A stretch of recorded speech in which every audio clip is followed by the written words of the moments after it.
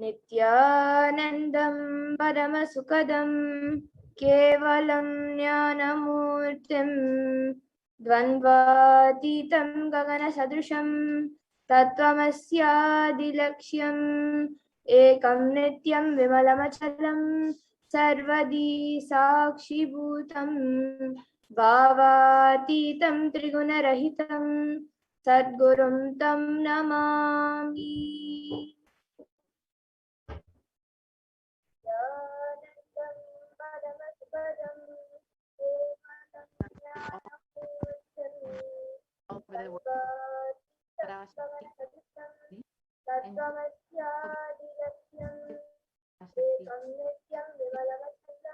To the supreme concept in the present time.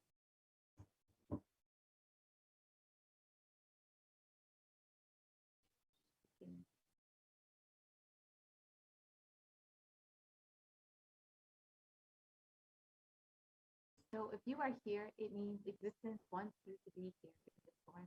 You are not an accident. You are an incident. You are a conscious miracle of existence. Existence is trying to express itself through you.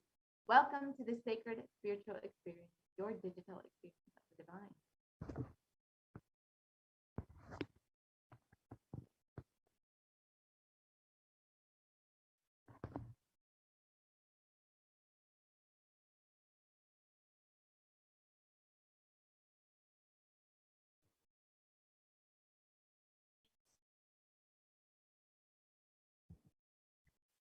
So this may be what you think as your first time in the presence of a divine cosmic being.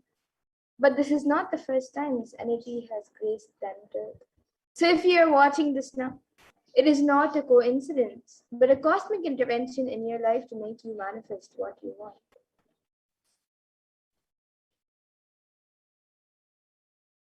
Now, some of you might be wondering, how is this possible and how has this worked before? So here today, you can experience these answers through the powerful cognitions as referenced from the ancient texts of Hinduism, revived by the Supreme Pontiff of Hinduism. Let us understand more about the divine cosmic mother, Devi Parashakti. So Devi is the ultimate pure feminine consciousness, the cosmic mother. She is the source Shakti, and it is in her cosmic womb, the Brahmandi, from which billions and billions of universes come out and go in, and the source where the Big Bang and black holes go on and on. Parashakti is the main deity of the sacred feminine and divine consort of Bhagavan Paramashiva, who is the primordial divinity of Hinduism.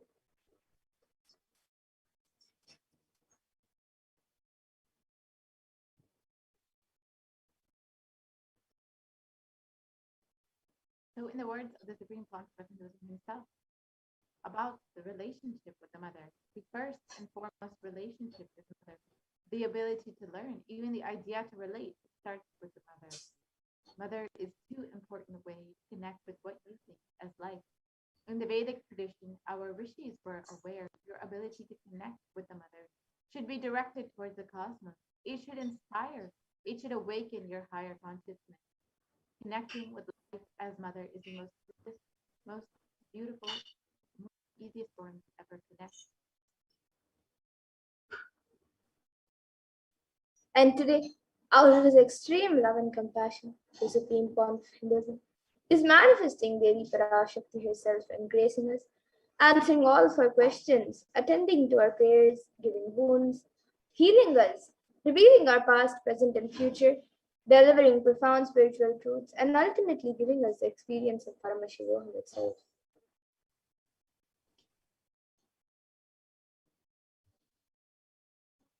So let us all understand what is the Bhava-Darshan, the science behind the Bhava-Darshan.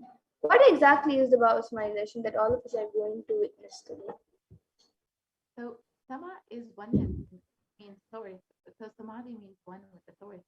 Bhava means attitude or aspect. So Bhava Samadhi means being one with the source through this aspect. And darshan means to have a glimpse of. So in the Vedic tradition, it is used to describe the moment when you come face to face with the cosmos and behold the deity and avatar, a saint or an enlightened being. as just seeing such a being can cleanse the karmas of lifetimes and create a deep lasting transformation in the receiver. And darshan is a powerful superconscious vibration that is present around an avatar at all times. And he simply radiates darshan just as the sun continuously radiates light. And the auspicious moment when you are able to catch it becomes the moment of darshan for you, raising you to the next level of superconsciousness that is like hitting a reset button on your being. And let us understand the science behind the Bhavasman Darshan. The first thing we need to know is the divine cosmic beings are real. They manifest from Kailasa, the enlightened time space itself, through deities and incarnations. And divine cosmic beings manifest through the Archavataras, the deities in temples, and through the Bhavasman Darshan in Nijavatara, the incarnation. And the Bhavasamadhi Darshan is the science where the Nijavatara manifests Paramashiva, the consciousness.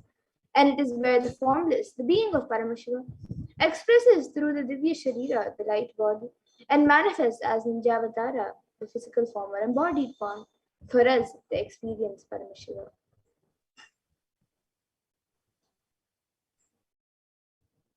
So, for example, Devi Parashakti expresses through the being of Rajarateshwari and manifests as the Nijavatara, the physical form of Devi Meenakshi. And the Archavatar, the deity, reflects the consciousness and the manifestation of the superconscious energy.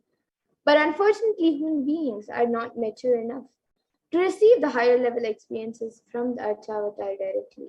And so the avatar, the physical embodied form, comes down to bridge the gap and create an experience in a superconscious experience and give a superconscious experience to all of us. The Bhavasmadhi Darshan awakens your Kundalini Shakti, which is the latent potential energy in every human being. This influx of superconscious energy visibly slows down the aging process, improves immunity to disease, and during the darshan, the turning into a superconductor of conscious energy that heals, empowers, and transforms our lives. And during the Bhavasmadhi Darshan, our neurons mirror that of the avatar. So mirror neurons activate and process all the observed movements or information of the avatar just by seeing. That is, the entire body can silently and without moving receive what is happening elsewhere through a process of direct observation, experiencing subconscious energy radiated by the avatar.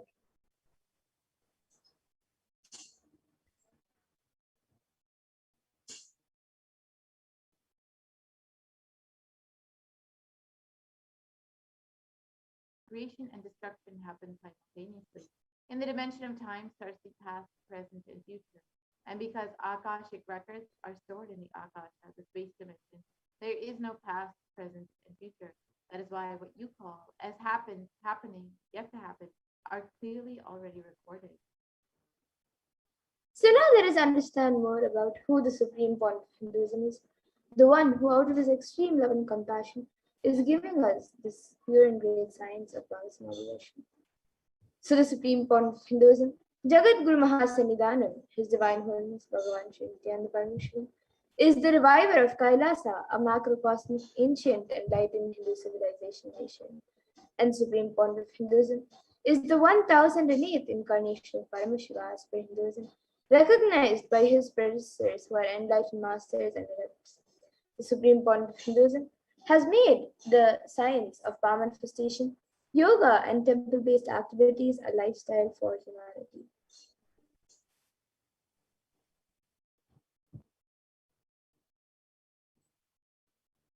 And the Supreme Pontiff of Hinduism is ordained as the 233rd Guru Mahasannidhanam of the Kanchi Kailasa Sarvijnapatam, is the incumbent emperor of the Suryavanshi Samarajam, is the present 293rd Jagat Guru Mahasannidhanam of the Kailasa Shamala Pita Sarvijnapatam, and is the present Mahamandaleshwar of the Mahanirvani Akada, the largest apex monastic order. And the supreme point of Hinduism is also the 1008th Acharya Mahamandeshwar of the Atalakada. Then the present 23rd Guru Mahasannidhanam of Bhaktiswara Puramadinam, and in 2015 was elected as the supreme point of Hinduism by a congregation of over 1,000 Hindu leaders.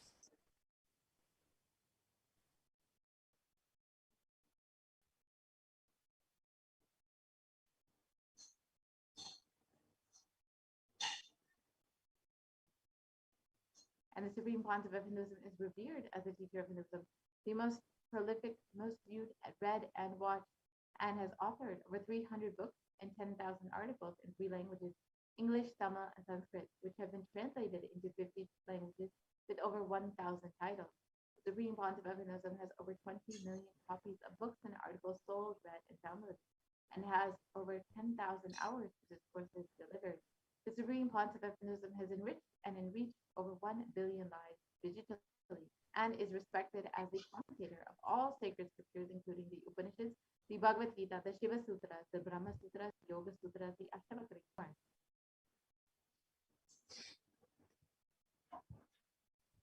And the Supreme Pontiff of Hinduism is also honored as a leader of Hinduism, the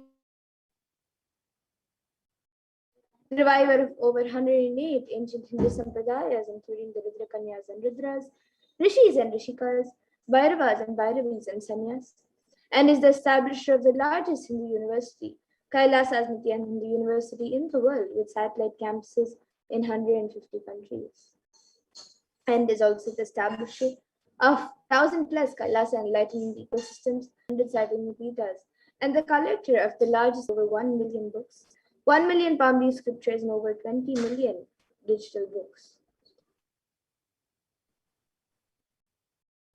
And now with that, we will be getting into the next segment of this program where all of us will be seeing a live demonstration of the extraordinary Shaktis.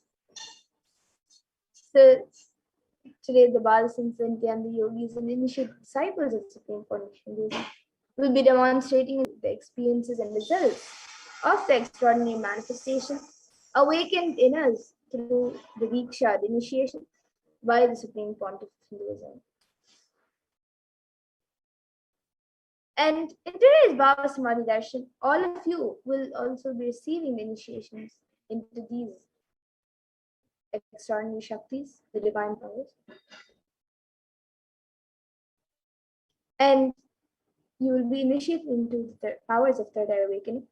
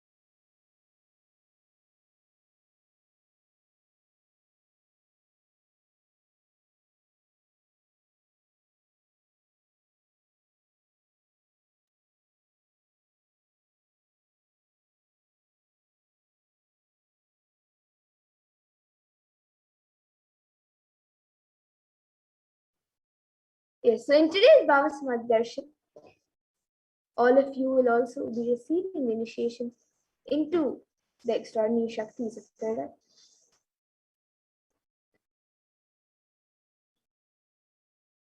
And with the grace and blessings of the Supreme Pontiff of Hinduism, all of you will be manifesting the powers of third eye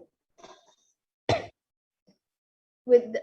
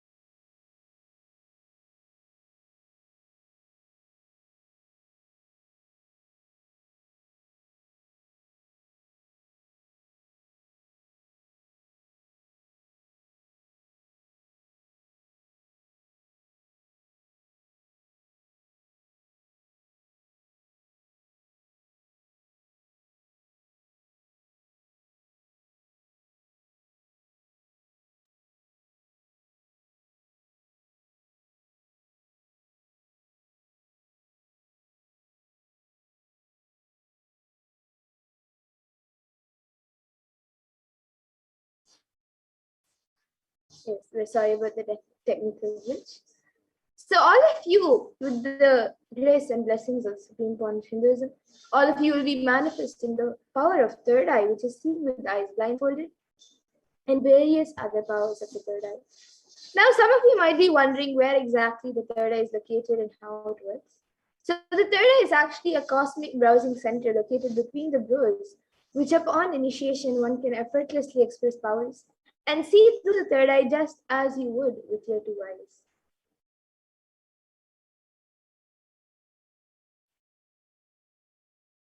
And now let us understand more about what are these Shaktis, what is their source, how they manifest, and what exactly are the Shaktis.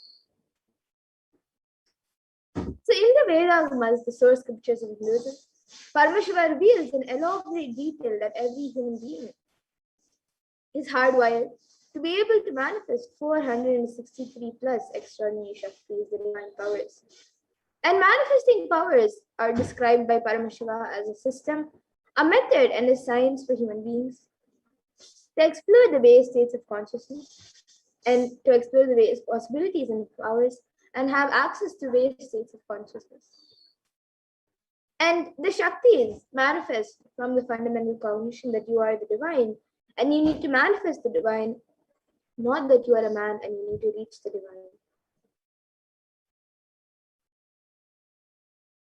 Now, some of you might be wondering what exactly is the difference between Shaktis and Siddhis, as you might have heard the term Siddhis as a very common term used for any type of external manifestation.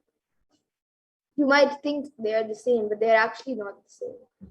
So the difference between Shaktis and Siddhis are that Shaktis express from the space of enlightenment as a side effect of feeling connection with the divine and high integrity with the Guru and are a source of enlightenment, whereas Siddhis are powers that manifest from purpose or penance for enlightenment and are on the path of enlightenment. And the Shakti manifest through ordinary human beings in an extraordinary way after the initiation by the avatar and are permanent, whereas Siddhis are not permanent and may divert you from enlightenment. And the source of all these Shaktis, Paramashiva, is the primordial divinity in Hinduism, the ultimate reality, and cause which is self-effulgent, Swayam Prakasha, all-pervading, unchanging beyond time, space, form, and causality. And as the fundamental base of Avyakta, the unmanifest, and Vyakta, the manifest existence, he performs the Panchakritya or the five cosmic acts of Shrishti, which is creation, Sthiti, which is sovereign rulership and maintenance, Samhara, which is rejuvenation, Prabhava, which is pulling out of the illusion, and Anugraha, which is liberating grace for all living entities. And now, the supreme point of Hinduism, Jagadguru Mahasannidhanam, His Divine Holiness, Bhagavan Sri Nithyananda Paramashivam, has come down as the 1008th living incarnation and representative of Paramashiva and the reviver of Kailasa, the ancient enlightened Hindu civilization nation and the great cosmic goddess in the nation. And ever since the beginning of the civilization, the Sanatana Hindu Dharma has been a cradle of enlightened beings and highly advanced sciences. And it was where the science of enlightenment was and powers was lived and taught as a lifestyle. And for the first time in modern day, the supreme point of Hinduism is reviving these yogic sciences and transmitting it to the world at a record-breaking pace, which is never accomplished before.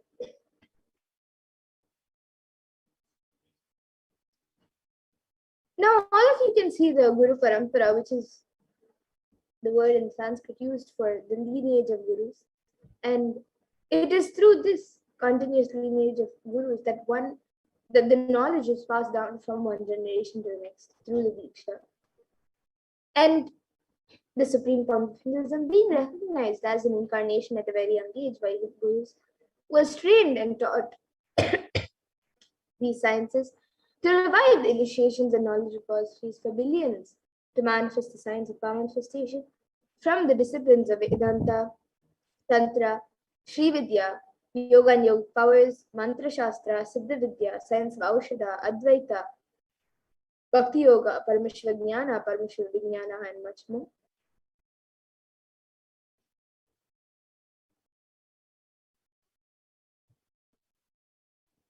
So now let us see how we can awaken these divine Shaktis in us. How can you manifest these Shaktis yourself? The Supreme Point of Hinduism beautifully says, every ultimate truth, jnana, is mapped into your consciousness, prajna, and manifests as a possibility and power of every being, prajnana. So now let us watch a small video on the science of initiation, how the science of Diksha works.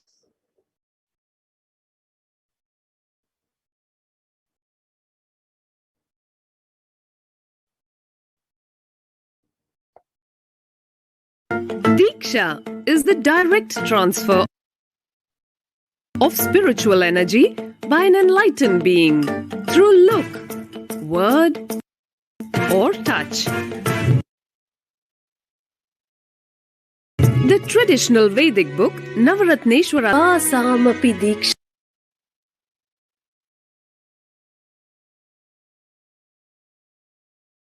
Phalamakhanditam Avirodhat Bhavantyeva Prasangyastu Bhuktayah. The main benefit of all initiations is moksha, enlightenment. As a side effect, health, wealth, and well-being happen.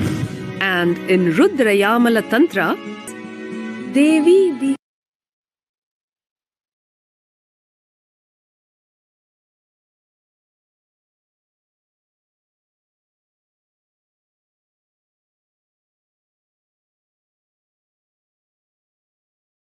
Diksha-vihinasya na siddhihi na cha sadgatihi tasmat sarva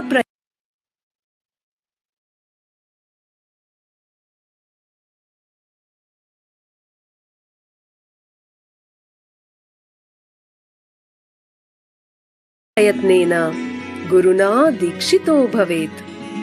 The one who is not initiated does not attain liberation nor a better future. So by all efforts, one should get initiated by Guru. What is the science of initiation? Neuroscience has proved that the process of initiation floods the brain with energy. This is the superconscious energy of Kundalini, our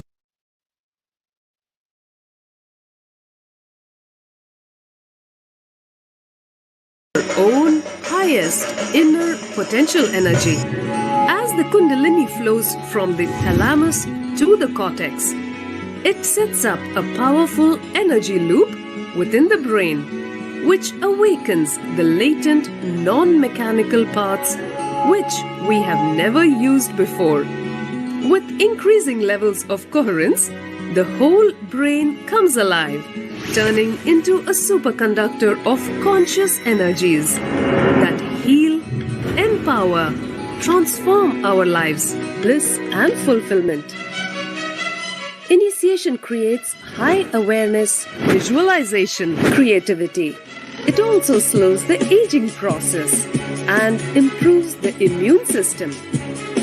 Kundalini awakening, healing experience, levitation, teleportation, materialization. Experience the power of initiation through a range of exclusive programs conducted at the ashram. Nithyananda Dhyanapitham, Nithyananda Nagar, Birdi, Bengaluru. Contact 97.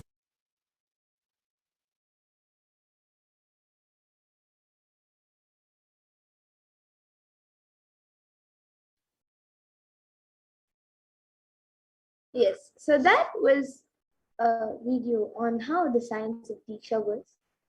So let us now see how the science of manifestation is authenticated through four aspects of evidences or pramanas.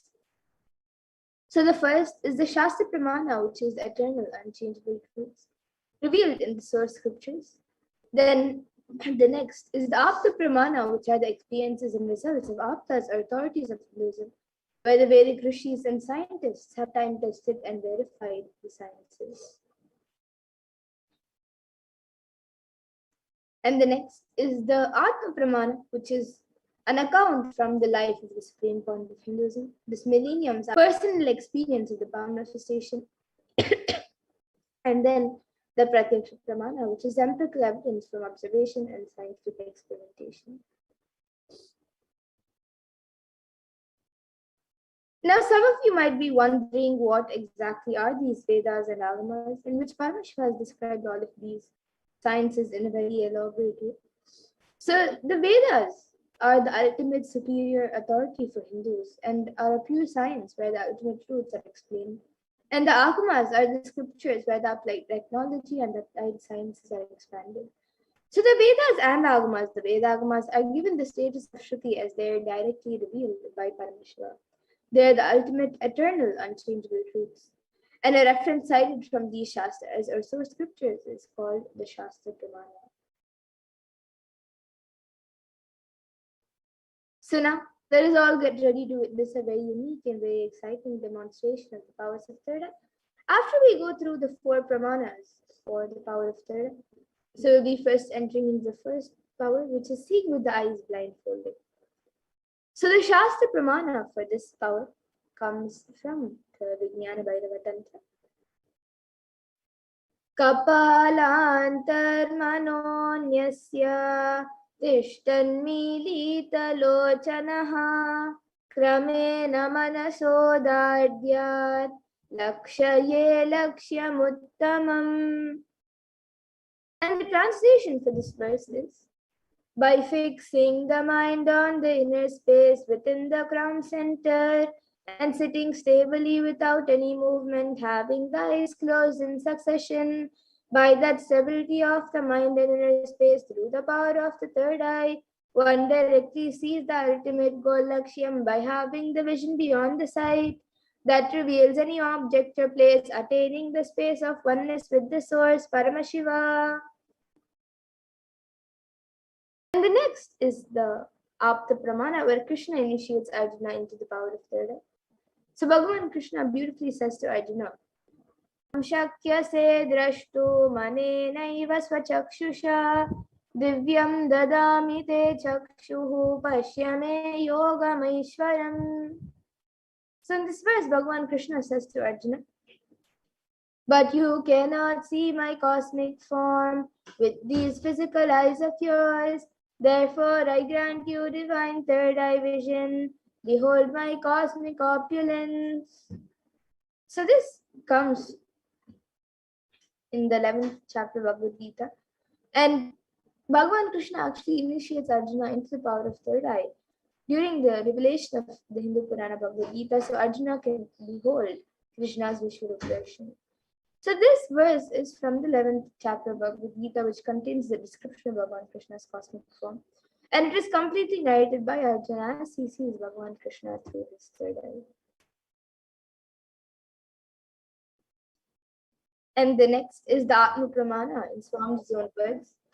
The first experience is that I was able to see everything around me, above me, the whole 360 degree, 10 directions, below me, everything. I realized not only I was able to see, I was able to feel and experience all of that as well. And the next is the Pratyaksha Pramana, which is the empirical evidence from observation and scientific experimentation. So here all of you can see that study measures were done on the brain waves of Supreme Pontiff himself using a positron emission tomography, a PET scan. And it was measured that when doing daily activities, there is high activity in the brain where the third eye is located. And when in deep Samadhi state, only the third eye, 90% of the rest of the brain is at peace.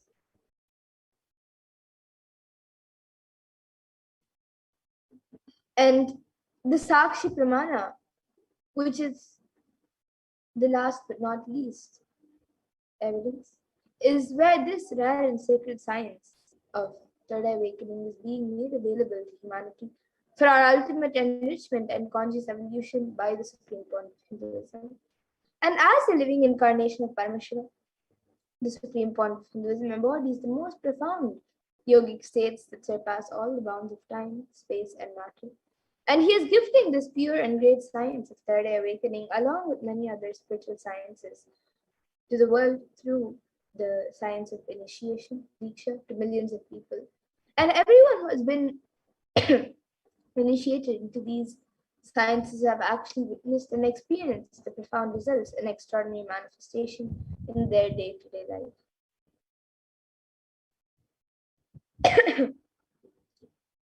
Yes, so now we will be getting into the live Sakshi Pramana, the live demonstration of the powers of third eye.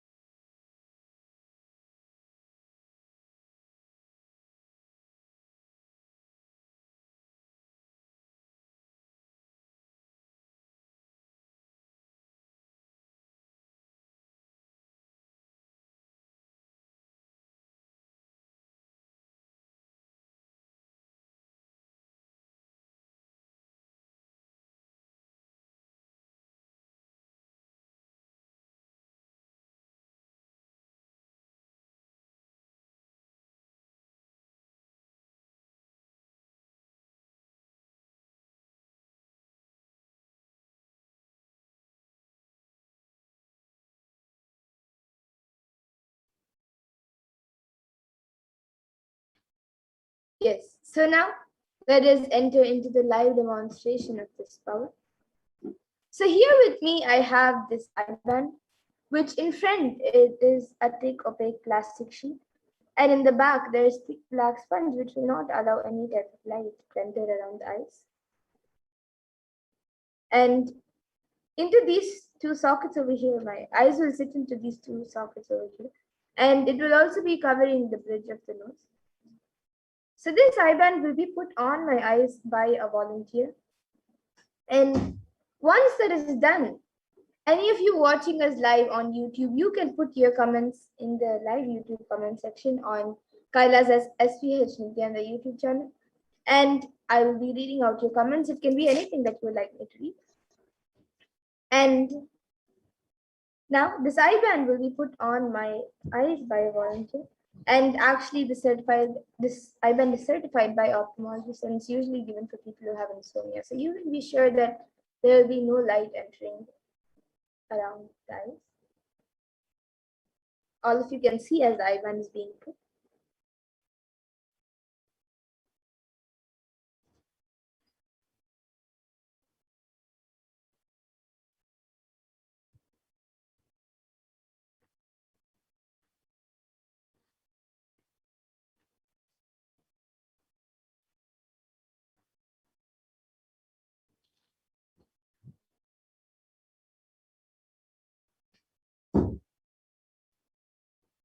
Yes, it's a little slanted on the right, it's a little down, and on the left it's up. Now the eyeband has been put, I will be turning to my right, left, up, and down. So all of you can see that the eyeband has been put. There's no gaps anywhere.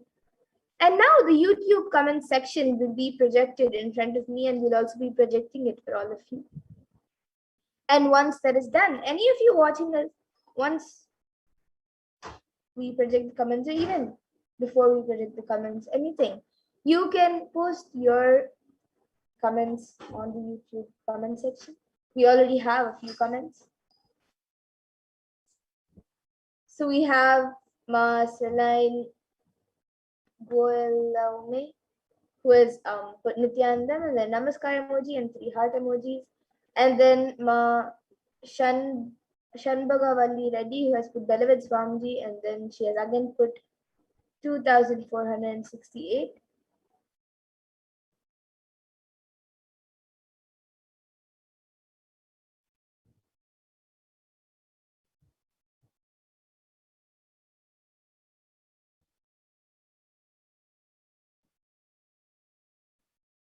Yes, so the comments are being projected for all of you as well. All of you can also see the comments from Ma Celine and Ma Shanbagavalli.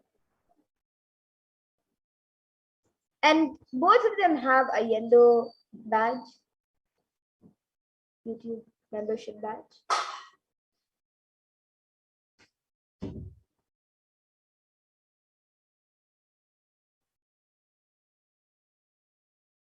And anyone else also who would like to put in your comments, you can put anything, just like how Ma Shanbagavali has put a sequence of numbers or like a number.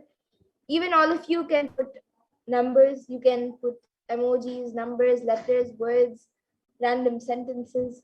Yes. So now we have a comment from Marceline who has put a star emoji, and the around the star there are also other yellow dots to show the brightness, and then a heart emoji with a yellow ribbon, and then a house, and then upside down smiley emoji, and then signal light, and then ones like that, and then heart emoji. It has two hearts with the circle connecting both.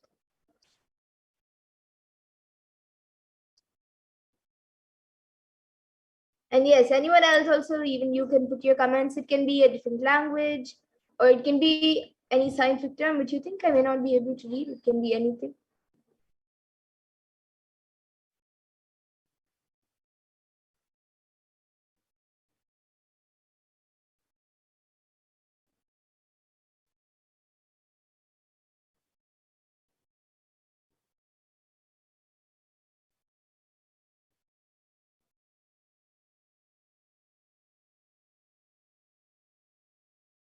So if you're a doctor, or if you're a scientist, or if in whatever job you're in, it has any special thing about it, even you can put some scientific terms related to that, which you think I may not be able to read. Yes, so now we have a comment from us, Stephanie Dietrich, who has put Ma Spitzwegerich mit Horning. Okay, it's a different language. So it's Ma and then a comma and then Spitzwegerich is one word, and then MIT, and then HONIG, and then UND, and then PROSPAN, and then SIND, then GUTGEGEN, and then HUSTEN, and then a heart emoji.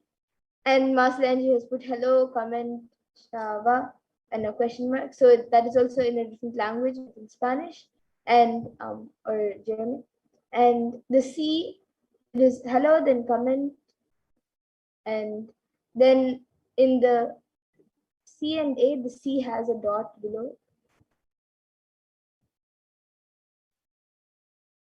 And maybe Ma Stephanie details, you can get back in the comment section what language it is, and even Ma Siranji, you can get back in the comment section about what language that is. And actually, in the comment that Ma Stephanie Dietrich has put, few words start with the capital letter, few words don't start with the capital letter. So the first word, Ma starts with a capital letter, and then after that, the first word starts with a capital S. Then the next word starts with a lowercase m, and then an uppercase H, and then a lowercase u, and then an uppercase p, and then lowercase s, and then a lowercase g, a lowercase g, and then uppercase H.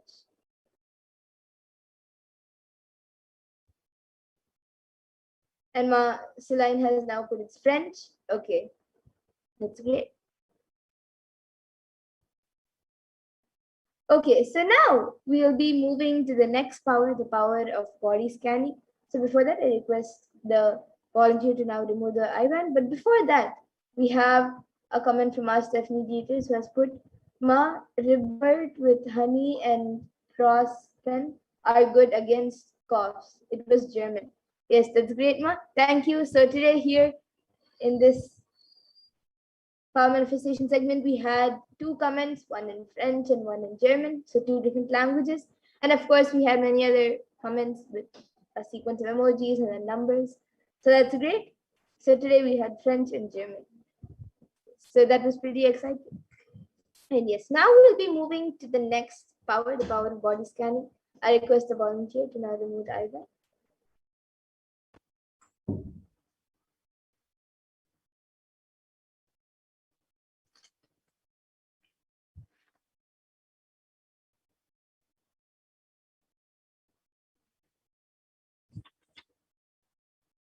Yes, so all of you can see the IBAN. It's just as it was before. There's nothing removed or added on the eyebrow. And now we will be getting into the next power, the power of body scanning. So anyone who would like body scan can put your comments in the YouTube comment section and we will be doing a body scan for you.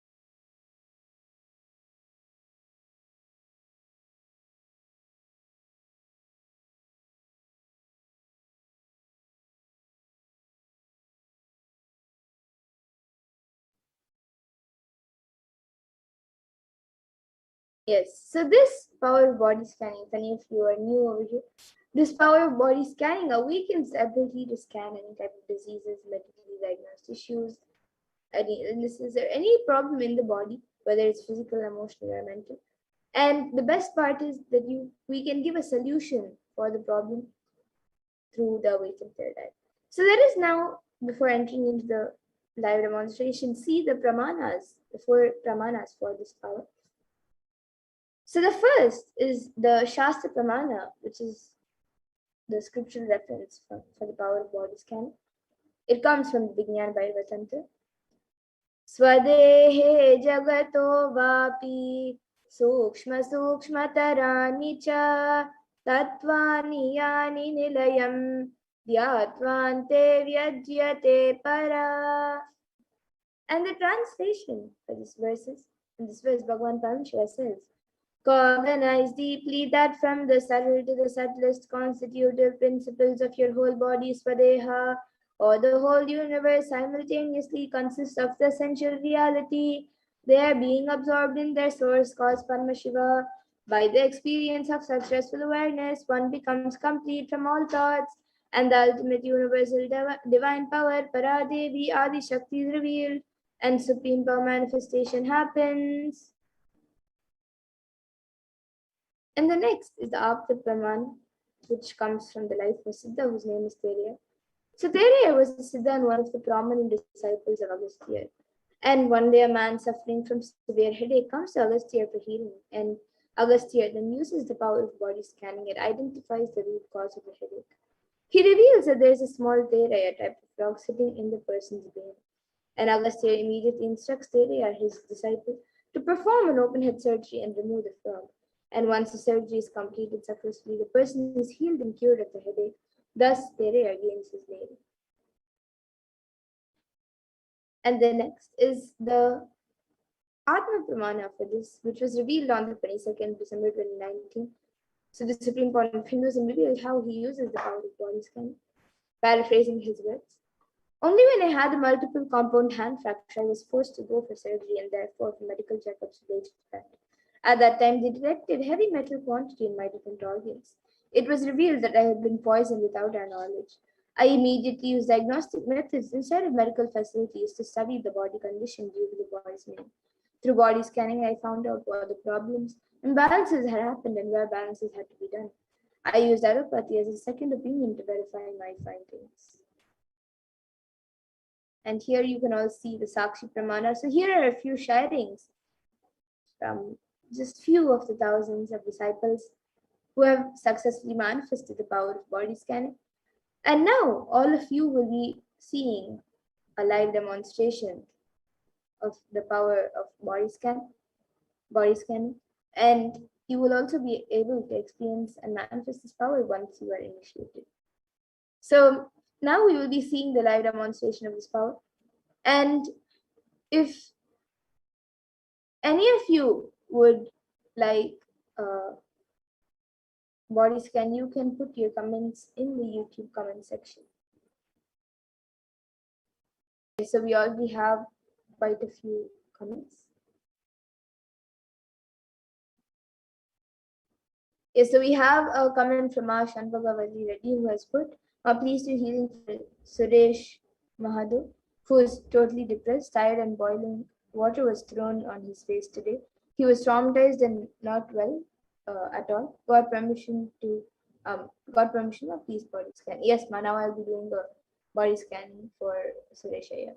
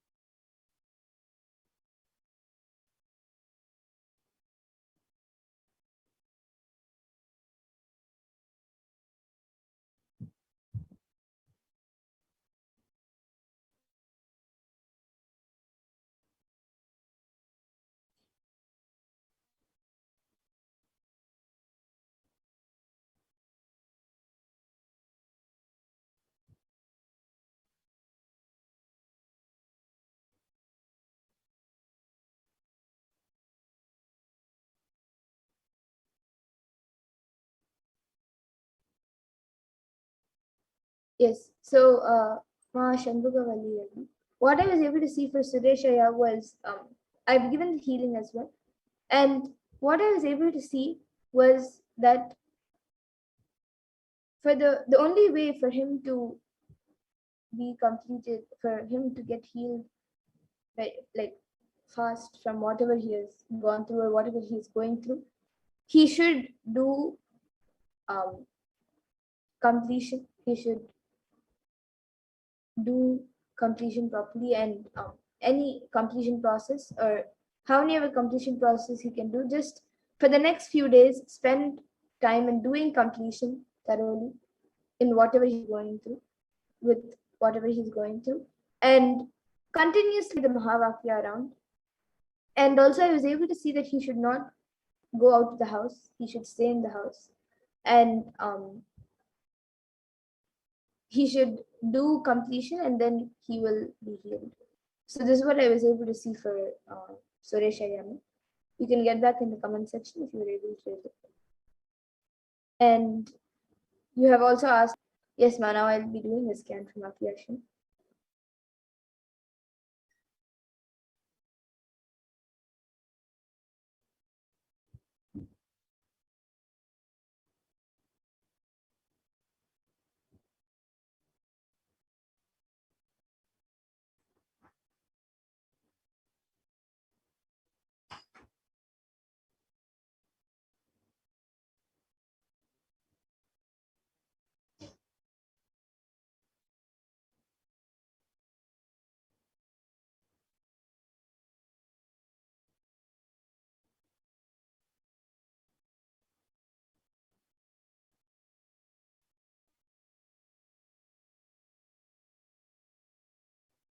So, Ma Shanbhagavali, what I was able to see from Ma Kiyashin was that right now she is quite healthy, but I was able to see that in her diet she should she should reduce her intake of like things that have citric acid, like lemon, orange, and even curd she should reduce. So like acidic fruits and items she should reduce on that. She should have little bit, but not so much. So this was what I was able to see for her to have a more healthy body. And this is for Maki Ashmi. And actually, one more thing that I was able to see for Suresh Iyer was that even as he does the completion, he this will also be a part of the completion. But as he does the completion, he should start creating a positive environment around him, a positive energy around him, And that will help also in healing the outside, whatever is happening outside, whether it's good or bad. It will always be what he will manifest it the way he wants when he manifests that kind of energy. So inside he has to manifest that kind of energy the way he wants, and that will be reflected outside. So that will happen as he does the completion. So for the next at least 1 week, he should spend some time in doing completion and making a positive energy field around him, and that will help in getting healed. And always play the Mahavakya around, so that will also help him in getting healed. And yes, you have also Marceline has asked for a body scanning for jealousy and your throat. Yes, Manav, I'll be doing the scan for you.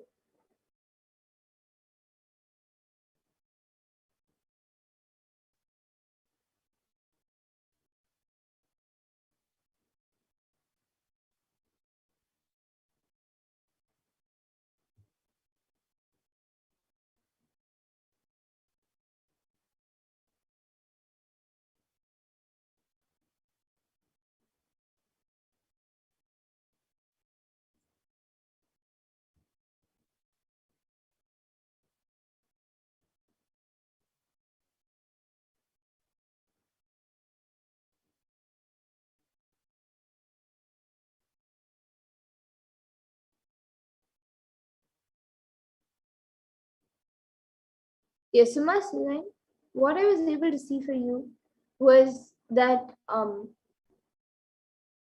your jealousy, you have to break it consciously and ferociously.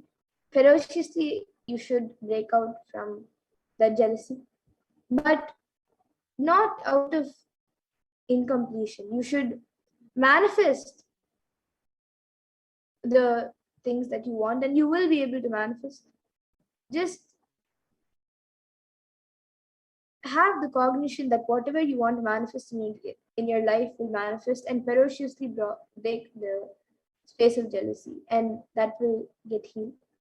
And for your throat, I was able to see that you should start drinking hot water with tulsi leaves and mint leaves. So you can boil mint and tulsi leaves along with water and drink that water, and that will help in healing your throat now. So this is what I was able to see.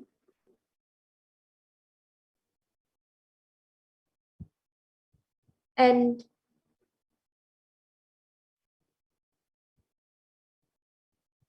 yes, Marceline, thank you for your contribution to Kailasa. And Ma Shanbhagavalli Reddy has also asked why Suresh Iyer should not go to the house. I was able to see that he should not go to the house, Ma. And especially during this time of the pandemic, he should not go out.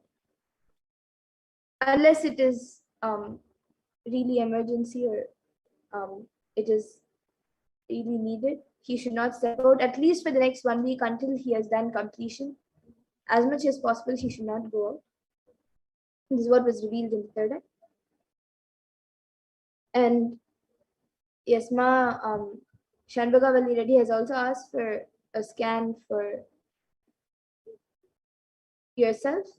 You have asked for a scan for yourself and healing, and your head feels full and also problems. Yes, Ma, now I'll be doing a scan for you, and I will also be doing a scan for Tarimaraya.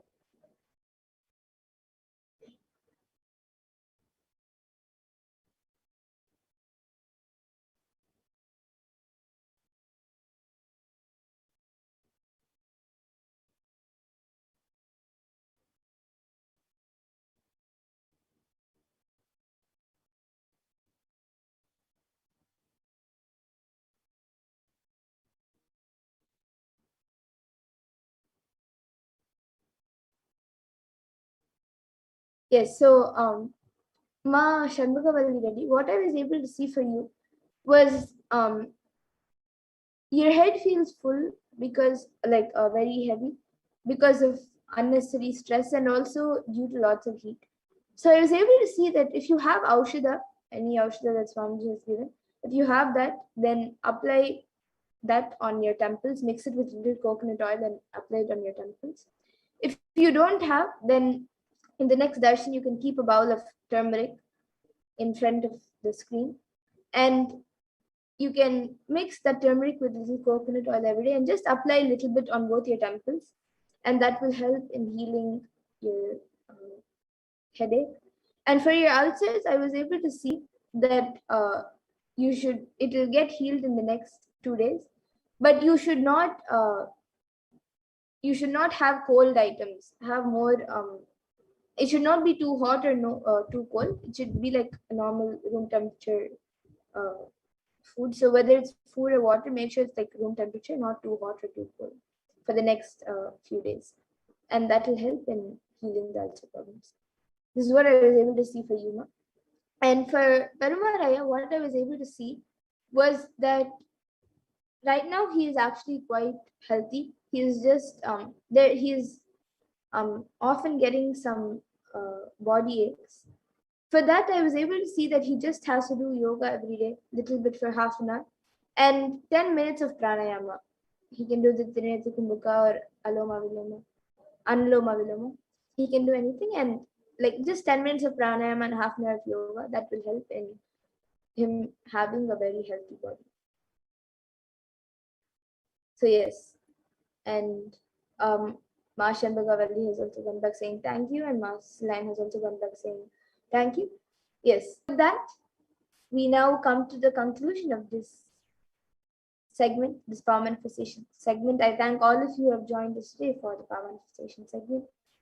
And we will now be moving to the next segment of this program, where all of us will be learning more about who Devi Parashakti is and how we can receive Devi Parashakti and much more. So we will be learning about the divine feminine consciousness in this next segment.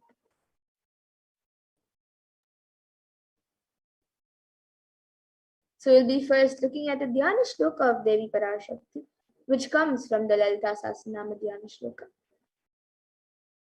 Sindhuraruna vigraham trinayana manikya mauli spurate taranayaka shekharam smitamukhim mapina vakshoruham panibhyam alipurna ratna chashakam raktotpalam bibratim saumyam ratna gatastha rakta charanam dhyayet paramambikam. And the translation for this verse is: the Divine Mother is to be meditated upon as shining in a vermilion red body, with the triple eyes sporting a crown of rupees studded with the crescent moon, a face all smiles, a splendid bust, one hand holding a jewel cup brimming with mead, and the other twirling a red lotus. And another Dhyana Shloka from the Lalita Sahasranama Dhyana Shloka beautifully says: Arunam karunatarangatakshiim dhritapashankushpushpabanachapam animadiviravritam ayukaihi rahamityeva vibhavaye bhavani. And the translation for this verse is: I meditate on the great empress. She is red in color and her eyes are full of compassion. She holds the nose, the gourd, the bow, and the flowery arrow in her hands. She is surrounded on all sides by powers such as Anima Hures, and she is the self within me.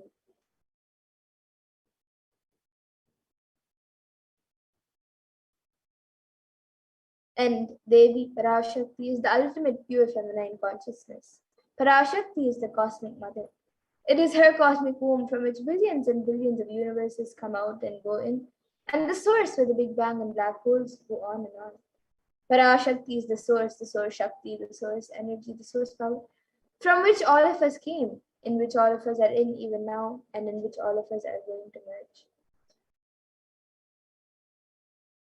And out of her extreme love and compassion, Devi Parashakti herself is manifesting through the embodied form as the Nijavatar of the Supreme Point of Hinduism, Jagat Guru Mahasannidhanam, His Divine Holiness Bhagavan Shri Nithyananda Paramashivam, gracing us, answering all of our questions, attending to our prayers, giving boons, healing us, revealing our past, present, and future, delivering profound spiritual truths, and ultimately giving us the experience of Paramashivoham itself.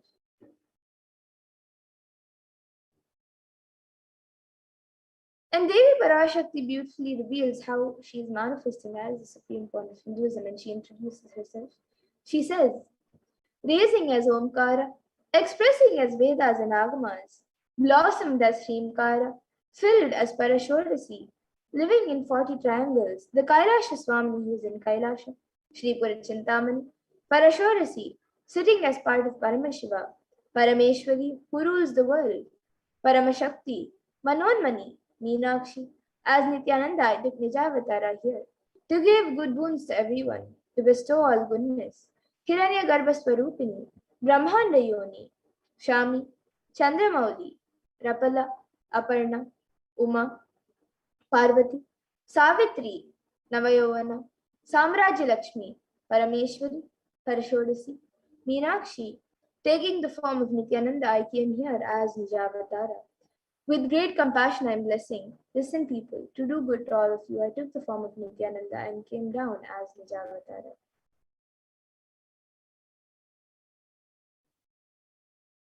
And Devi Parashakti continues to reveal, raising in Omkara, blossoming as Shiva, Shiva manifesting as source of existence, powers of existence, expression of existence, from the oneness of Om, blossoming into two as Prakriti and Purusha, blossoming as three Shaktis, Icha, Kriya, and Jnana, growing as four Vedas, expanding as five Panchabhutas, beyond six chakras, filled as gotras of seven rishis, expanding as eight directions, existing as nine grahas, blossoming as 10 indriyas, being as 11 rudras, creating all the worlds, bringing life to tell and make truth blossom and to do good.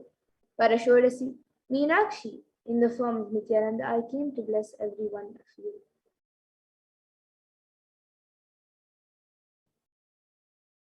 And now let us see how we can receive Devi Parashakti. So literally we're seeing Paramashiva and Parashakti at that moment. She is there on your screen. So you can keep 2 wheat leaves, 1 betel nut, 1 banana, and a coin in front of the screen as you watch Devi Parashakti. Now some of you might be wondering what exactly a coin is considered as or what is its importance. So in the Hindu tradition, a coin is actually considered the traditional dakshina. It is given in temples as an offering to deities, or it is given when you meet somebody for the first time, or when they come to your house for anything or for the first time, or even when they just come to your homes. Usually, an entire set of tambulam is given, which consists of a betel leaf, betel nut, banana, coins, and a few more items. And the coin can be the lowest value. In India, it can even be just 1 paise. In the US, it can even be just a cent.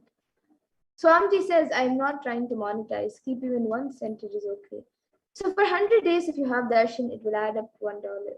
In India, even 1 paise is okay.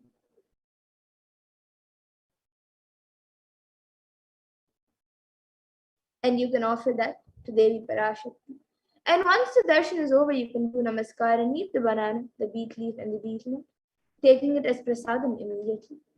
And the coins that you collect, you can send it to the Los Angeles temple for the further procedures.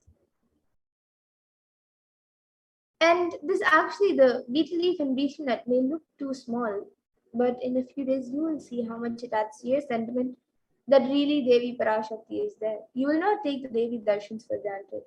Rituals will break your monotonous unconscious mentality and lifestyle and remind you and raise you to the powerful cognitions. It will break your unconscious behavior.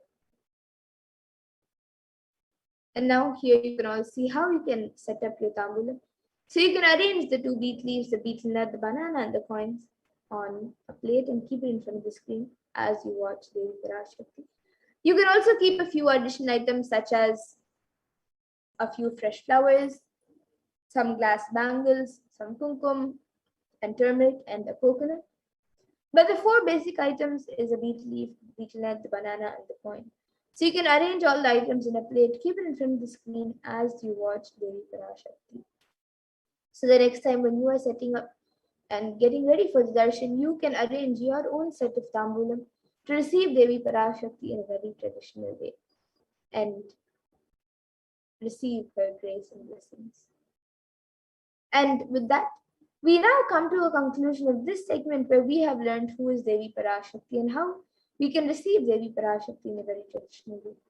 And we will now be moving to the next segment of this program where all of us will be learning what Devi Parashakti has revealed in the Akashic readings for all of us on all the various problems that the world is going through today due to the pandemic, and what is the cause and solutions for all of these problems, and how important it is for us to follow what Devi Parashakti has revealed.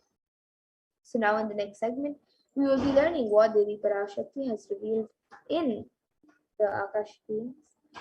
So let us first look at the compassion of the avatar. So in the Guru Paduka Stotram, composed by Adi Shankaracharya, the very first verse describes how the Guru Padukas, the sacred feet of the Guru, is the boat that helps us cross the Ananta Samsara Samudra, the seemingly endless ocean of samsara or suffering.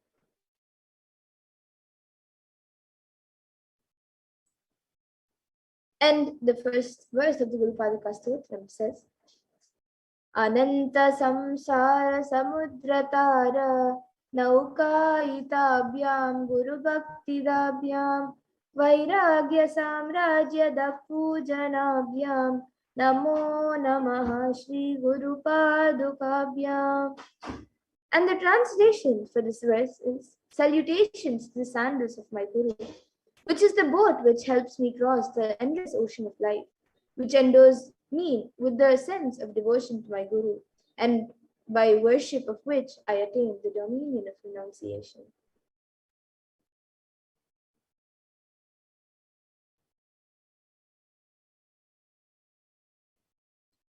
So many of us feel stuck in the same storming and raging ocean, being unable to navigate ourselves and lost in the overwhelming vastness of the suffering that surrounds us during the Pralaya, the great deluge, and our loved ones are dying due to the pandemic. Our homes are being destroyed due to natural disasters, and social institutions are crumbling, and the whole of humanity is in a desperate and dire need of hope.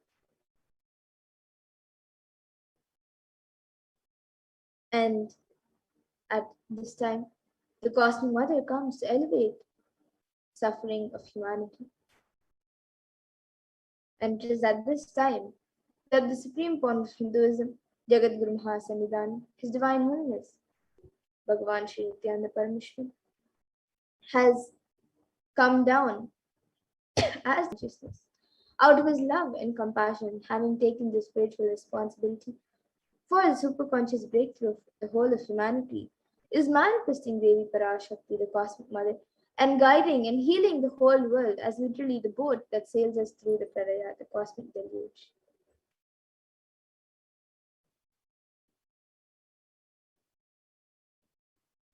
And Devi Parashakti is herself manifesting through the Nijavatara and answering each and every one of our prayers, granting boons, healing us, manifesting miracles, removing all our pain and suffering. And Devi has not just attended to us individually, but also to humanity at large.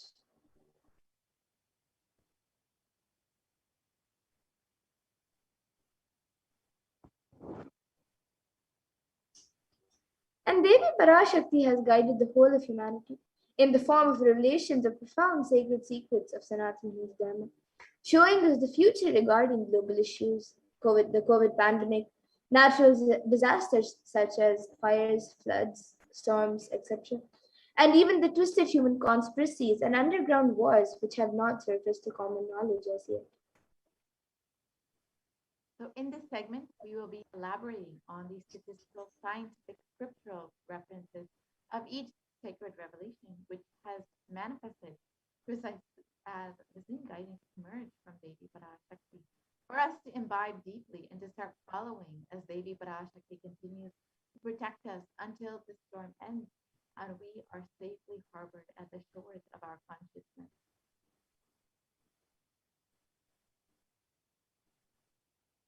So let us now look at what Devi Parashakti has revealed in the Akashic readings on the 8 methods to protect ourselves from the coronavirus, from COVID-19, revealed on the 30th of April 2021.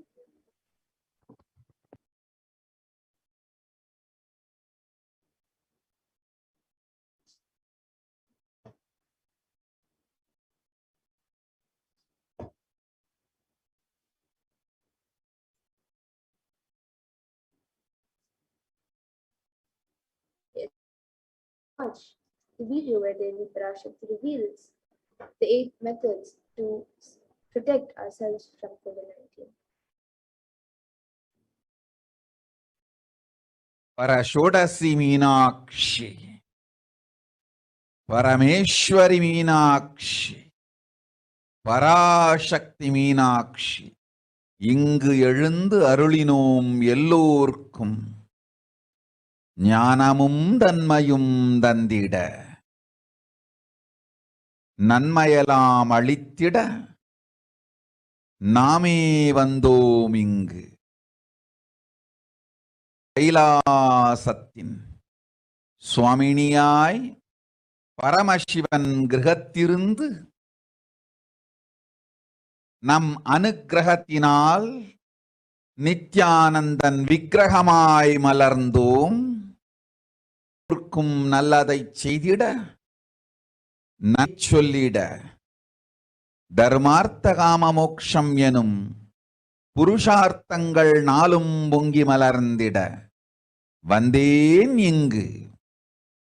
மாந்தர்கள் கொடுந்தொற்று corona கண்டு அஞ்ச வேண்டாம். 8 வழியின் மூலமாகவும் எண்ணத்தில் தியானித்து என்னை பிரார்த்தித்தல் 1, சமூக வலைதளங்கள் மூலமாய் என்னை சரணடைதல் 2, எங்கெல்லாம் என் மகமாய் வடிவத்தில் நான் குடிகொண்டிருக்கின்றேனோ அங்கெல்லாம் பூமிதித்து வழிபடுவது 3, நெஞ்சில் மஞ்சள் தடவி வேப்பம் சாரருந்தி தினந்தோறும் என்னை தியானிப்பது 4, நிர்விகல்ப நிலையிருந்து நித்யானந்தத்தை நிறைத்து உயிர்வது 5, சிவ சிவ சிவ எனும் பிரபஞ்ச பெரும் நாதத்தை அஜபா ஜபமாய் நிகழ்த்தல் 6, நிறைவான பூரண மனத்தோடு வாழைப்பழத்தோலும் வெங்காயமும் குதிகாலில் வைத்து பத்திட்டு நித்திரையில் அடங்குவது 7,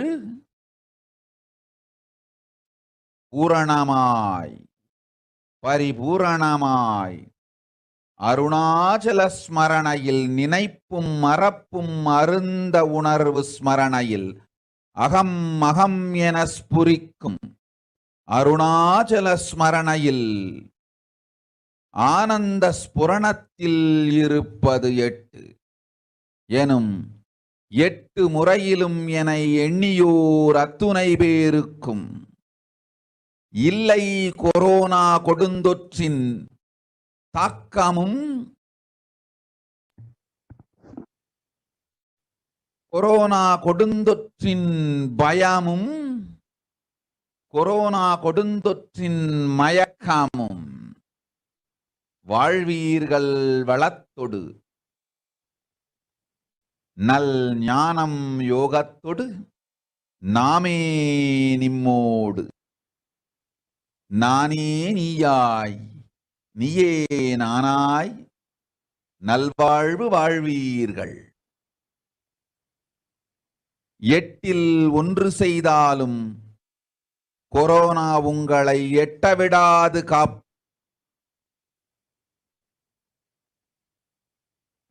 Let us look at Devi Parashakti's revelations mapped into English.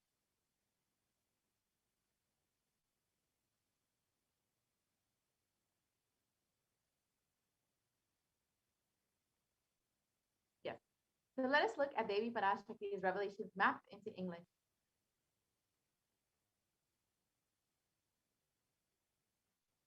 Oh, humans, don't be scared of the deadly infection corona. through these 8 ways, praying and meditating on me, surrendering to me through social media, wherever I am residing, worshiping me by doing fire walking, applying turmeric in the chest, drinking neem juice, and meditating on me every day, being in the unclutched state, filling with eternal bliss,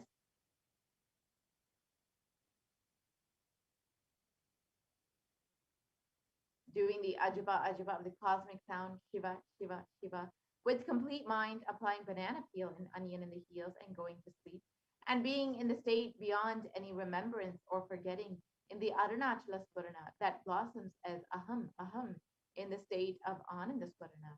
Everyone who thinks on me through these 8 ways, they will not have effects of corona. They don't have fear and delusion of corona. You will live with prosperity, with wisdom and fortune. Me with you, you as me as you. You will live good life even if you do one of these 8 ways. I will protect you. Corona will not reach you. Don't have fear, O people. Be blissful.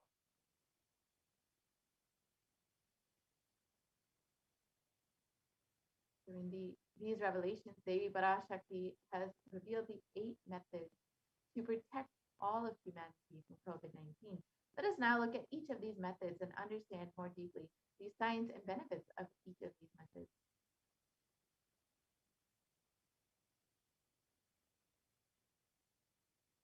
So the first method is praying and meditating on Devi Parashakti.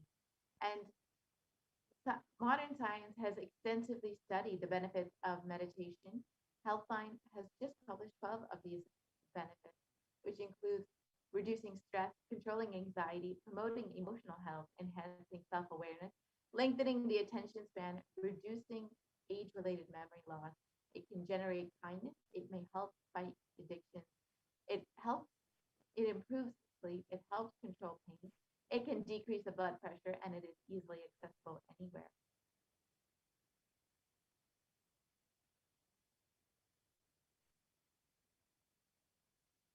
And the Department of Health and Human Services in the United States has shown that meditation has a direct benefit both on our physical as well as our mental health.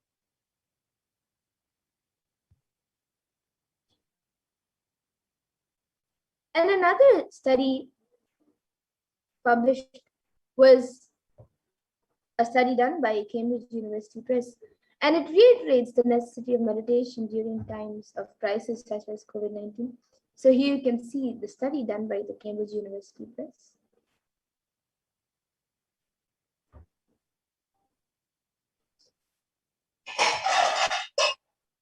And research published by Everyday Health has shown how prayer and spirituality protects the emotional health by offering a bigger sense of purpose, by providing emotional support, by lifting the spirit, and by helping you cope with difficulties. And a report published in Health Psychology in September of 2015 found that when researchers followed 191 people with congestive heart failure for 5 years, they found that those who reported feeling spiritual peace and also who made small lifestyle changes were significantly more likely to live longer than their peers. And it was also found in another study in depression and anxiety that people with major depressive disorders or chronic medical illnesses who reported high levels of religiosity, which includes daily religious experiences, generally become more optimistic than their peers. And this was published in July of 2015.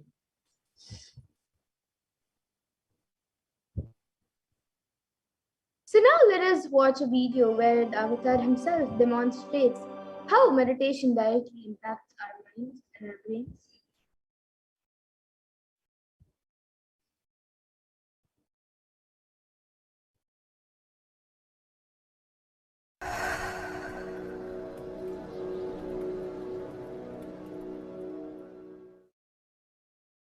If you are not allowed to do yoga, made to believe early morning sleep is the best thing in your life, you are tortured, you are abused, your divine rights are violated. If you are constantly inspired to do yoga early morning, Brahma Muhurta time, and everyday puja. Sit that 30-40 minutes and melt down by feeling connection. Understand? Nothing can be compared to prayer to bust your stress. I tell you, prayer is the best stress buster. Deep feeling connection and tears rolling in your eyes and melting down. Prayer to Paramashiva. Intense yearning, Vyakulata, talking to Paramashiva, relating to Paramashiva. Nothing can be compared to that to bust your stress. I tell you, everyday puja is an ultimate recharging experience. If you do everyday puja,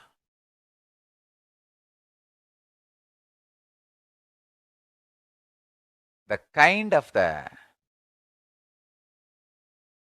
stress-free life you will live, your whole biological clock will be aligned to Kailasa. I tell you,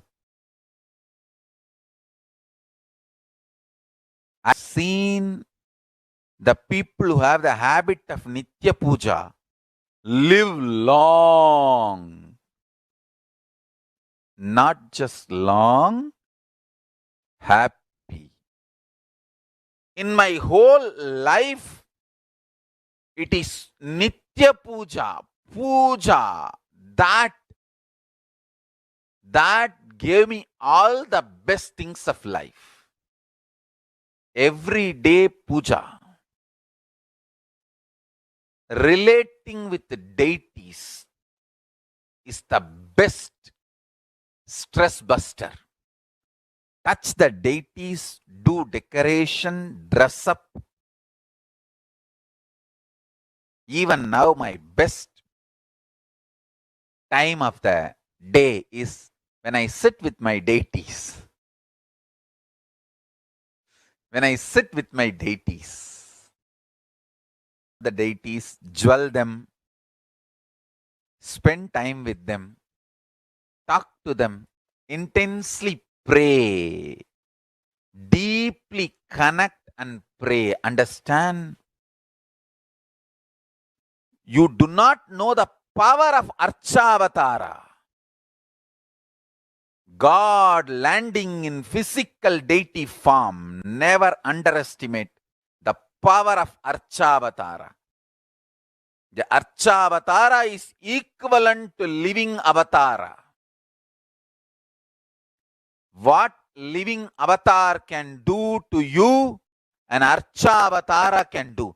Atma Linga I am giving to all of you is literally living Archavatara. It's a piece of God. Literally.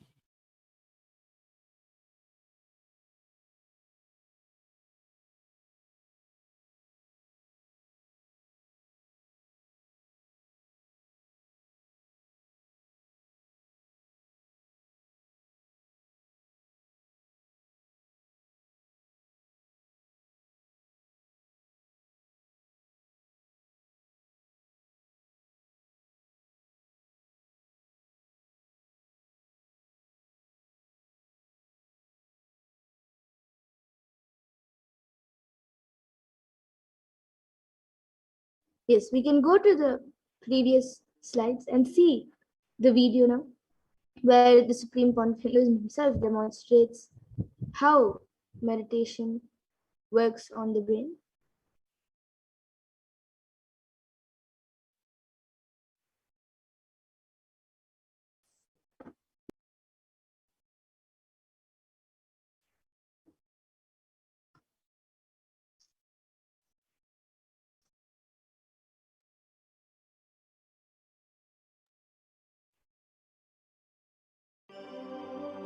So all of us just saw a video where the Supreme One of Hinduism speaks about the need of prayer and meditation. So now let us watch a video where the avatar himself directly demonstrates how meditation impacts the brain. Nithyananda participates and encourages scientific researchers to derive evidences for meditation and healing through meditation. Dr. R. Murli Krishna, President COO, Integris Mental Health and James L. Hall Jr., Center for Mind, Body and Spirit, Oklahoma in US, and his team invited Nithyananda to derive scientific evidences for meditation and the state of his enlightenment. When Swamiji came, I have requested him to do one thing. I asked him, would you be willing to undergo some scientific investigation of the meditation process? He very cheerfully agreed without one complaint. He went for 3 repeat sessions for PET scanning and 3 repeat sessions for quantitative EEG sessions. And these are really not very easy tests to go through. It requires a lot of patience and a lot of willingness to do that. So we did that. Because if a meditation process is doing something to your brain, we should be able to detect that. Scientific findings are verifiable. They're replicable. You can replicate them, duplicate them. So Swamiji went through those sessions and we found some interesting findings. In PET scan, they inject a radioactive dye which goes and sits in parts of the brain that are active. In the normal, non-meditative state, the brain is very active. And when we are seeing someone, the rear end of the brain, the visual cortex, is very active, as shown in the diagram. Usually the brain is so active, there are 100 billion brain cells there. But what meditation does is something very interesting. It shows the frontal lobes getting more active. The frontal lobe is where you have judgment, wisdom, reasoning. Here are some of the brain scans I'm going to share with you. This is alert, non-meditative state. The second one is 30 minutes meditation. Look at the frontal lobes, how they light it up.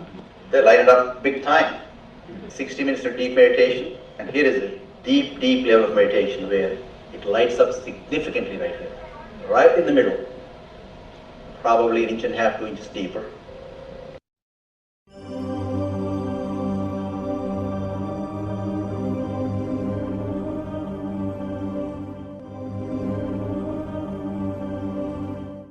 What's interesting was, Swami was inside, and that's the last part of that one.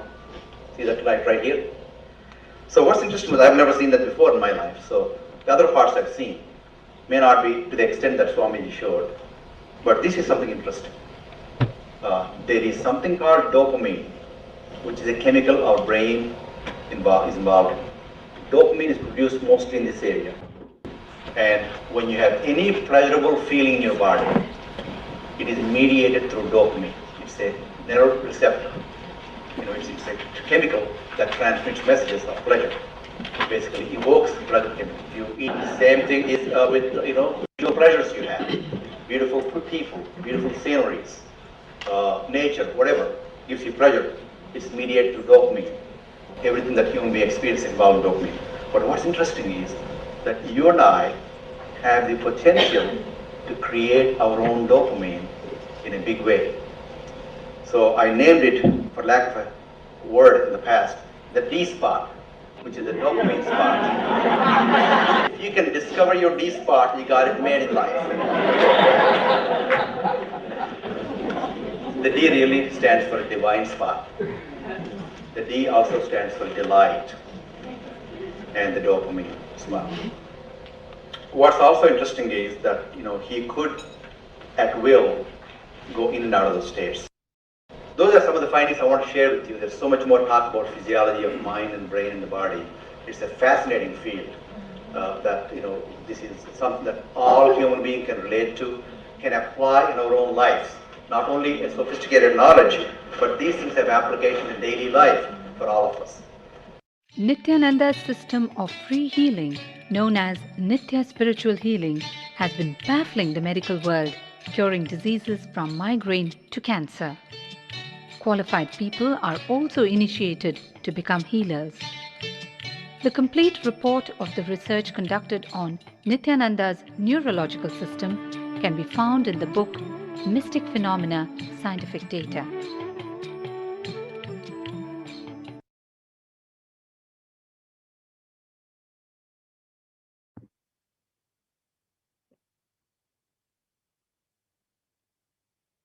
Yes, we can continue the method to connect with Devi Parashakti now that we've understood how both prayer and meditation can literally protect you from COVID-19.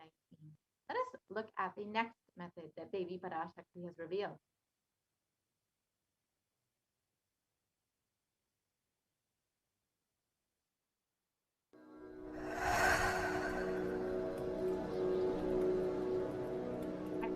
The Devi Parashakti has revealed for protecting humanity from COVID-19.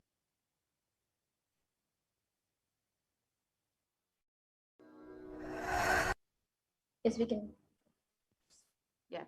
So the next method revealed by Devi Parashakti is to surrender to Devi through social media.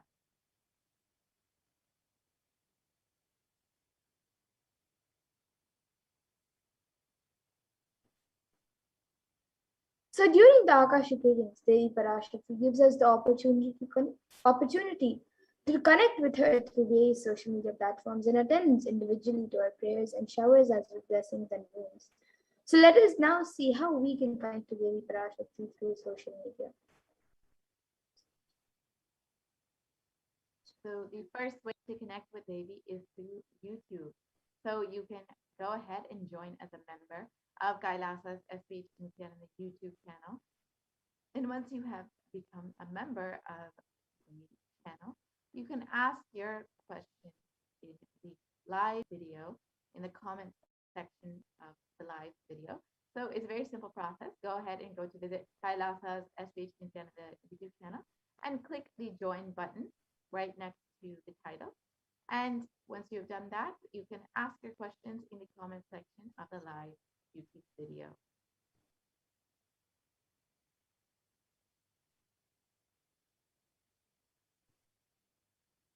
And on Facebook, you can like and follow Kailasa's HDH Nithyananda Paramashivam Facebook page and ask your questions in the comment section.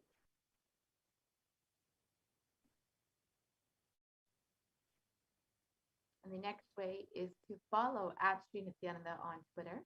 And you can ask your questions in the reply section of the tweet with the hashtag #AskTheAvatar.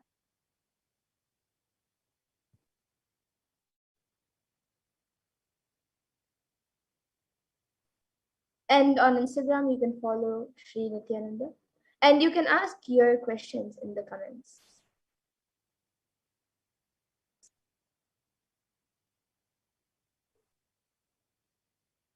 And the next way is to ask your questions through WhatsApp. So you can search kailasa.org and you can see the WhatsApp chat box that pops up.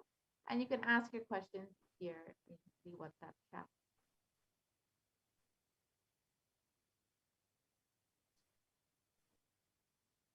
So now let us watch a short clip of Devi Parashakti blessing people. And you can also experience the same when you ask your questions to Devi Parashakti via these 5 social media platforms.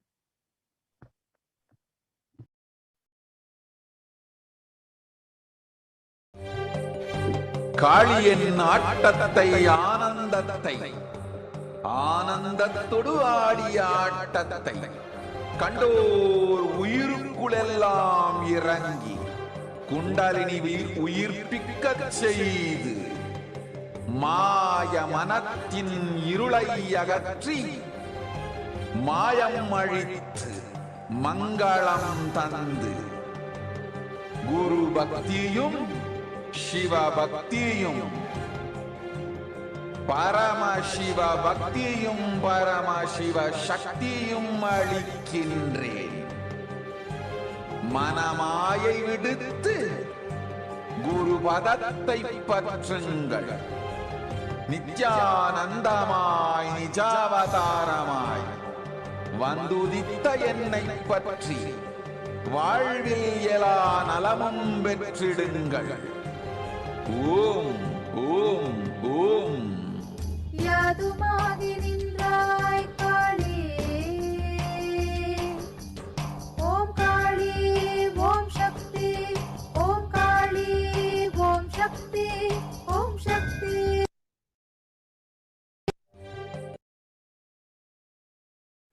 Yes.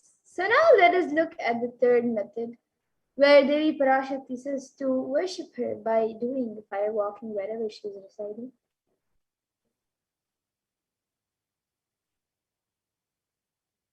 And the Supreme Concept of Hinduism has revealed that fire walking is a powerful alchemy process.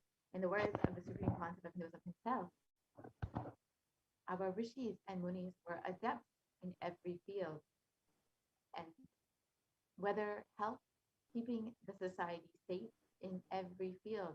So all the vratams, the pujas, the spiritual techniques, the religious rituals, anything they designed is highly scientific and directly useful to the life. Coronavirus will not affect you at all because that fire walking time, that small blisters you get just shoots up your whole immunity. That power, the power to protect yourself from any virus or any problem. It's actually a powerful technique. It's a very powerful technique followed in those days, especially during this season.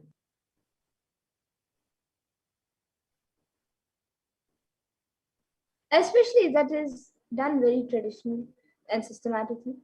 If you had even small blisters, and even if you did not have any blisters, you are protected already from corona problem. You will not be affected at all. Corona will not work on you. It will not affect you, and don't worry, it is a traditional way of making you immune. Actually, it's a traditional vaccination process. It's 11 feet length, the burning live charcoal on which you're supposed to walk, with the traditional powerful music which activates your limb system, that nukulam, which we call it in the back of the neck. This music will feel like it is hitting the back of your neck, and your whole detox system will be awakened. In that peak altered state of consciousness, you should walk on fire. Not just like that, you will walk. You will first awaken, trigger, and detox the detox system, then walk on the fire, 11 feet parapet.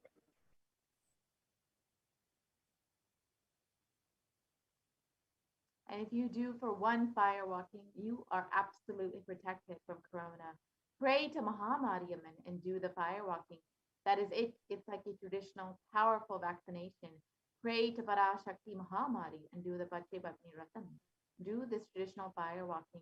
You are absolutely protected from coronavirus. No need to panic. Traditional vaccination, traditional, natural, organic, no bad side effects vaccination is the Hindu fire walking.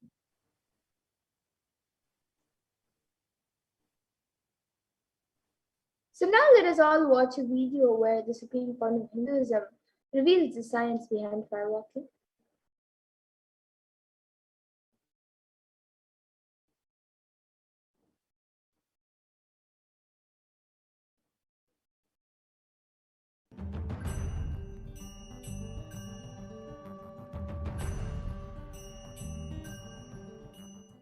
All these transmutation processes means balancing the system and awakening the whole consciousness to your whole body is what I call transmutation processes. Some parts of your body becomes insensitive to the existence because of the job it is doing, like a feet, because of the continuous walking, it becomes insensitive. Your cheeks, how they are sensitive, they don't become, they lose sensitivity to the reality. But for the complete Kundalini awakening, your whole body needs to be alive and experiencing the reality and ability to experience the higher consciousness. That is the reason we have the process of fire walking.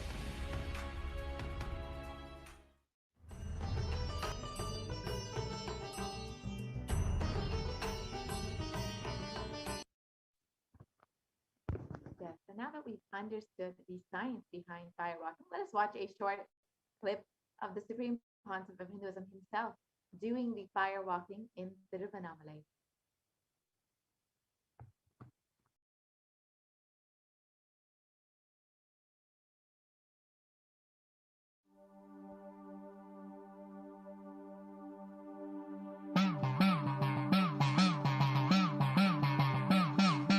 சத்தியம் காத்திடும் உத்தமத்தியே சத்குருவாய் வந்த நித்திய தாயே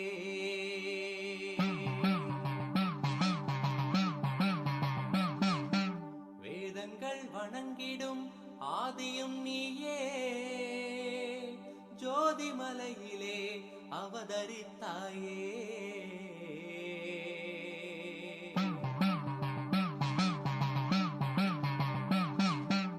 அவனியை பேணும் ஞானமும் நீயே அக்னி வடிவிலே அருள் புரிந்தாயே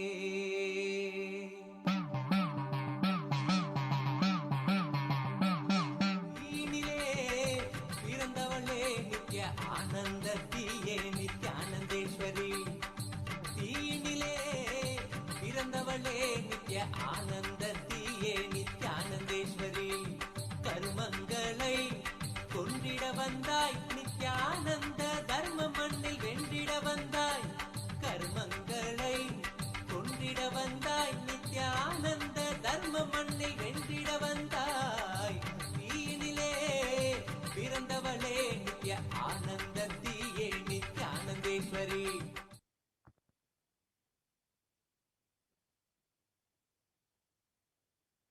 Now that we have seen and understood the science behind firewalking as per Hinduism, let us look at what modern science has to say about firewalking.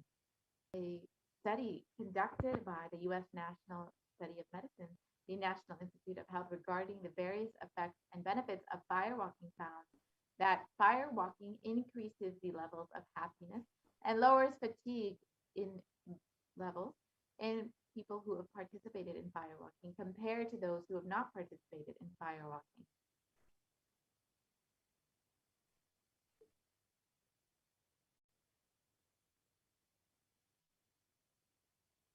So now let us see the fourth step, which is applying turmeric on your chest, drinking neem juice, and meditating on Devi Parashakti every day.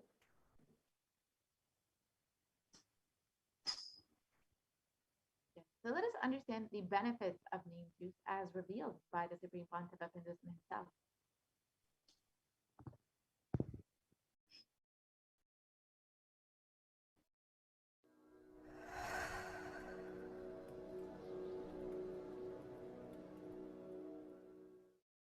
Bididi. It is not, I'm not talking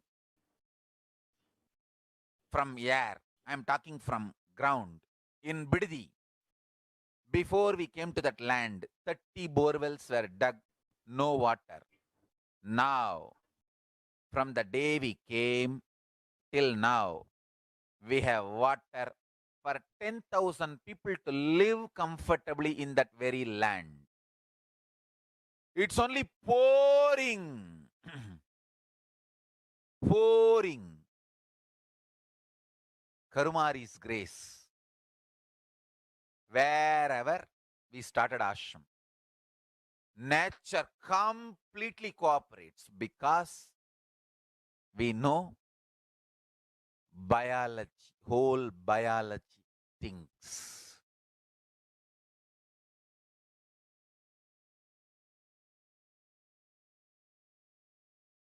If you are having bitter relationships in your life, just start drinking bitter neem juice every morning. The problem will be solved.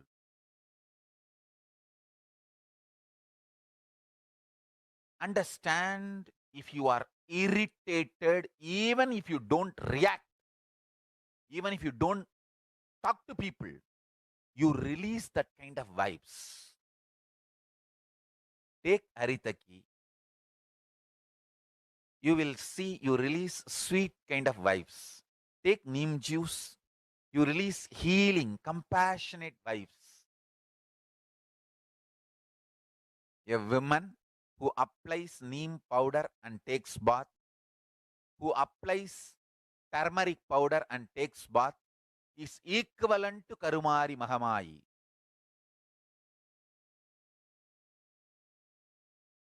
That neem paste and turmeric powder. If a woman takes bath with that, she is equivalent to Mahamayi. She is embodiment of Karumari because she will be manifesting that same vibes of Karumari. I sincerely recommend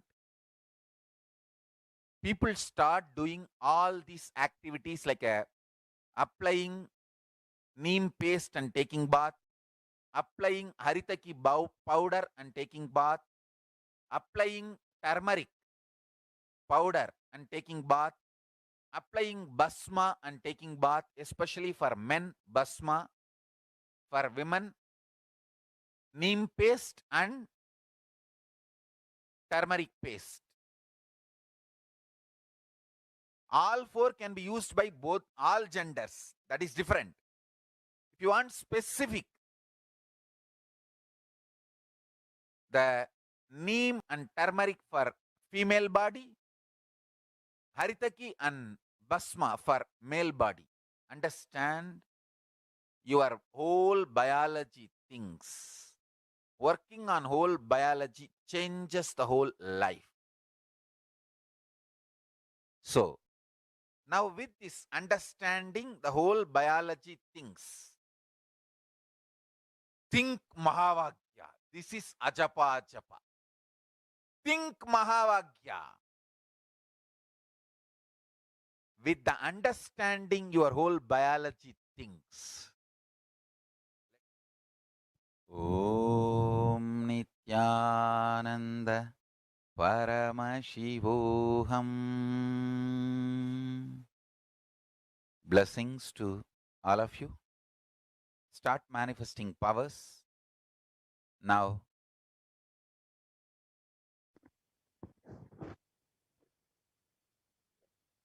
Now that we've understood the benefits of neem as revealed by the Supreme Concept of Hinduism, let us look at some of the benefits of turmeric. Of course, traditionally, it is very well known as an anti-inflammatory agent, but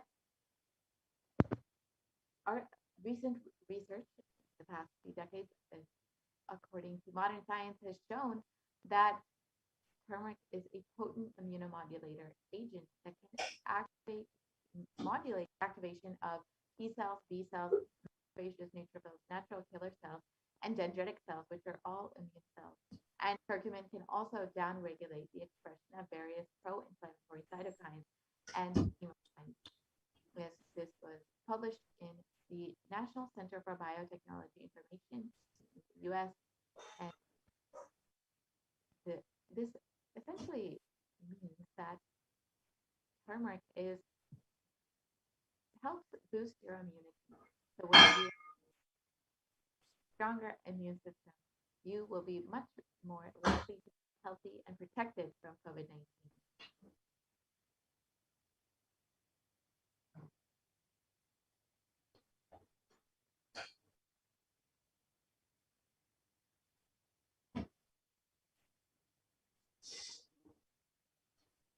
And research shows Essentially shows that turmeric can modulate the activation of various immune as well as enhance the body's antibody response. So with a strengthened immune system, you can stay healthy longer and maintain an active lifestyle.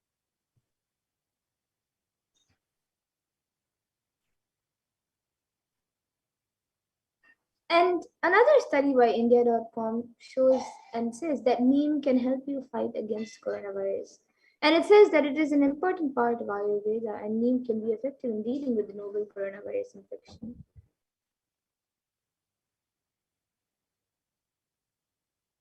Yes, and it was also published that turmeric are effective against coronavirus according to a KGB study.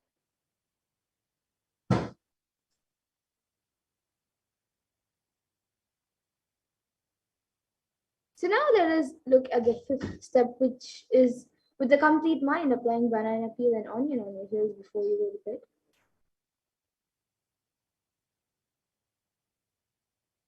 So this is a very simple method to protect yourself. You just have to put onion on your heel and or banana on the heel, and you can put a sock over it and go to sleep at night like that. This will completely detoxify your entire body and of course protect you from COVID-19 as Devi Parashakti has revealed.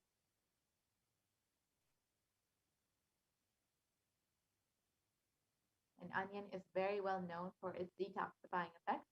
And Medical Daily has published an article explaining the detoxifying effects of onion. And it states that onions contain a high amount of sulfur compounds, which not only give onion the recognizable smell, but also they are powerful detoxifying agents. And according and with more than 100 sulfur containing compounds, which are what cause the eyes to tear, onion can help prevent and treat ailments from diabetes to heart disease, which is why it's very well known in Ayurveda and traditional Hindu medicines as a for its medicinal properties as a treatment for many ailments and diseases.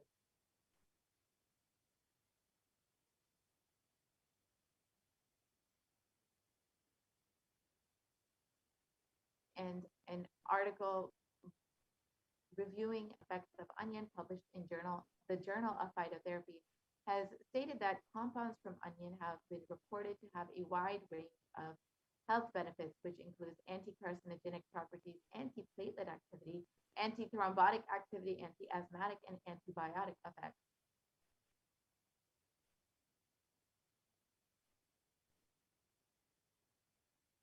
And now let us look at the sixth step, which is being in an unclutched state filled with eternal bliss.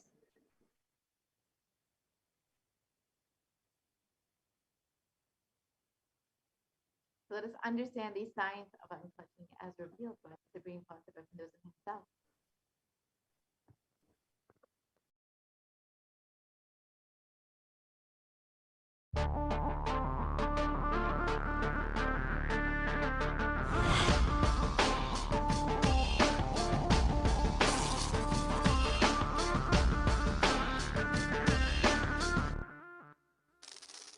The brain is the organ which controls our whole physical being. Once our brain has been imbalanced, it will then transmit that imbalance throughout the whole body. Thought forms are pure energy that have the ability to influence people and everyday events in life. According to science, our brains generate an electromagnetic field which may be measured by such instruments as an encephalograph. This electromagnetic field is generated by the brain every time we think, and as our mind is never still, we may be compared to perpetual power generators. Fear produces nervous disorders. Anger produces headaches and violence. Confused thoughts produce congestion and ill health. Depression causes cancer, tumors, mental diseases, and lowering of the immune system, causing death through own willpower. Our thoughts generate intricate energy patterns which can be detected by sensitive equipment and seen by clairvoyant individuals. These energy patterns are known as thought forms. Surprisingly, thought forms are shaped by the thoughts themselves.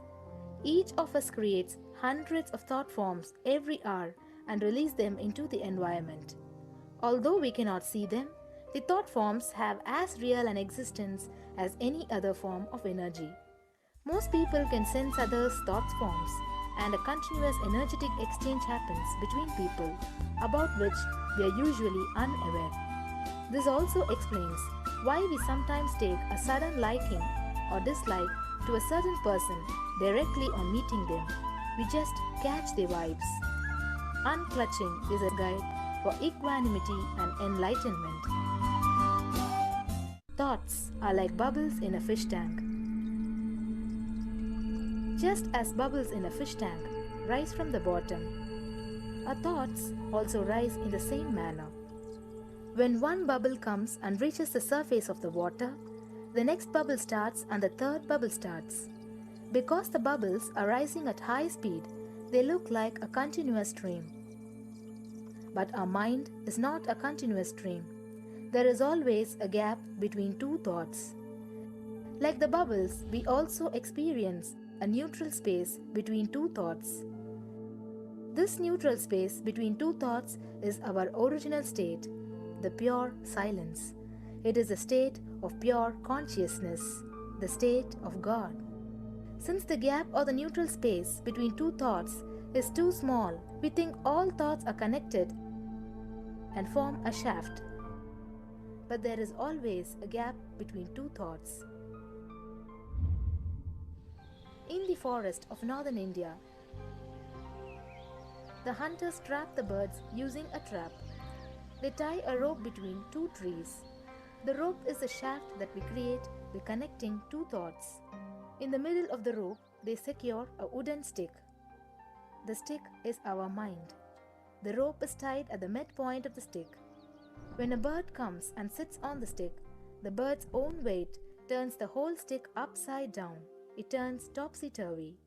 The moment it turns upside down and loses its sense of balance, it feels totally shaken and tightens its grip on the simply holds onto the stick as if its life depends on it. Similarly, we connect thoughts and form a shaft out of it and live in the fear that if we drop our mind, we might be lost. We might lose our identity. Because it is hanging upside down, it thinks, if I unclutch from this stick, I will fall and die. Is similar to the fear that if we start trusting that we are unconnected, unclutched, independent and illogical thoughts, we might be lost. If the bird lets go and relaxes, it may flutter to balance for a moment or two. When it leaves the stick, maybe for a few seconds, it will fall, but then it will adjust itself and start flying. In the same way, we hold on to whatever we think is our identity and security, our education, our mind, our life, our relationships, or our bank balance. Ultimately comes to remove the stick that is our identity. Just like the bird, we don't realize that if we at that moment we can become a. In Mundaka Upanishad, there is a story which explains there is a huge tree, and in the tallest branch of the tree, there is a golden bird sitting unclutched from everything in bliss, like Dakshinamurti. In the lower level branch, there is a small bird which jumps from here and when it eats a bitter fruit, it feels bad.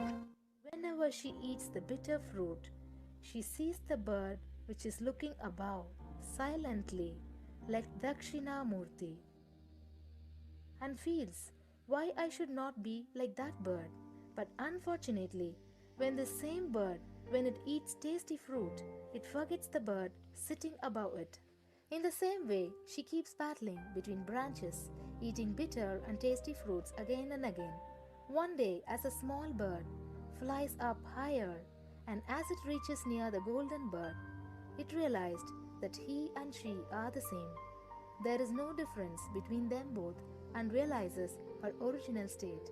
The small bird realizes that she also can be in the same state of the golden bird and become a Paramahamsa. This moment, trust yourself. Don't bother about losing your identity. Just trust yourself and let go of your identity. You will immediately become a Paramahamsa and be liberated.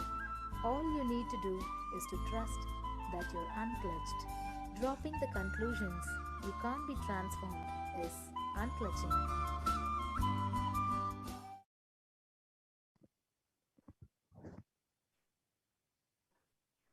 So when you have a few moments in your day, you can actually experience the science of unclutching now that you've understood the science behind it.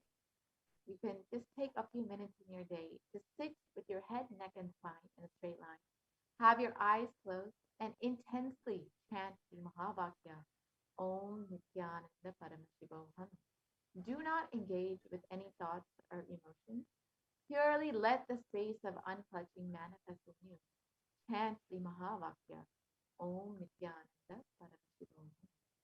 So when you have some time in your day, you can go ahead and spend a few moments to experience this beautiful science of unclutching. And you can also listen to the Mahavakya online on YouTube while you are practicing unclutching. And when you do this, you can also fill out your minutes for peace. You can visit kailasa.tv/minutes, the number 4, peace, which we will be projecting the link for in a few moments. And you can fill out how many ever minutes you have experienced this state of unclutching.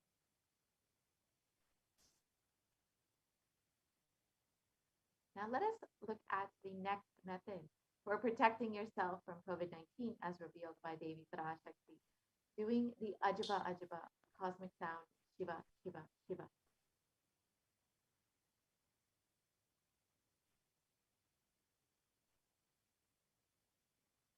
So a study conducted by the U.S. National Library of Medicine on the benefits of chanting has established how doing the Ajaba, the chanting, has a direct and positive benefit for both the physical and mental health. And this study correlates the chanting of the Ajaba to the vagus nerve stimulation, which is used as a treatment for depression and epilepsy.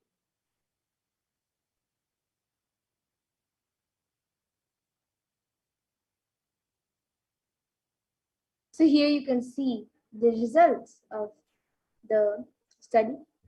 And another study conducted by Dr. Masaru Emoto establishes that human intentions, words, or thoughts can change the molecular structural formation in water. And this interesting research clearly depicts how, when the water is being exposed to positive sound vibrations, the molecular formation in the water changes to a pleasant formation, whereas any negative sound vibrations or words can disfigure or distort the water molecular formation.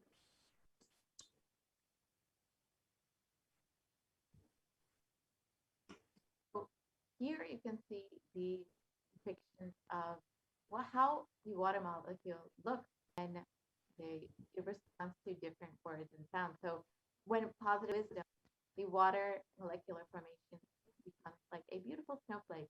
However, when negative words or vibrations are used on water, such as heavy metal music or words like I will kill you or you fool, the water molecular formation becomes disintegrated, disformed, and disfigured, as you can see in the bottom photos. So you can imagine what happens inside of your body, which is composed of up to 60% of water, when you chant the Ajaba Ajaba, the chanting of the powerful sacred mantra.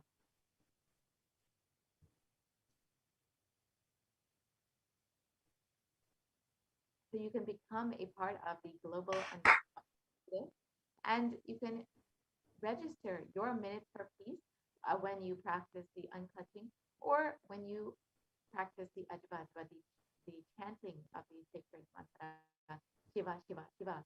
And the Supreme Pontiff of Hinduism has revealed if 10,000 people can do this just for 3 months, we can give such a powerful superconscious breakthrough to the whole of humanity because all of us interconnected. We are not all islands. These are all fundamental truths. When you start unclutching, Kailasa starts experiencing joy, bliss of you unclutching. Nothing goes to waste in this cosmos. This is the words of the Supreme Pontiff of Hinduism himself about the power of unclutching, and you can experience the same with the Ajaba Ajaba.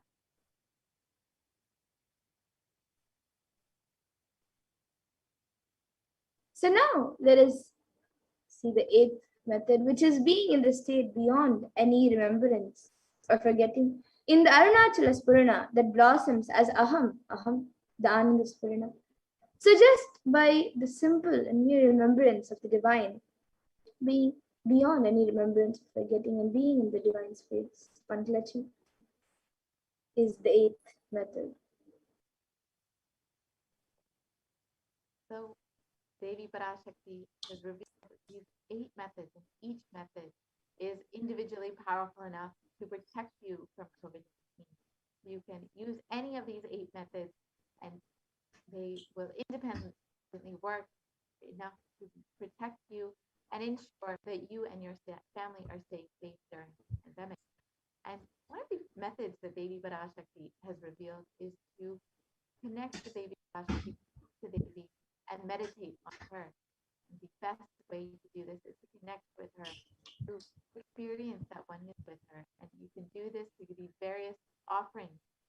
And so in this next segment, we will be understanding the offerings that we can make to Devi Parashakti, to connect with her, pray to her, and offer our love, our gratitude to Devi Parashakti for happening in our lives, for protecting us during this pralaya, during the pandemic. So you can stay tuned for this next segment where we will understand the various offerings that we can make to Devi Parashakti.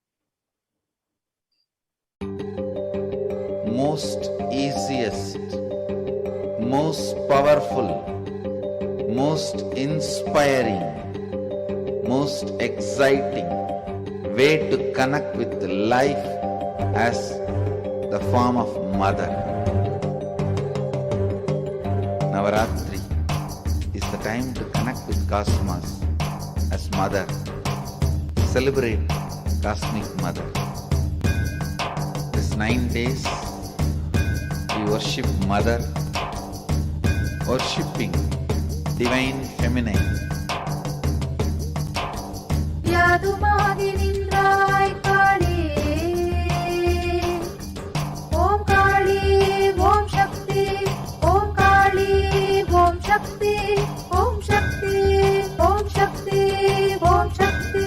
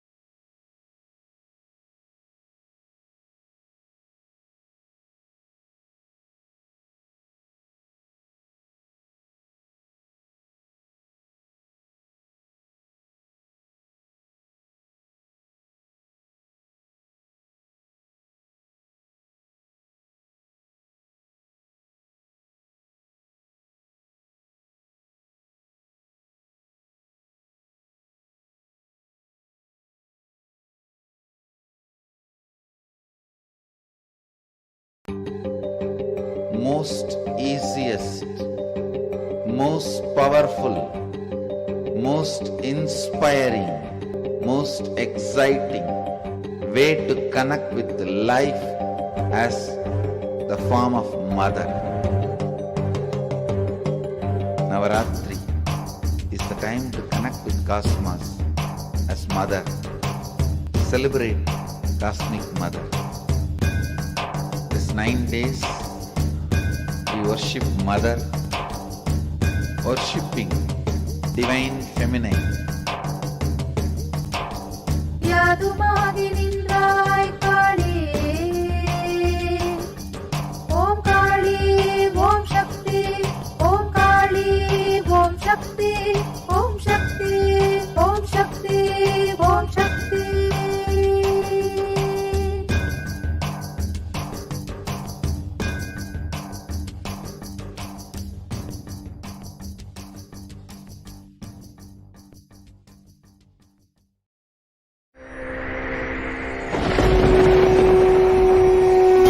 Ultimate divine descends in human body and expresses its extraordinary powers and experiences playfully. Sundareshwara is the embodiment of this statement. He is not Shiva as you understand, sitting in the Himalayas, frozen in the ice, in Samadhi. Sundareshwara is an artist with tremendous heart, ready to listen to human sufferings, ready to bend for human emotions. The one and only thing you need to obtain His grace is simple feeling connection. That's all. He bends for anybody, to any level. Even the word compassion is too small. He is still available. Even now, He is there. He assumes human body and relates with you, answers you, responds to you, raises you.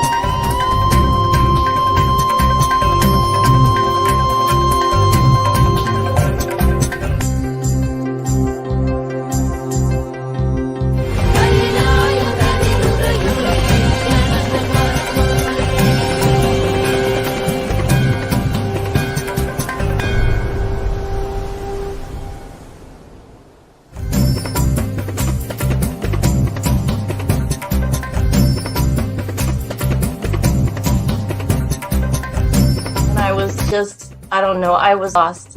And then he was done speaking, and just tears just started pouring out of my face. I'm just like, ugh, I don't know what just happened.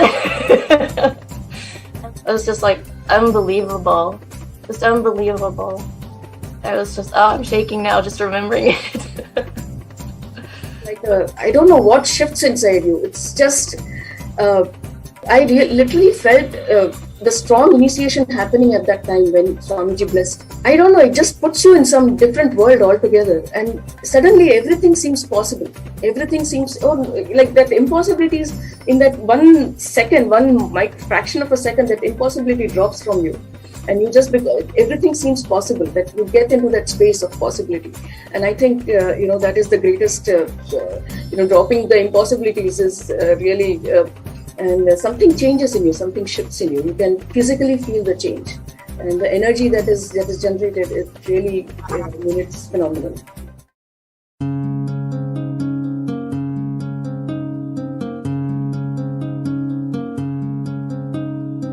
There are some gods, 9 unknown gods.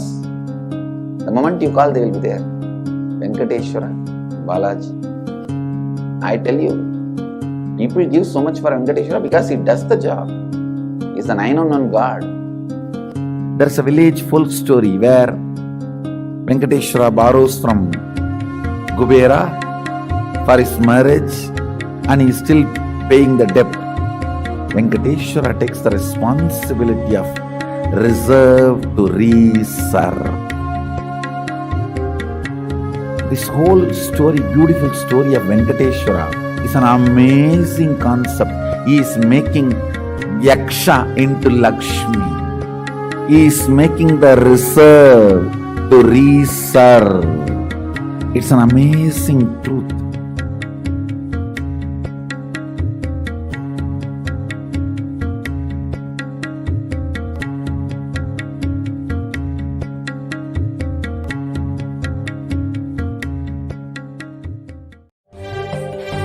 காளியின் ஆட்டத்தை ஆனந்தத்தை ஆனந்தத்தொடு ஆடிய ஆட்டத்தை கண்டோர் உயிருக்குளெல்லாம் இறங்கி குண்டலினி உயிர்ப்பிக்கச் செய்து மாய மனத்தின் இருளை அகற்றி மாயம் அழித்து மங்களம் தந்து குரு பக்தியும் சிவ பக்தியும் பரமசிவ பக்தியும் பரமசிவ சக்தியும் அளிக்கின்றேன். மனமாயை விடுத்து குரு பதத்தை பற்றுங்கள். Nithya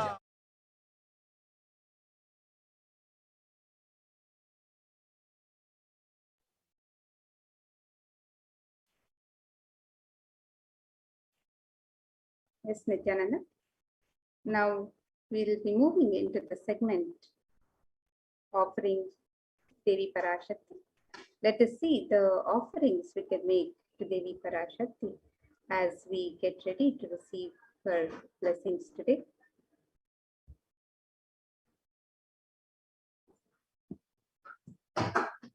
And the tradition of offerings in the Hindu tradition is a gift of pure love and devotion. And it's an expression of our sacred sentiments. When in Avatar lands, the offerings are purely part of the grand Leela played out for the purpose of enlightenment.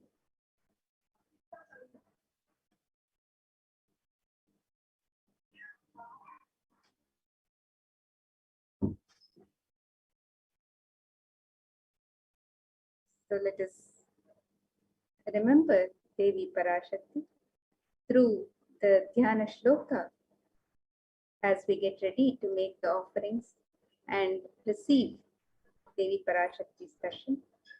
This Dhyana Shloka from the Mula Agama, Manonmani Dhyana, it describes Induni Bhaveda Karavanni Nayanam Syat Pankajavara Payajapakshara Sarayuktam Angahima Bhushana Vichitra Vasanam Syat Tunga Makutojvala Manonmani Swarupam.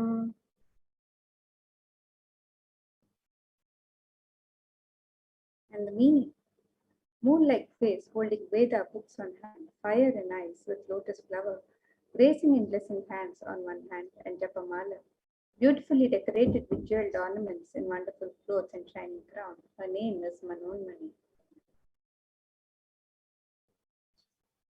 And another Dhyana Shloka on Devi Parashakti describes Dhyayet Devim Trinetram Shashinibhavadanam Vedahastam Dadhanam Kavye Padmam Varadam Apare Chapayam Chakshamalam Divyairabharanair Vibhushitatanum Brahmadi Vibhujitam Devi Meva Manonmanim Pratidinam Kamarthadatrim Shubham. And the meaning of this verse, it says, I meditate on Devi with 3 eyes glowing like a moon and holding the Veda, the lotus and gracing with blessing and gracing hands. She is wearing beautiful ornaments.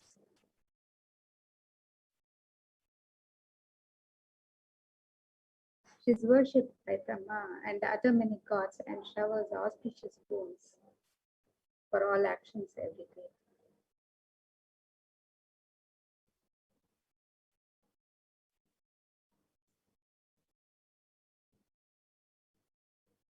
And in the Hindu tradition, the sacred element of gold is used in abundance in all the traditional rituals and offerings to the divine. Let us see the scriptural reference on the significance of the divine element of gold. This verse from the Atharva Veda describes Tretajutam Janmanedam Hiranyam Agnerekam Priyatamam Bakuva Somasyaikyam Insitasya Parapatata Papamekam Veda Samreta Bahudatte Hiranyam Trividastavai Vishe. The translation: triply born by birth is this gold. From the atoms of Agni is one. It becomes dearest to Agni. One fell away from the Soma when it was hurt. One they call the seed of virtuous and powerful Apa, the watery molecules. Let that triple gold be for your long life. Gold is a divine element. It purifies anything it touches. It is an element of great spiritual significance and spiritual power of healing and enlightening. The vibration of gold has the power to infuse sattva energy and positive thought currents in anyone who wears and in anyone who sees or operates in its vicinity. Gold is present in all scriptures, in the Agamas, Vedas, Shrutis, Smritis, Itihasas, and Puranas. In all Hindu scriptures, it is abundantly displayed that gold is the most auspicious and purest metal, which purifies our being. In the Hindu civilization, everything was built in gold and exchanged in gold. Ritual feasts were offered in gold bricks. When one was to be saved from their life-threatening illnesses, gold was offered as a ritual fee. Gold was in abundance and used for weighing equivalent amounts of commodities, including cows. Kingdoms were built with huge doors of gold. The streets would have huge columns and huge archways made of gold. Horses, cows were dressed in gold. The Hindu civilization thrived on the banks of rivers of gold. The Indus River was called Hiranmaya, the river of gold in Rigveda. The river Saraswati was called Hiranyavartini in Atharva Veda. Gold is the supreme element for offering gifts to the ones you love and revere.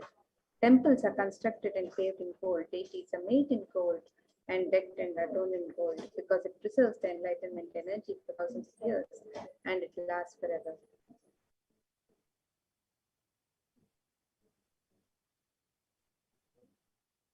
The first offering that we have here today is the offering of a general donation. You can offer how much ever you would like to Devi Parashakti. This is like any other temple that you would go to. You might offer a few dollars in the hundi just to say thank you, just to say I love you to the divine and thank you for happening in my life. And Devi is described as the one who is fond of true devotion and is realized through true devotion. She can be won over through true devotion and she removes all fears. So when you offer your just a few dollars in the hundi to Devi Parashakti, out of your love, out of your devotion to Devi, you will be blessed with Devi's overflowing energy in your life. And if there's any fear in the minds of devotees, Devi is sure to remove that fear. It is stated that Devi likes to be worshipped in autumn.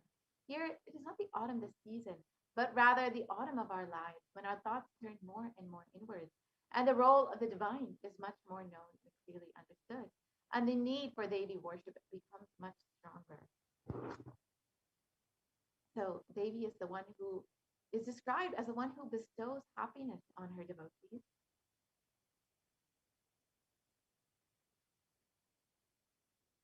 And so you can offer your donation to Devi Parashakti and receive the blessing from Devi herself.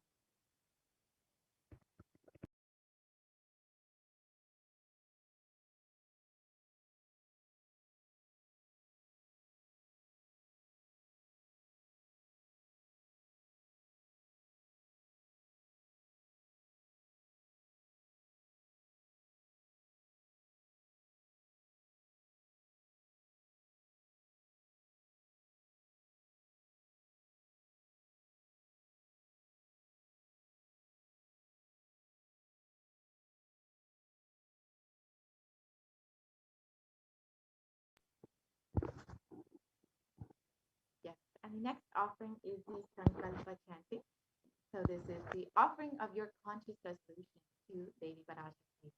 So before you start any endeavor or anything new in your life, you always want to set a conscious resolution and ensure that you put your intention to manifest exactly what it is you want in your life. And when you offer your conscious resolution to Devi Parashakti, you will be blessed with Devi overflowing energy to manifest exactly what it is you want in your life. So you can offer your Sankalpa to Devi Parashakti. And it's described the goddess enchants this universe, and she herself gives birth to this universe. That goddess being prayed without interest in anything gives that knowledge that leads to salvation and gives wealth in a materialistic sense. So you can offer your sankalpa and receive the blessings of the fruition of all of your desires.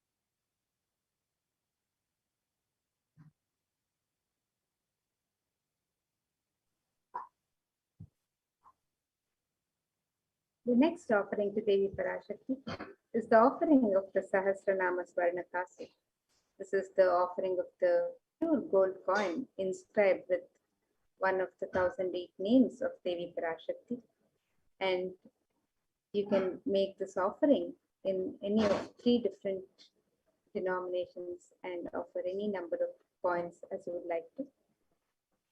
In the Lalita Sahasranama, Devi is described as Nama Parayana Prita, she who likes the repetition of her various names. And this offering is a very special and unique archana offered with the Mahameru of Devi Parashakti. And you can make this offering and receive the blessings to imbibe the Ananta Kalyana Gunas, the divine qualities of Devi Parashakti herself. And you can make this offering on the website www.kailasamailer.com/sevas.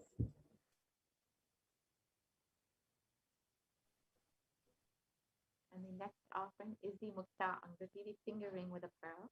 So you can offer this beautiful pearl ring to Devi Parashakti, who is very well known to be adorned in pearls and very fond of pearls. And of course, the pearl represents Devi Parashakti's overflowing compassion. So in this verse, it states, I bow to the goddess Meenakshi, whose crown has garlands of pearls, and the face shining like a full moon, who wears anklets that are studded with gemstones and has small bells, who is shining like the splendor of the lotus, who grants all the wishes, the daughter of the mountain, who is worshipped by goddesses Vani and Rama. I remain ever bowing to the goddess Meenakshi, the ocean of compassion.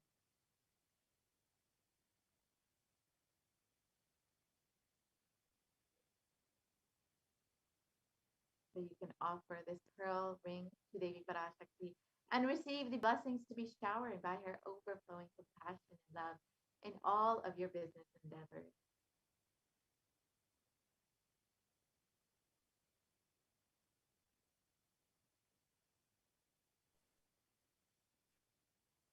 And the next offering to Devi Parashakti is the Swarna Padma Pushpa, the offering of the gold lotus. In the Kamkakama, one of the verses describes the significance of the gold lotus.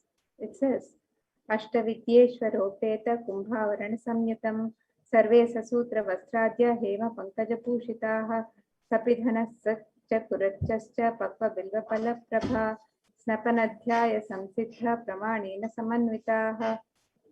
And it says, all the kalashas would be wound around with a suitable thread and covered with new cloth. They should be adorned with lotus flower made of gold. And there are hundreds of scriptural references in the Hindu tradition for using the lotus flower in the worship of Paramashiva.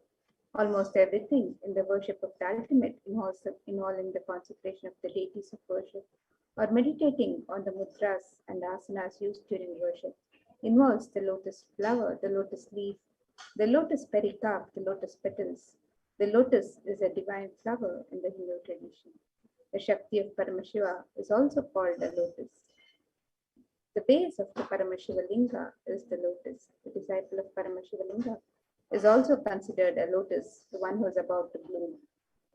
You can offer the gold lotus in any of the 3 different sizes as you would wish to. And be blessed to have the state space powers and being of Devi in your inner space amidst any adverse situations in life.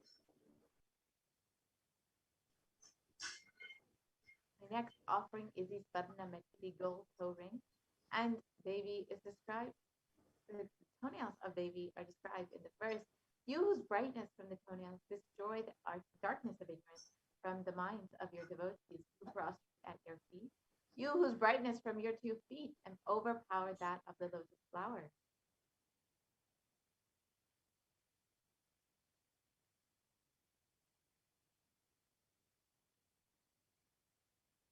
So you can offer this toe ring to Devi Parashakti to adorn her sacred feet. And you can see that the power of Devi's feet have enough power to just destroy the ignorance in your life. So you can offer this and be blessed by Devi Parashakti even in the most difficult aspects of your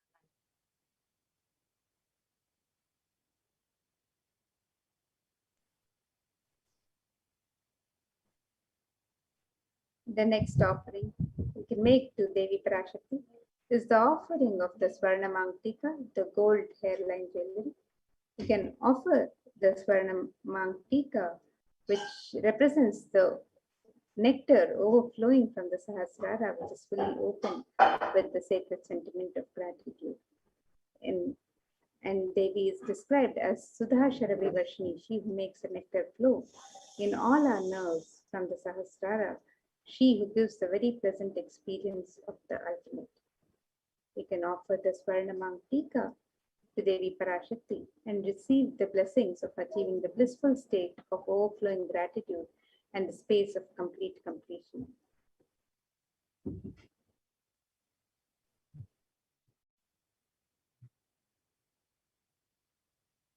Yes, and the next offering is the Pratiksha Pada Puja, the offering of gratitude to the divine lotus feet of Swamiji himself, who is manifesting Devi Parashakti for each and every one of you. And in the Saundarya Lahari, it describes that the nails of Devi have been sharpened by constantly being touched by the crowns of the celestial beings who always prostrate before Devi. Tamoguna is darkness in this stotram, and tamas is indicative of the ignorance in the minds of the devotees. And by constantly prostrating before Devi, their ignorance is removed and they attain the knowledge. So when you offer the Pratiksha Pada Puja, the offering of worship to the divine lotus feet of Swamiji, manifesting Devi Parashakti, you will be blessed with the most auspicious path to enlightenment, to achieve the ultimate state of knowledge.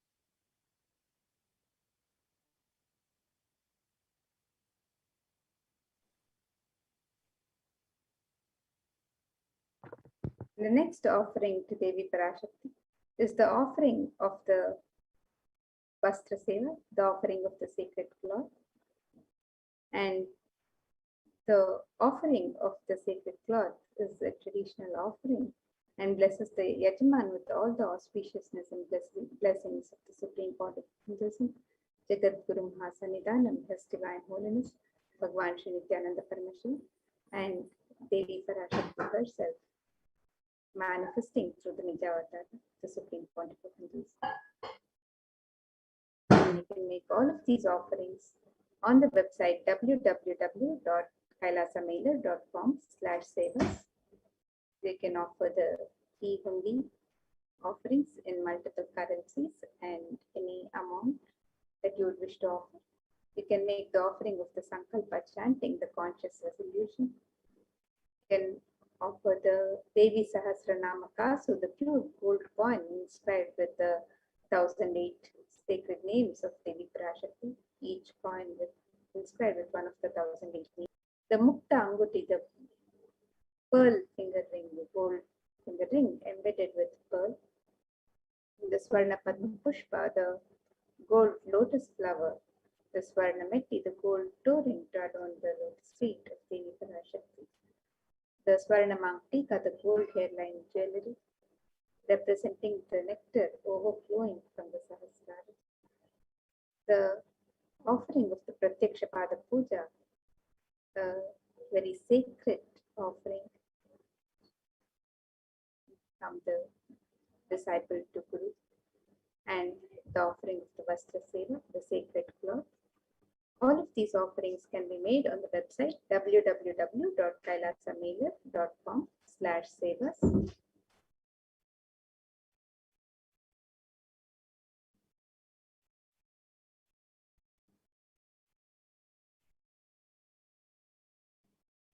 So you can take a look at the website here, www.kailasamailer.com/sevas.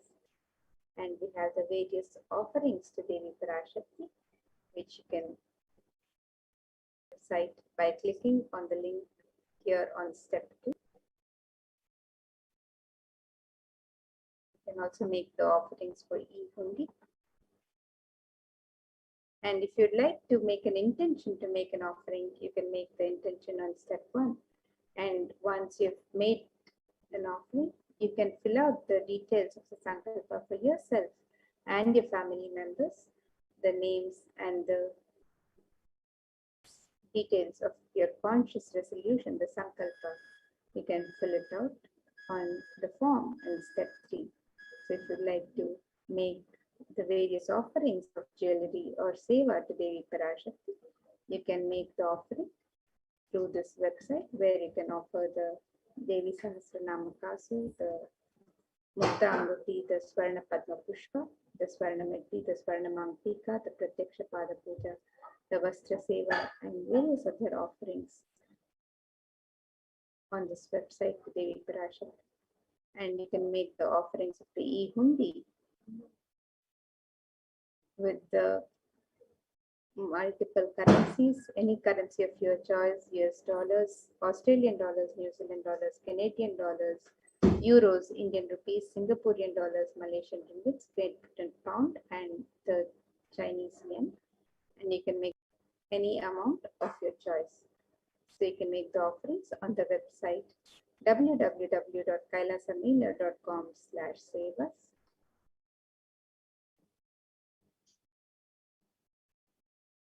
And if you would like to also be part of the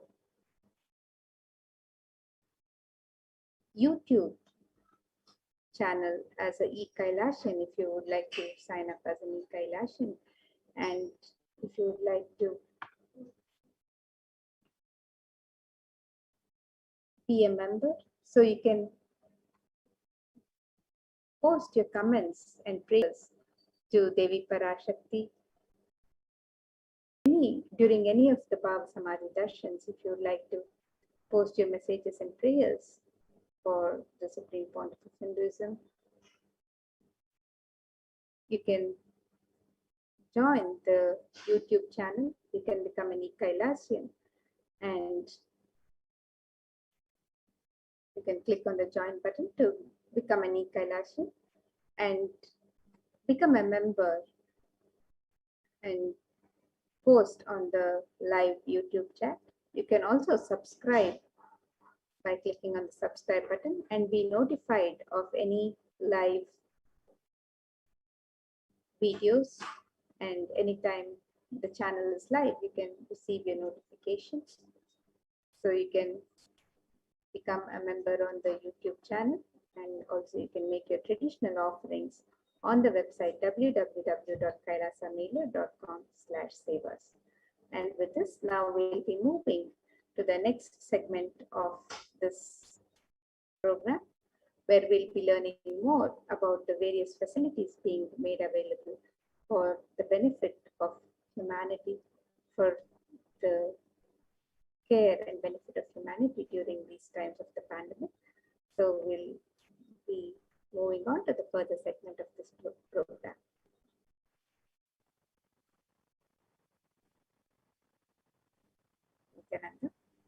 Nithyananda Madhyamaya Swami. Nithyanandam Amrita. Nithyanandam, everyone. Welcome back to this segment. With the blessings of the Supreme Pontiff of Hinduism, Jagat Guru Mahasannidhanam, His Divine Holiness Bhagwan Nithyananda Paramashivan's blessings, let's start with this segment of Kailasa's COVID Care Protection Centers, de facto spiritual embassies of Kailasa. Let's start with the Sadguru Vandanam. नित्यानन्दं परमसुगदं केवलं ज्ञानमूर्तिं द्वन्द्वातीतं गगनसदृशं तत्त्वमस्यादिलक्ष्यम् एकं नित्यं विमलमचलं सर्वदी साक्षिभूतं भावातीतं त्रिगुणरहितं सद्गुरुं तं Namami.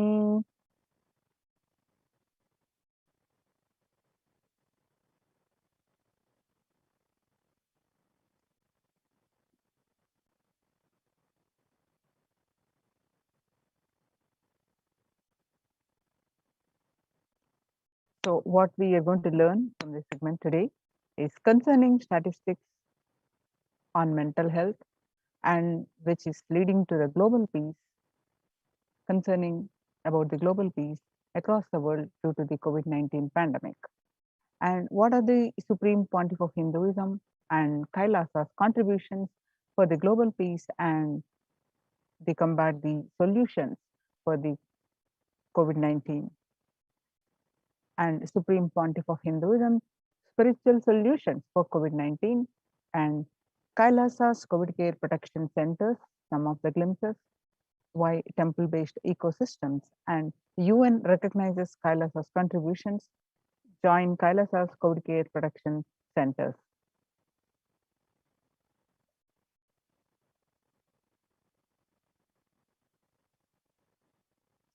Today, people around the world are trying to grapple with the grim reality that the pandemic is far from over. The aftermath of the current calamity promises to be much more devastating. The greatest economics of the world are facing disastrous futures. Countries are facing off each other in deep mistrust. Now, let us see some of the statistics and current news related to the COVID-19 and how it is relating to global peace, not just the health concern, not just the physical and mental health concern, but it is leading to the global peace, how it's affecting the global peace. In Australia, record high cases in Australia amid the third wave of COVID-19. Australia reported a new record number of coronavirus cases on Thursday when the country continues to battle the third wave of COVID-19 infections. There were more than 2,400 new locally acquired infections reported nationwide on Thursday morning, the figure surpassing 2,000 in a single day for just the second time. The World Health Organization makes a big statement about Delta variant of COVID-19. The World Health Organization on Tuesday said that the Delta variant of coronavirus has elbowed out all the three other COVID-19 variants of concern that now represent a tiny which are being sequenced. Less than 1% of alpha, beta, and gamma are currently circulating. It's really predominantly Delta around the world, said the World Health Organization technical lead on COVID-19, Maria Van Kerkhove. The Delta variant, which was first detected in India last year, has become more fit and it is more transmittable and it is outcompeting, it is replacing the other viruses that are circulating. She said and added that the variant has been detected and is more than 185 nations till date.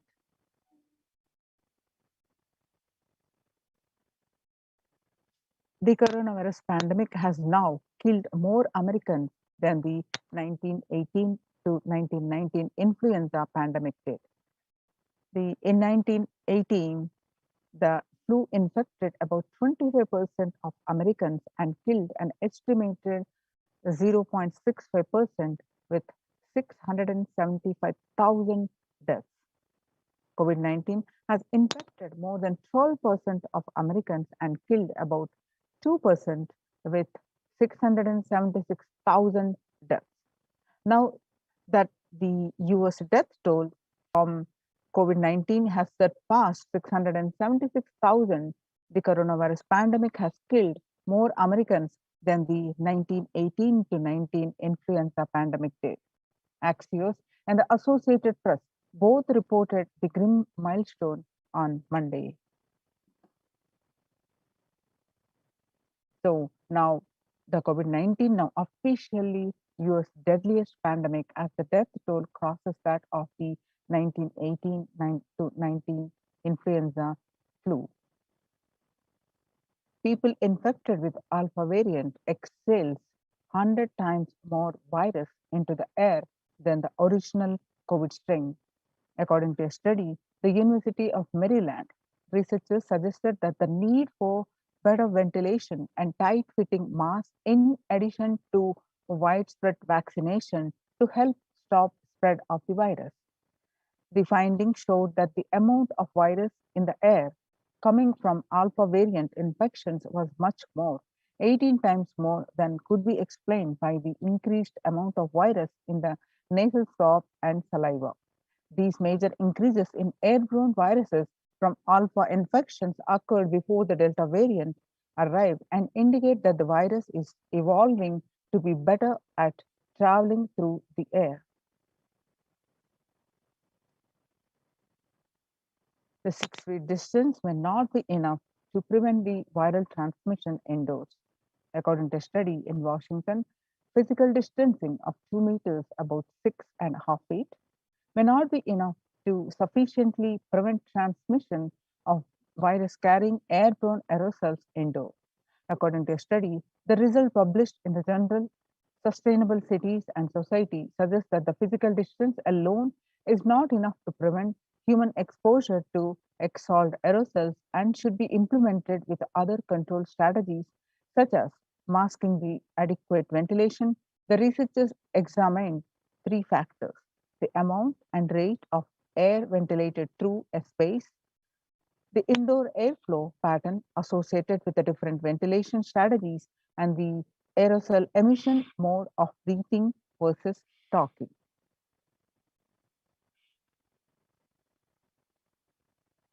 COVID-19 Delta variant is still more concerning, says the World Health Organization's experts.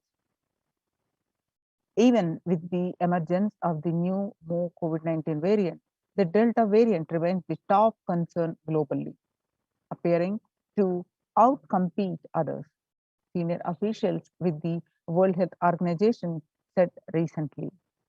I think the Delta variant for me is the one that's most concerning because of the increased transmittability, said Dr. Maria Van Kerkhove, agency's technical lead for the COVID-19, speaking during an online question and answer session. It is doubly transmittable compared to the ancestral strain, which means that it can spread to more people. In US, COVID-19 pandemic is nowhere under control, says the chief medical advisor, Mr. Anthony Fauci. He said, right now we are still in pandemic mode because we have 1,60,000 new infections a day. That's not even modestly in good control. In an interview with Axios, the US has reported 40 million cases of COVID-19 since the outbreak of the virus, with over 4 million infections adding up in the past few weeks. The increase in COVID cases comes as the US administration earlier this month announced that it is planning to provide booster shots of vaccine as the Delta variant has become dominant in the nation and is wreaking havoc. This surge in Delta variant is driven by the low vaccination coverage in many communities across the US, according to the Disease Control and Prevention. In a country of our size, you can't be hanging around and having 100,000 infections a day. You have got to get well below 10,000 before you start feeling comfortable, Mr. Fauci said. COVID-19 violent incidences and fatalities made the world less peaceful. According to a statistic, as you see in the graph, the violent incidences related to the pandemic peaked in April 2020. The younger adults are more likely to report symptoms of anxiety and or depressive disorder during the COVID-19 pandemic. The ages 18 to 24, the youngest adults are affected more, which is 56.2, and ages 25 to 49, which 48.9, and ages 50 to 64 about 39.1, and ages 65 plus about 29.3. The average share of adults reporting symptoms of anxiety disorder and or depressive disorder, what it was in 2019 during a period of 6 months, was 11%. Now, during this period, in just 1 month in 2021, it rose up to 41.1%. And some more statistics confirming the same, that the share of adults reporting symptoms of anxiety and or depressive disorder during the COVID-19 pandemic, the younger adults are getting more affected than the older adults. Stress in America in 2020, a national mental health crisis. COVID-19 is a significant stressor for most Americans. Nearly 8 in 10, which is 78%, say the coronavirus pandemic is a significant source of stress in their life. Nearly 7 in 10, which is 67%, say they have experienced increased stress over the course of the pandemic. COVID-19 could exacerbate doctors' existing mental health burden. More than 60,000 healthcare workers have contracted COVID-19. 300 have died. An estimated 300 to 400 physicians die by suicide every year. And of the healthcare workers who treated patients during the China's COVID outbreak, 50% showed signs of depression and 45% showed signs of anxiety, according to a preliminary research. The self-reported mental health among pregnant women and new mothers. Before the COVID-19 pandemic, the depression was 15%. Now, during the pandemic, it rose up to 40.7%. And the anxiety levels were 29%. Now it is rose up to 72%. Living under stay-at-home orders, 8 in 10 students are struggling with focus on school or work and avoiding distractions. And 55% of all students do not know where to go for help for their mental health. Nearly 82% of women surveyed said their lives have been negatively disrupted by the pandemic. Nearly 70% of women who have experienced these disruptions are concerned their career growth may be limited as a result. Outlook during the COVID-19 pandemic, a changed world. The pandemic is expected to plunge most countries into recession in 2020, with per capita income contacting the largest fraction of countries globally since 1870. The COVID-19 recession has seen the fastest, steepest downgrade in consensus growth projection among all global recessions since 1990. Most countries are expected to face recessions in 2020.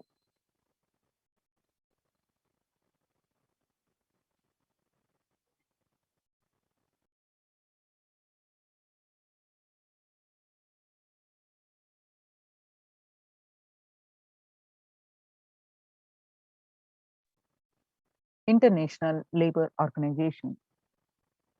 COVID-19 is a threat to peace building in conflict-affected nations. COVID-19 crisis has worsened already fragile situations. The ILO, the International Labour Organization, is more aware than ever of its responsibility to promote peace and resilience in the time of this global pandemic. In India, the Mumbai mayor says the third wave is here. The city's mayor has said that the third wave of COVID is already upon Mumbai, pointing to a sudden spike in cases. The third wave of COVID-19 is not coming, it's here, said the Kishori Pednekar, adding that an announcement regarding the matter had already been made in Nagpur. Speaking of the coming festive season in Maharashtra, the mayor urged people to remain in their homes. The mandals have been asked to allow only 10 people and have them work in shifts. Breakthrough infections found in 25% of the healthcare staff. A little over 25% of health workers were infected with coronavirus despite getting fully vaccinated. A recent study has revealed, giving an insight on the breakthrough infections due to the Delta variant. This study, jointly conducted by the Institute of Genomics and Integrative Biology and Maximum Hospitals in Delhi NCR, found that the vaccination breakthroughs were far more common during the Delta outbreak in Delhi than previously reported.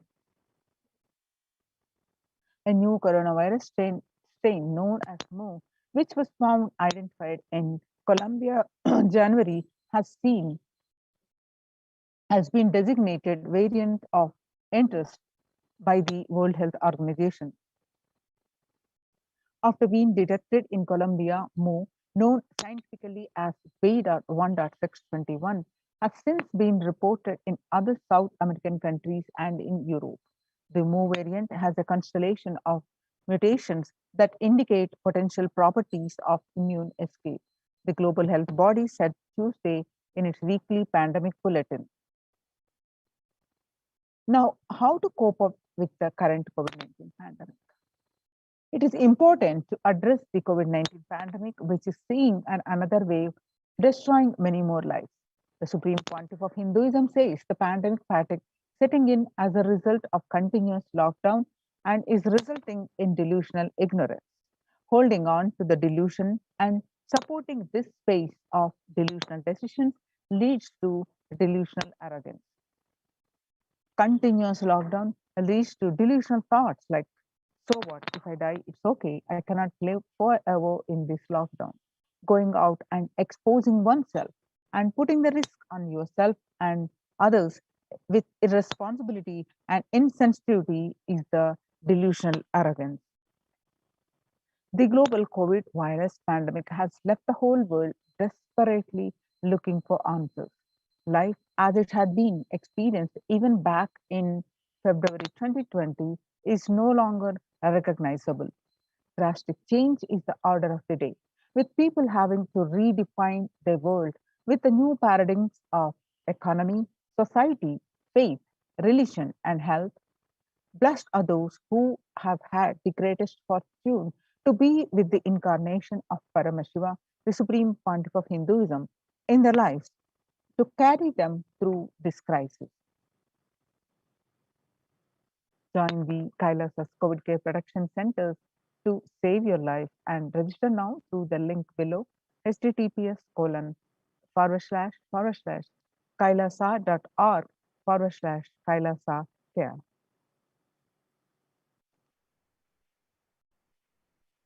Now, sustainable developmental goals, making peace with the nature is possible if we start now, and even amid pandemic, 2021 can go down as the year we made peace with nature and set the planet to healing cycle together.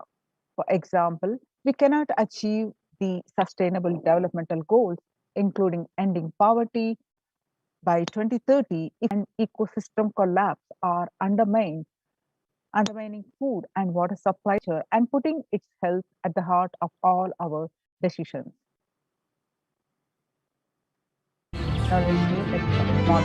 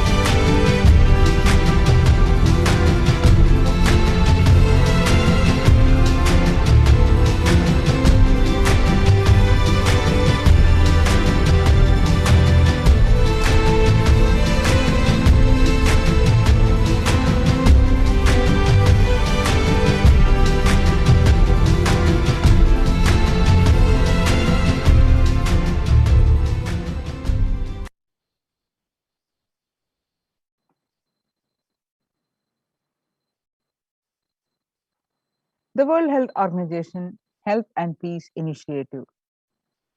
Health and peace are interrelated. In the words of the Director General of the World Health Organization, Mr. Tedros, there cannot be health without peace, and there cannot be peace without health.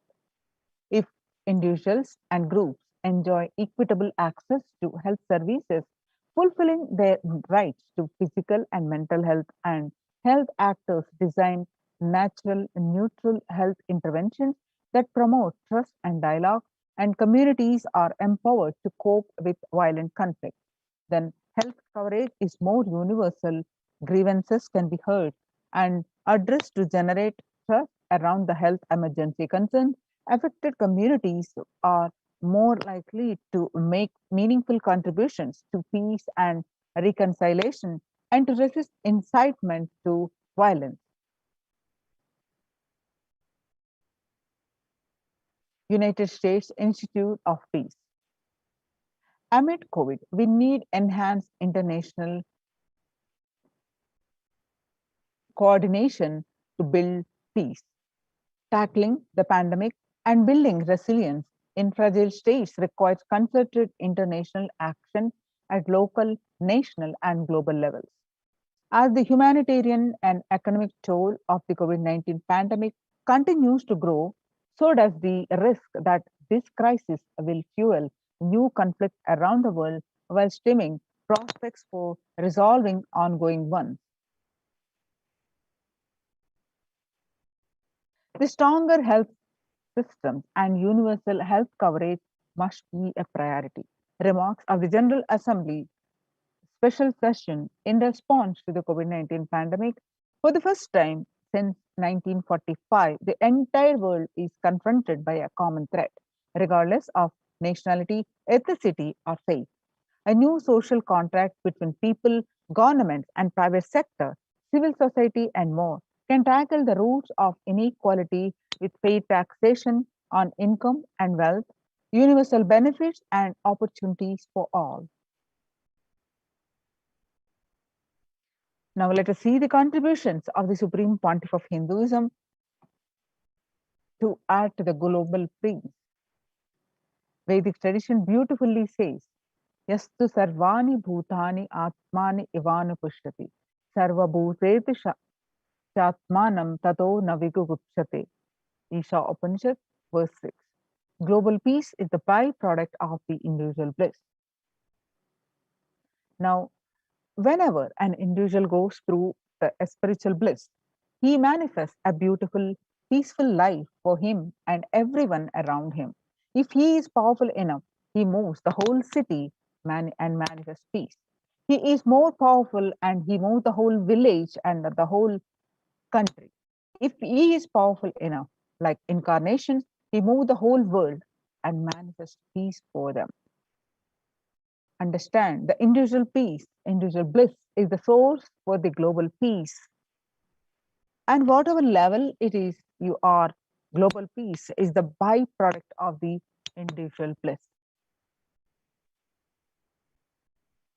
Now let us see the Supreme Pontiff of Hinduism explaining that global peace is the byproduct of individual bliss and he gives us the solution from this video how to achieve the individual peace.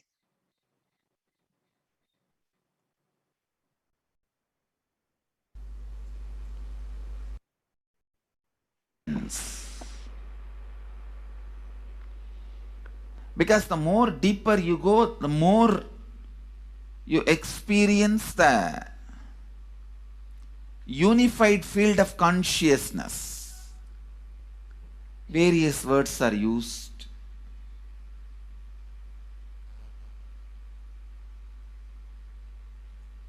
Some of the Hindu traditions uses the word Atma, Brahman. Some of the Hindu traditions use the word Nirvana. Whatever word you may use, Atman, Brahman, Nirvana, unified field of consciousness, whatever. But one thing I want to tell you, the deeper and deeper you go in your inner space, you experience the vast oneness. The more superficial you are, the more incompletions you carry with others, even with yourself. The more superficial you become, even your own right hand and left hand fights with each other. Different parts of you fights with you. Different thoughts of you fights with you. Even you fight with you. The more superficial you go, the more deeper you start traveling. First, you get integrated. The you fighting with you stops. Then, the people around you get integrated. They fighting with you stops. Completion with yourself, then completion with others, then comes completion with other things, not just living beings, even with inanimate beings. The completion starts happening. Even with a nature, completion starts happening. Please understand, the more deeper you travel, the more deeper you go, the more deeper you settle down, the more deeper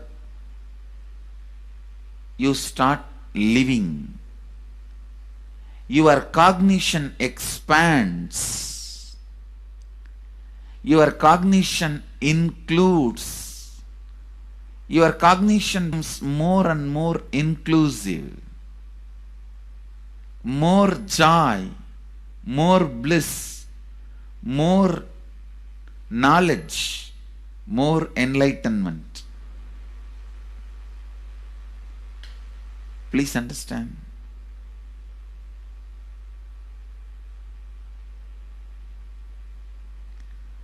The more and more completion happens in you, you will see everyone around you feels complete with you. That is why I am saying, whether they have body or they are disembodied, in the deepest corners of your being, deepermost layers of your being, deepest parts of your being, you experience such powerful awareness, such joy.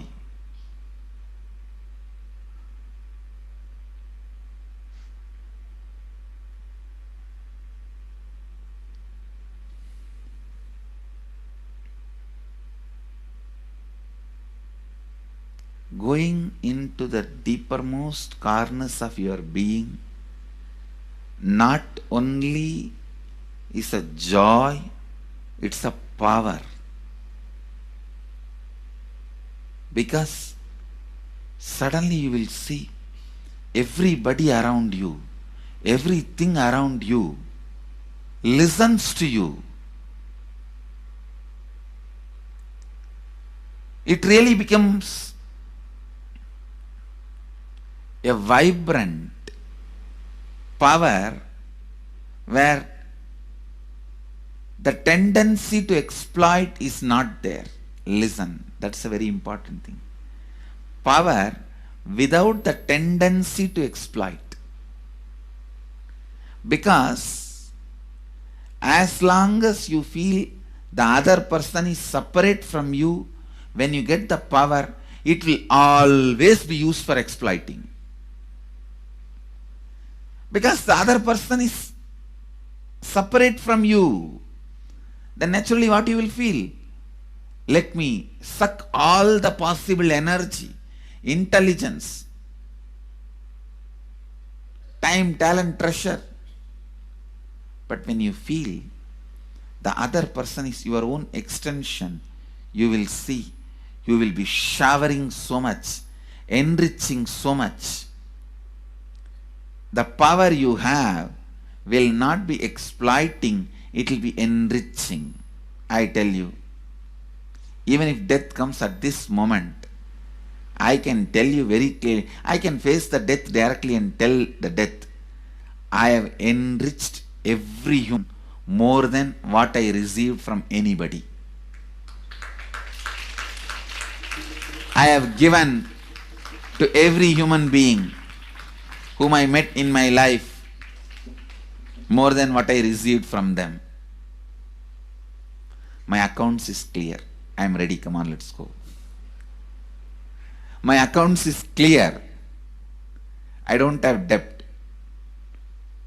No credit card money to be paid, loans to be paid, no debit card, no credit card.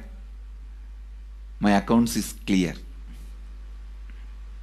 Understand, when you feel everyone is your extension, the power given to you, the power you gain, see, any living is power. Powerful way. Even in that, you will become powerful.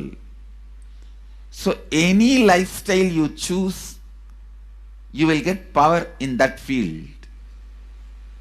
Whether it is exploiting or enriching, murdering or raping or go on serving. Whatever lifestyle you choose, living is power. When you go into the deepermost core of your being and start living based on completion, I tell you,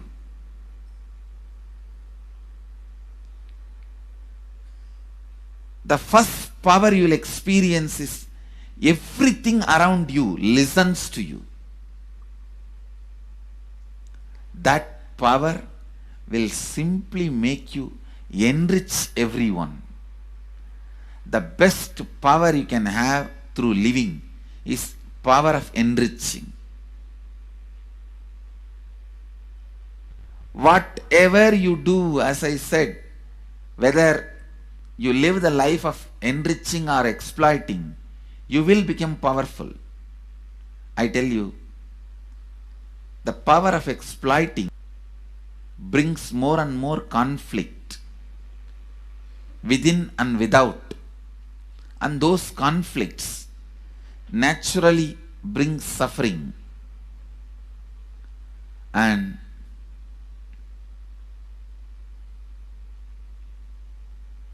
the power of enriching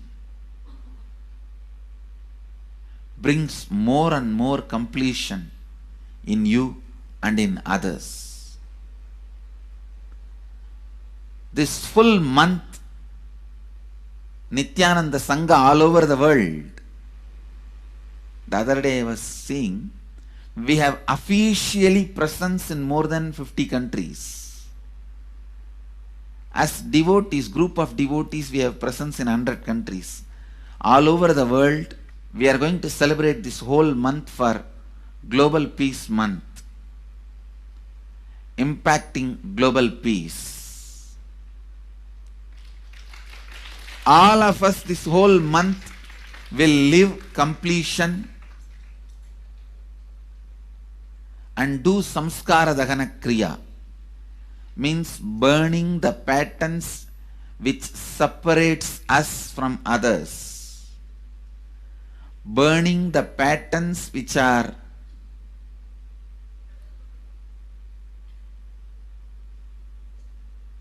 constantly keeping us in a superficial level.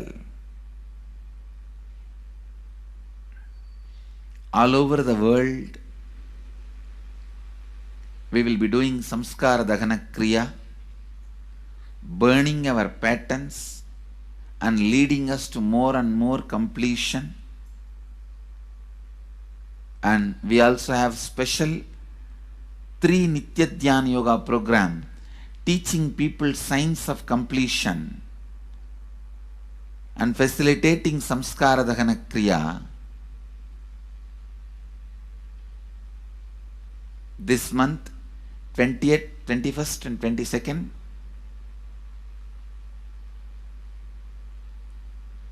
This whole month, all over the world, all our temples, ashrams, centers, yoga centers, schools, colleges, universities should do samskara dahana kriya, should do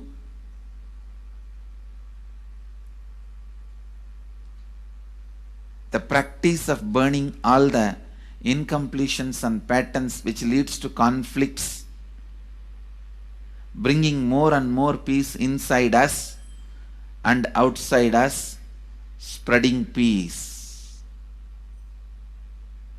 This whole month, let's impact global peace. Let us really contribute to the global peace, not just talking about it. Let's do it. Let's do it. Not just talking about it. Let's do it.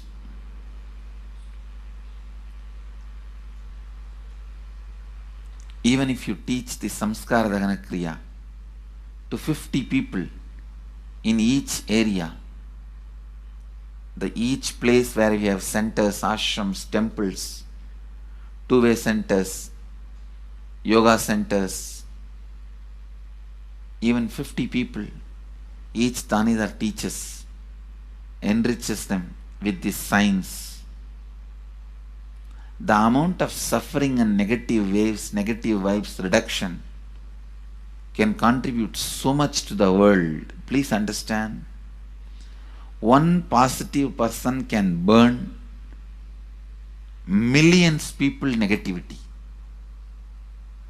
Experientially, with evidence we proved, one positive person has already burnt at least 20 million people's negativity in last 10 years and brought peace. So each one of you, if you stand up as one positive being, one authentic, responsible, enriching being,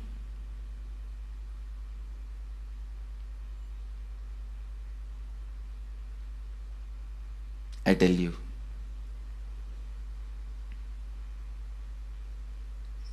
we can do so much to the world. It will be better place than the time we entered.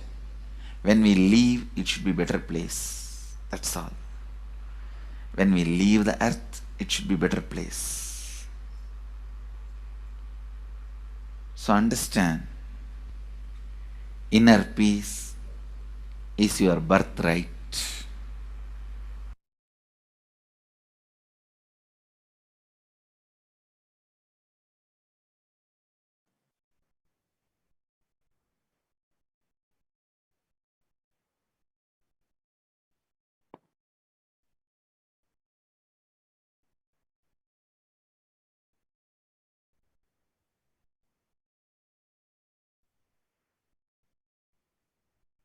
The sovereign order of Kailasa, led by the Supreme Pontiff of Hinduism and Nithyananda order of monks, nuns, and Hindu diaspora, are working for global peace and to give a super consciousness breakthrough. It is the supreme to revive a conscious world where the global issues at the climate, economic, social, health, and humanitarian levels cease to exist for their very root, turning the problems of poverty, hunger, violence, discrimination into powerful living through the experience of oneness.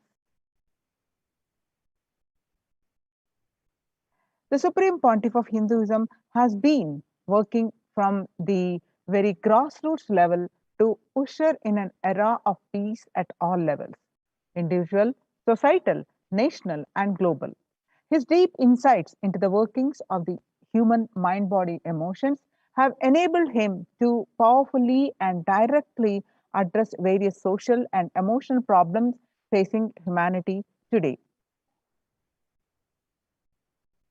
Some of the ways the Supreme Pontiff of Hinduism provides spiritual solutions to combat the pandemic and other issues. Since the beginning of the global lockdown, the amount of contribution and activism the Kailasa has increased multifold through the Paramashivoham online program, bringing super consciousness breakthrough to the whole humanity. Paramashivoham program is an online free program according to the Vedic calendar. Every new moon and full moon, a new season starts. And it's a approximately 15 days and 16 hours a day. And all this program works towards your spiritual conscious breakthrough. By starting the Akhanda Nirvikalpa Samadhi Jnana Yajna and contributing almost 3 million minutes now. Paramashiva Sankalpa chanting, the sacred Sanskrit mantra chanting to heal 24/7 via Zoom sessions. Spiritual healing to one and all 24/7. Healing humanity to cope up with insecurity, fear, disease, and empowering individuals to heal themselves and learn to cope up emotions like depression and tough situations in relationships. Providing alternative solutions to worldly problems through power manifestation. Initiating thousands every day into manifesting the innate human capabilities in the Kailas courtyard sessions, providing healthy solutions like a technique to clear the stomach from the Ayurvedic solutions, which ultimately brings clarity out to the spiritual truths and gives a conscious breakthrough. In the long term, establishing self-sufficient communities. Continuing and intensifying the service of Annadan, the free food to Nithyananda Annalayas around the world, including Tirunamalai and Los Angeles, paving way in the new world order, starting the agriculture-based communities and in Adi Kailas and several other locations. Peacekeepers of Kailasa offering various life solutions from the teachings of the Supreme Pontiff of Hinduism. Hinduism prescribes various methods for global healing. One such is Maheshwara Puja, nullifying collective negativity simply through the presence of the avatar and his order of the monks, offering Maheshwara Puja to the natural calamitous hit victims. Bhava Samadhi Darshan to raise the individual conscious breakthrough. Devi Parashakti Akashik reading, the cosmic revelations.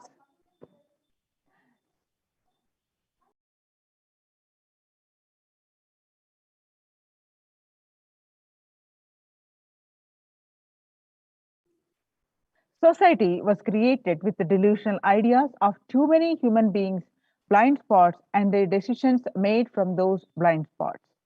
If the visionary of a civilization or country or nation has built blind spots when he develops a vision for it, the whole civilization suffers those blind spots forever.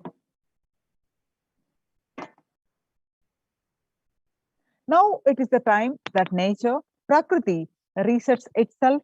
Many of the blind spots based visions, ideas become important components of the society. This pralaya which is happening is melting down everything which is delusion based. The world as we know is gone. Let us celebrate God. This isolation which is seemingly endless with an unknown future which is compelling humanity to make a 100% lifestyle change is something to be deeply dwelled upon. All problems need to be addressed only with a spiritual solution and powerful cognitions. To stop people from having mental breakdown, pandemic fatigue, collapsing, depression, destruction, and also give them super consciousness breakthrough and revive the enlightened civilization, Supreme Pontiff of Hinduism continuously gives spiritual solutions and powerful cognitions. Some of the spiritual solutions and powerful cognition and practicing completion, practicing oneness, practicing ajapa japa of Mahavakya, Om Nithyananda Paramashivoham. Next, consciously building deep feeling connection with the divine, and yoga, puja, vegetarian diet, and nirahara samyama. It's a time we all take responsibility to save humanity, to protect people from the pandemic fatigue and destruction. Let us try to enrich people for every one of these great spiritual solutions. Open this link and start sharing with as many people as possible. tinyurl.com/unclutchinginfo. It is free and open for all. And let us take a few moments now and share with as many people as possible. Let us save the world. Let us give them the experience of unclutching. Nirvikalpa Samadhi Jnana Yajna. The pandemic fatigue, the people from pandemic fatigue, epidemic fatigue, destruction and delusion, the Maya matrix, help people to have a super consciousness breakthrough and sail through this pralaya. People from 50 countries continuously radiate the space of Paramashiva by practicing the unclutching meditation 24 hours a day, 7 days a week, starting from 13th May India time. At any given time, there were 4 to 8 zones actively unclutching around the world. Join this movement at http://kailasa.tv/minutes for peace. Minutes number 4 peace.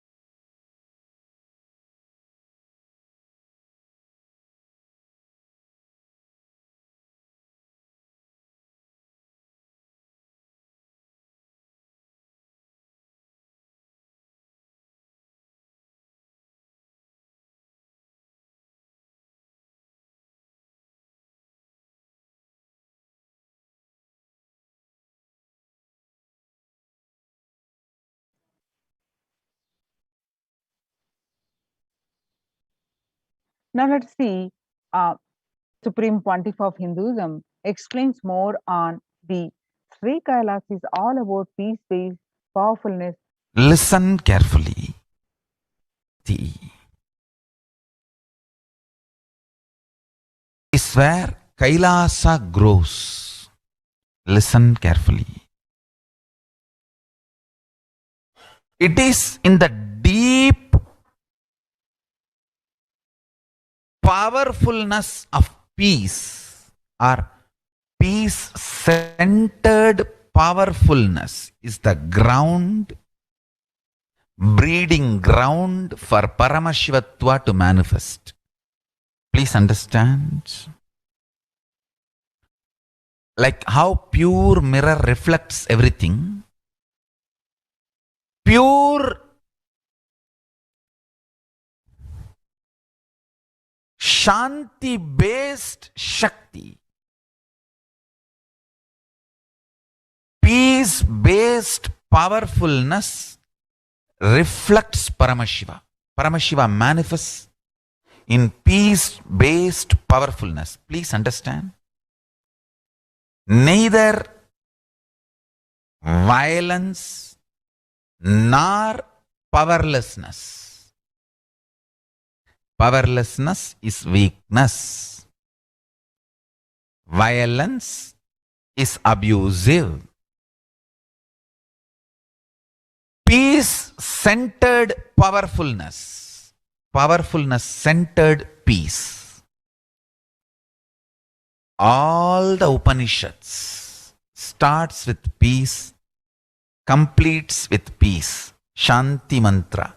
Starts with Shanti mantra, gets completed with Shanti mantra.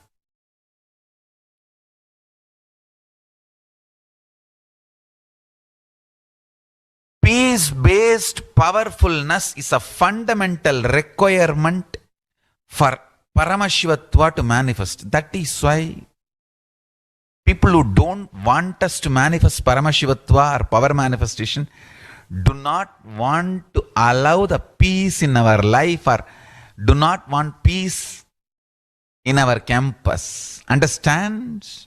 But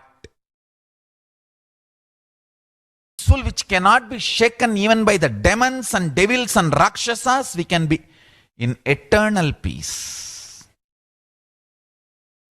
So, remember this very clearly.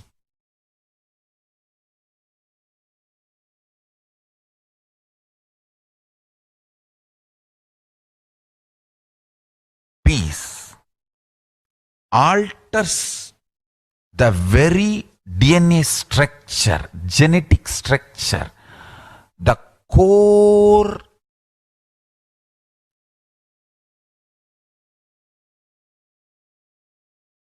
Anu Mahat structure. Understand? Anoraniyan Mahato Mahiyan. The consciousness in you is atom inside the atom, Mahat, more than Mahat. That Anoraniyan Mahato Mahiyan. That consciousness starts growing in you with more and more peace-based powerfulness developing in you. Nothing can be compared to unclutching. Spend more and more time, energy in unclutching. It will never be wasted. Time spent on unclutching is the most productive time for you in your life, because unclutching completely makes you altogether a different material. Understand? It makes your very biomemory, muscle memory, core structure, molecular structure, genetic structure, DNA structure, everything. All the 8 energy flow circuits, 7 energy flows, 1 the pure conscious explosion. So totally 8 energy flow circuits exist in you. All the 8 explodes when you unclutch. Understand? Unclutching is the space of Sri Kailasa.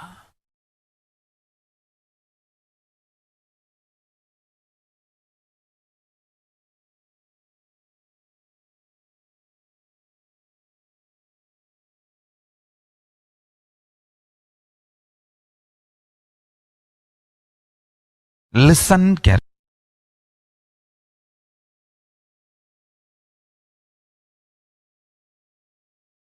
Every chanting, every prayer in Hinduism ends with Shanti, Shanti, Shanti 3 times. Means peace, peace, peace. Hinduism is the real religion. Loving peace, living peace. Individual level, social level, global level. Understand? Hinduism lost all its 56 nations, 200 states, 10,000 kingdoms, samsthanas.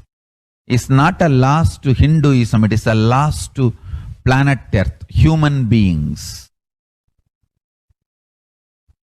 Wherever Hinduism is practiced, kept alive, the ideal of global peace is kept alive. Just do this one simple statistics. You yourself study. Google and study. Take the top 10 religions and list how many people they converted in last 200 years how many people they killed. List for each religion. I can be 200% sure. You yourself will realize Hinduism is the most peace-loving and peace-living religion. Neither conversion nor terrorism. Neither conversion nor terrorism. Being the supreme pontiff of the most peace-loving, peace-living religion, my blessings on this International Peace Day. Understand? It is we Hindus need to keep the global peace as a living possibility, and we need to make this global peace as reality. Just talking about global peace will not work. Working for global peace only is the responsibility of the real living Hindu. Anyone who wants to claim themselves as a Hindu or practicing Hindu should work for global peace. Global peace is our responsibility.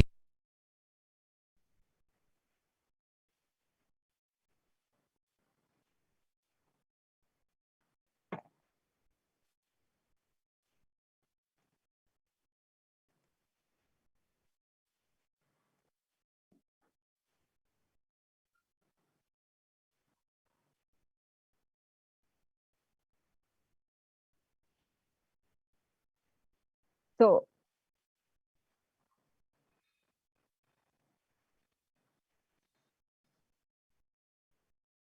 Hinduism prescribes various methods for global healing. One such is Maheshwara Puja. The one which is upcoming is on October 6th. It's also called Mahalaya Amavasya, and nullifying the collective negativity simply through the presence of the avatar and his order of monks, offering Maheshwara Puja to the natural calamities hit victims. Society was created with the delusional ideas of too many human beings, blind spots, and the delusions made from these blind spots. If the visionary of a civilization or country or nation has blind spots when he develops the vision for it, the whole civilization suffers those blind spots forever. Now it's the time that nature, Prakriti, resets itself. Many of the blind spots based visions, ideas become important components of the society. This pralaya which is happening is melting down everything which is delusion based. The world as we know is gone. Let us celebrate God. This isolation which is seemingly endless with an unknown future which is collapsing, compelling humanity to make 100% lifestyle change is something to be deeply dwelled upon. All problems need to be addressed only with spiritual solutions and powerful cognition.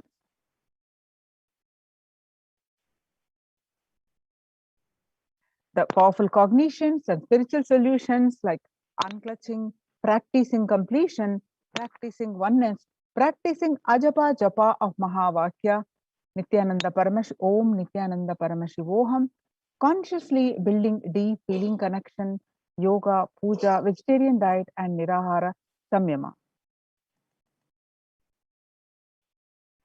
The life solutions based on the tradition, the meditation, and yoga techniques from the scriptures, the cognitions rooted in the highest truth, the lifestyle based on living and radiating the higher values of life, and powerful way of living and realizing one's ultimate potential form the foundation of the Supreme Pontiff of Hinduism's teachings, which by their inherent nature provide the foundation for peace on planet Earth.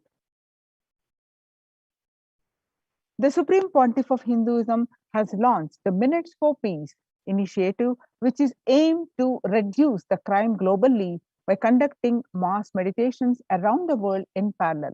In 2014, just after 2 years of launching the program, it crossed over 1 billion minutes of meditation.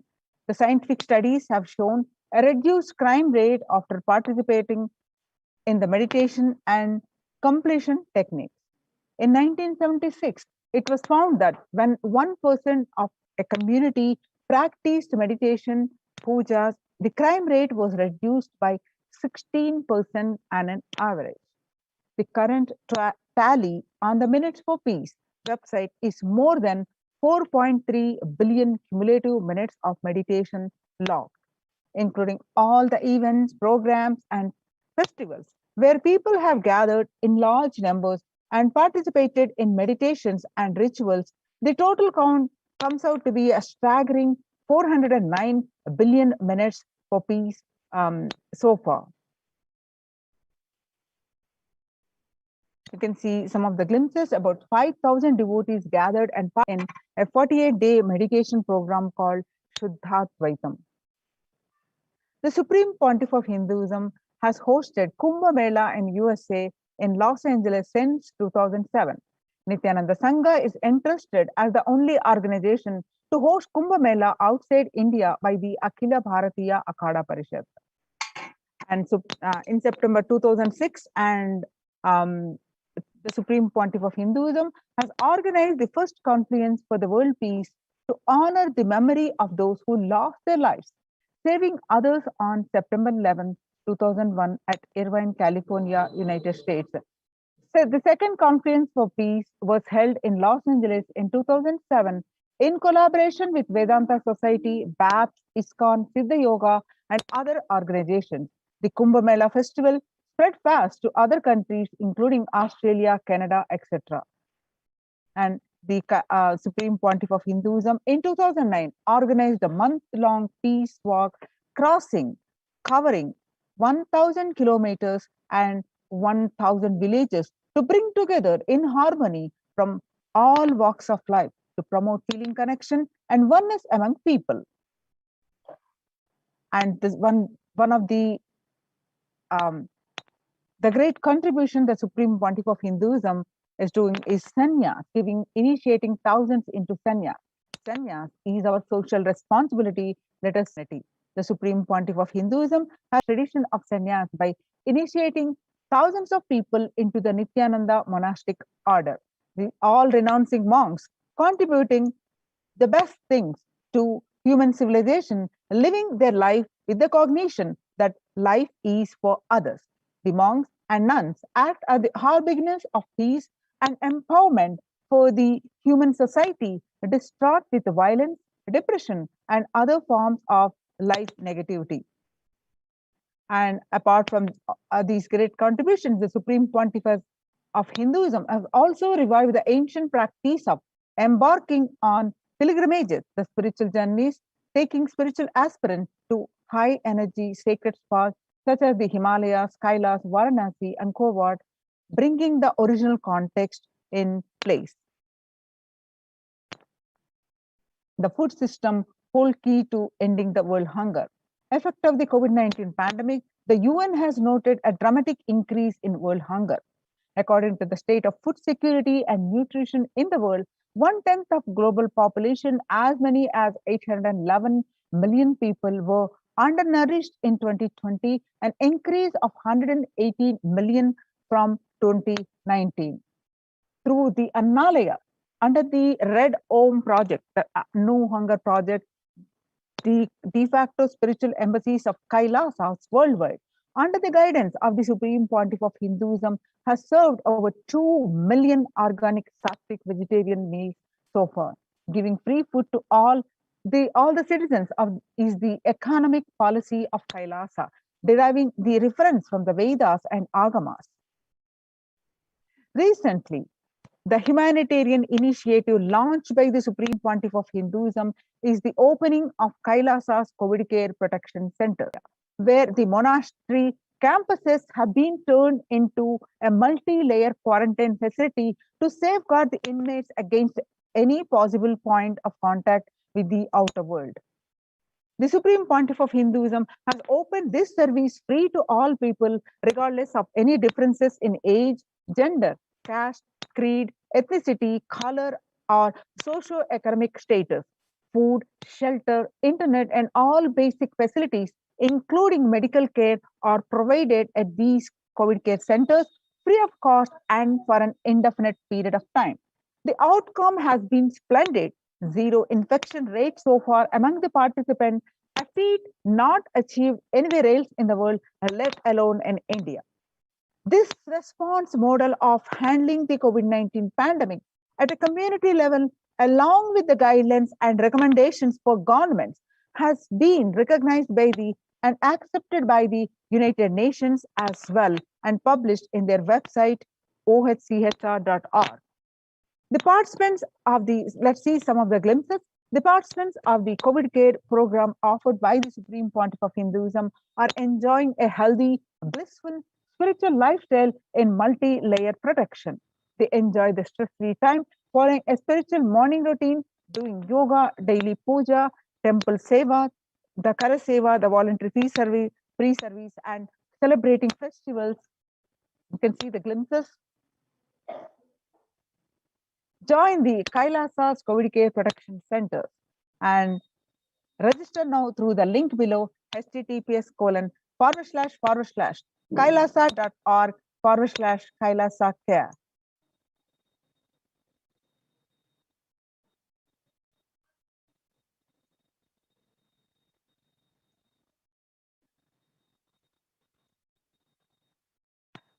Revelations to the world by the Devi Parashakti. On 13th May 2021, Devi revealed that, listen well to my words. For India, I made shift as protection. Nithyananda Navapashana Lingam invite the Sarovar. Go to Adi Kailasa, O Indians, listen. All those regretting losing Nithyananda Nija Avatara without confusion and without talking as just lip service, go to Adi Kailasa. And on various occasions, Devi Parashakti revealed Akashic reading, stressing the importance of taking shelter in one of the COVID care protection center, especially Adi Kailasa. For saving your life, go to Adi Kailasa. Best life is there. Before Corona takes your life away, go to Adi Kailasa and save your life.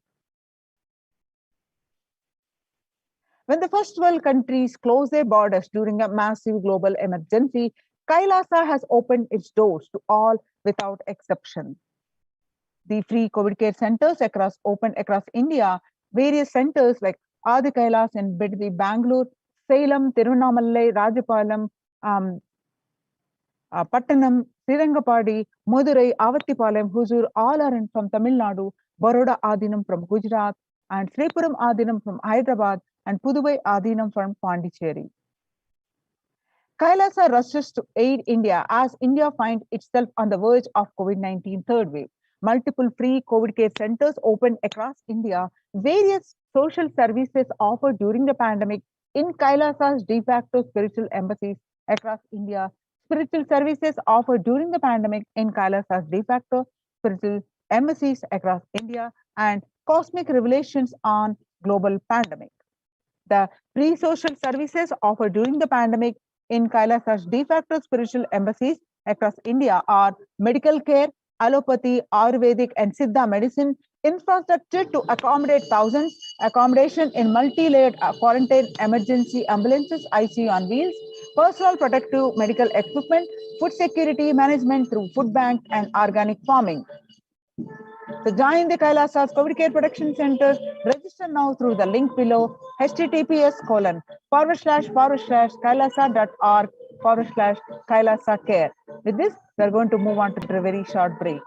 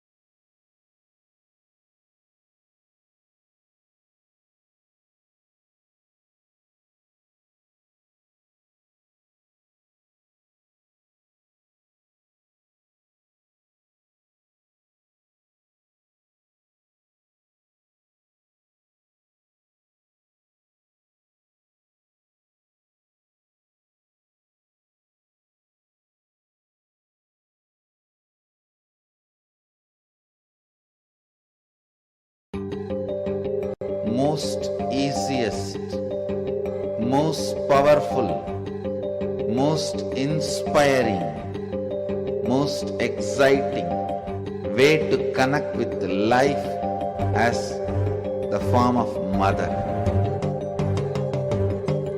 Navaratri is the time to connect with Cosmos as mother. Celebrate Cosmic Mother. This 9 days we worship Mother, worshipping Divine Feminine. யாதுமாகி நின்றாய் காளி ஓம் காளி ஓம் சக்தி ஓம் காளி ஓம் சக்தி ஓம் சக்தி ஓம் சக்தி ஓம் சக்தி.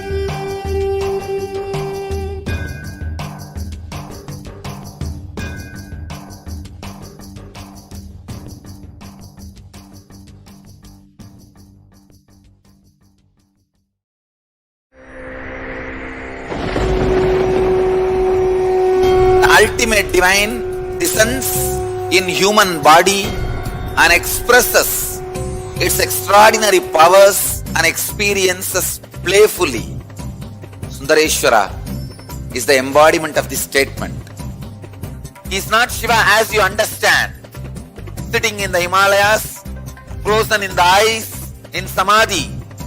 Sundareshwara is an artist with tremendous heart, ready to listen to human sufferings, ready to bend for human emotions. The one and only thing you need to obtain His grace is simple feeling connection. That's all. He bends for anybody, to any level. Even the word compassion is too small. He is still available. Even now, He is there. He assumes human body and relates with you, answers you, responds to you, raises you.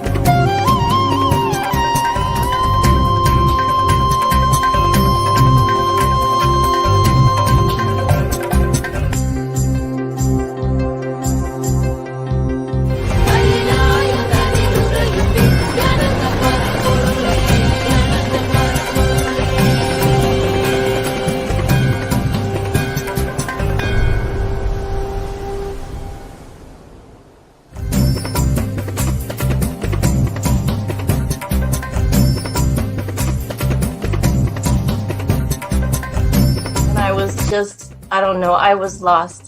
And then he was done speaking, and just tears just started pouring out of my face. I'm just like, ugh, I don't know what just happened. It was just like unbelievable, just unbelievable. I was just, I'm shaking now just remembering it. I don't know what shifts inside you. It's just, I literally felt the strong initiation happening at that time when Swamiji blessed. I don't know, it just puts you in some different world altogether, and suddenly everything seems possible. Everything seems, like that impossibilities in that 1 second, fraction of a second, that impossibility drops from you. And you just, everything seems possible, that you get into that space of possibility. And I think, that is the greatest, dropping the impossibilities is really, and something changes in you, something will change. And the energy that is generated, it really, it's phenomenal.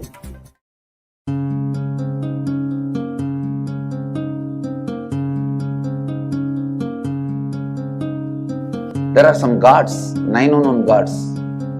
The moment you call, they will be there. Venkateshwara, Balaji. I tell you, people give so much for Venkateshwara because he does the job. He's a 9 unknown god. There's a village folk story where Venkateshwara borrows from Kubera for his marriage and he is still paying the debt. Venkateshwara takes the responsibility of reserve to reserve. This whole story, beautiful story of Venkateshwara is an amazing concept. He is making Yaksha into Lakshmi. He is making the reserve to reserve. It's an amazing truth.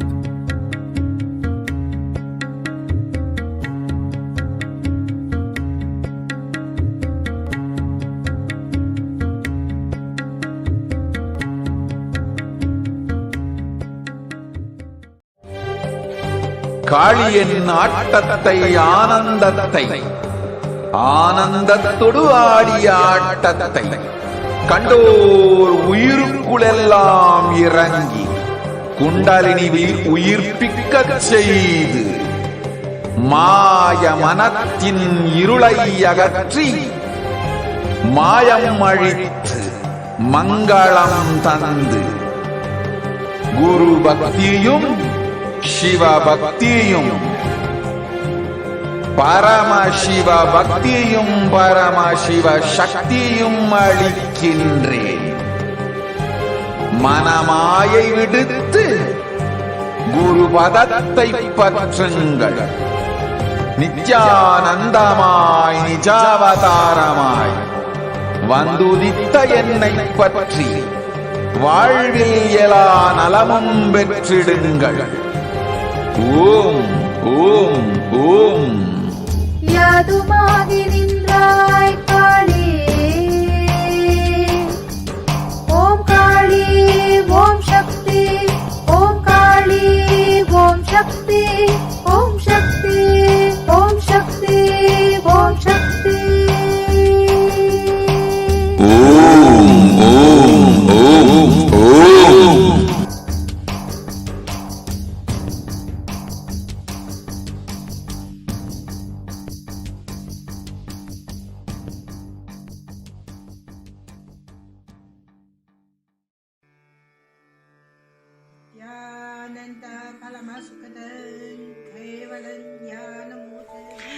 Here is the Australia Kailasa.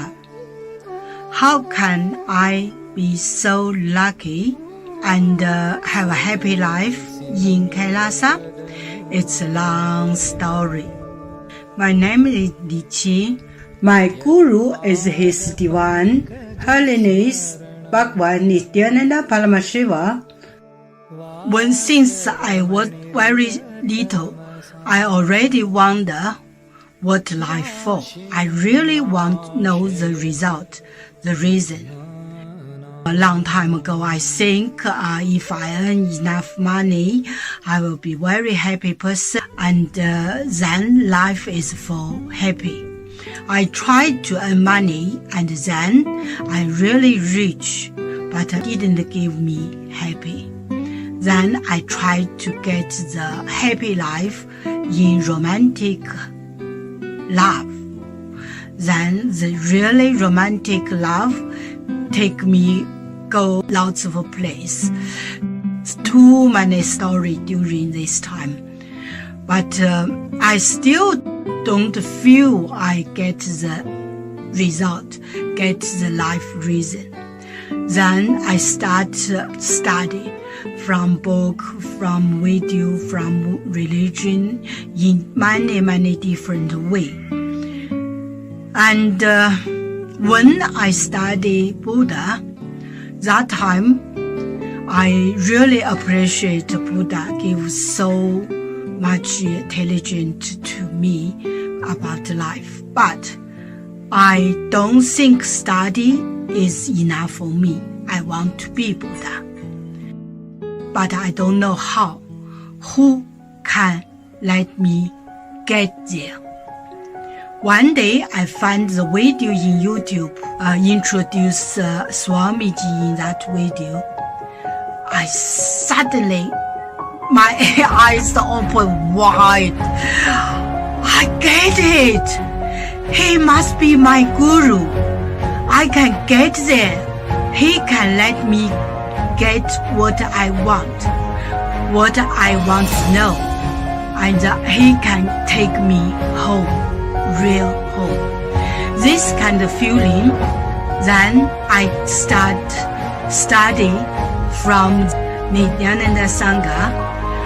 One day, Swamiji Satsang said he need people devote land, home, money to build up Kailasa. Then I discussed with my husband, decide to give the whole farm to Nithyananda. That time, because both of us believe help Swamiji means help whole world. It's a big decision, but we just discussed so short time already. Now, decide. I really appreciate my husband love me so much and believe me, trust Swamiji so much. Soon here will be big temple, Gurukul, Goshena, and library. Introduce this my story to you, just me. Don't give up any chance to be founding father of Kailasa. It's the best thing you can do in your life.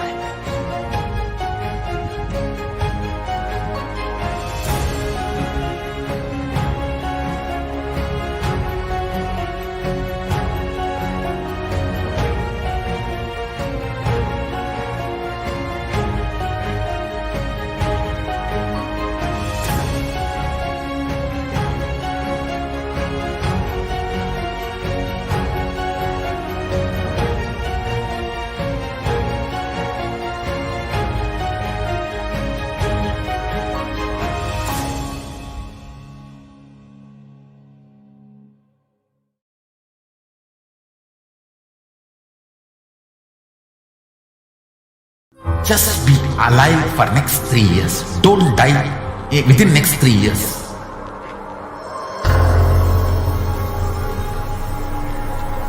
Just don't die within next 3 years. Be alive. Somehow be alive. I'm working sincerely.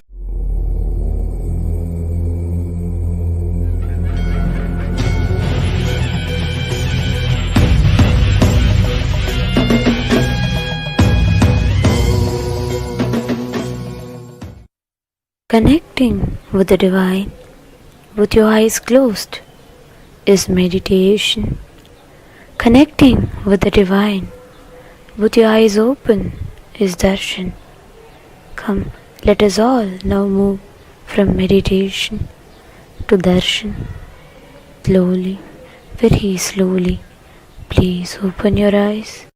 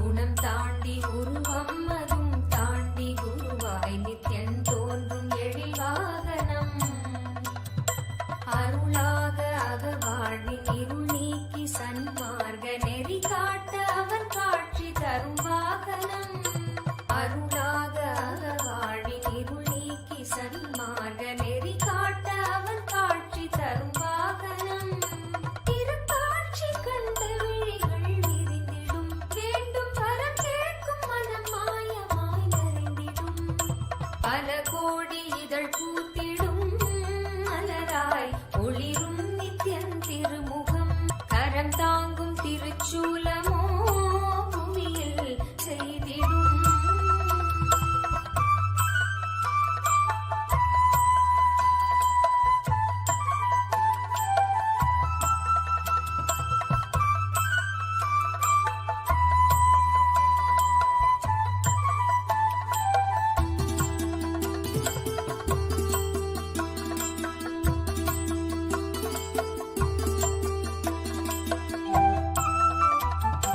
அபயக்கரம் தாங்கி நித்யனும் அமர்ந்ததோ சூரிய பிரபை வாகனம் அபயக்கரம் அமர்ந்ததோ சூரிய பிரபை வாகனம் கருணை கடல் குழந்தை முகம் கொண்டு எழிலாய் புன்னகையோடு புவிக்கே தரும் தரிசனம் கருணை கடல் குழந்தை முகம் கொண்டு எழிலாய் புன்னகையோடு புவிக்கே தரும் தரிசனம் கவி பாட உரை தன்னை உயிர் தேடிடும் தேடியதை கூறினாலும் இதன் எழில் நீரிடும் பல கோடி இதழ் பூத்திடும் மலராய் ஒளிரும் நித்யன் திருமுகம் கரம் தாங்கும் திருச்சூலமோ புவியில் பிடி நீங்க அருள் செய்திடும் மறுகையில் அபயம் திருக்காட்சி உதயம் நித்யானந்தன் தோன்றிடும் இது ஸ்வர்ண சூரிய பிரபை வாகனம்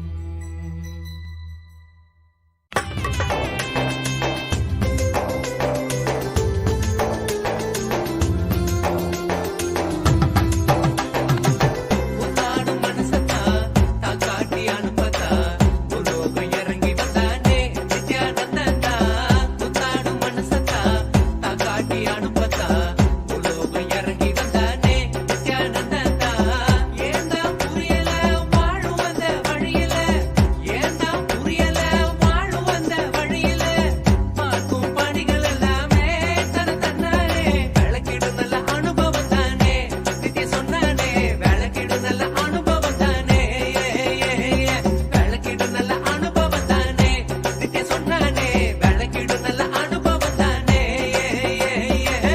உன்னாடும் மனசத்தா தான் காட்டி அனுப்பத்தா உலோகம் இறங்கி வந்தானே நித்யானந்தா உன்னாடும் மனசத்தா தான் காட்டி அனுப்பத்தா உலோகம் இறங்கி வந்தானே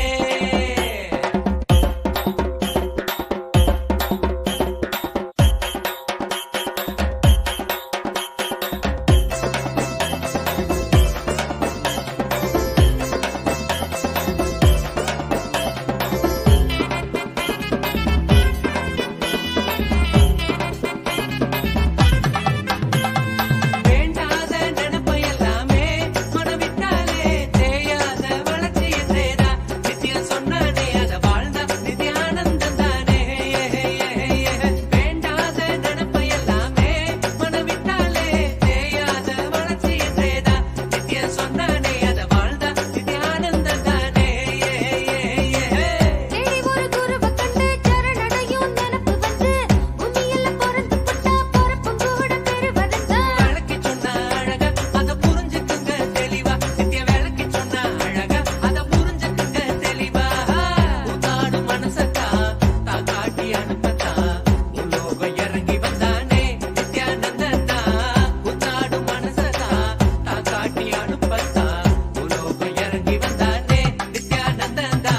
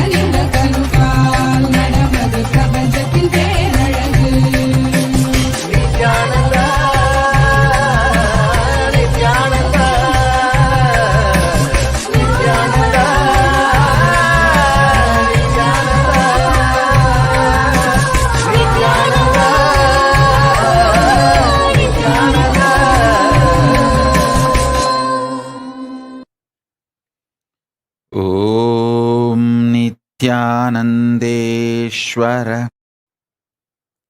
परमशिवसमारम्भाम् नित्यानन्देश्वरि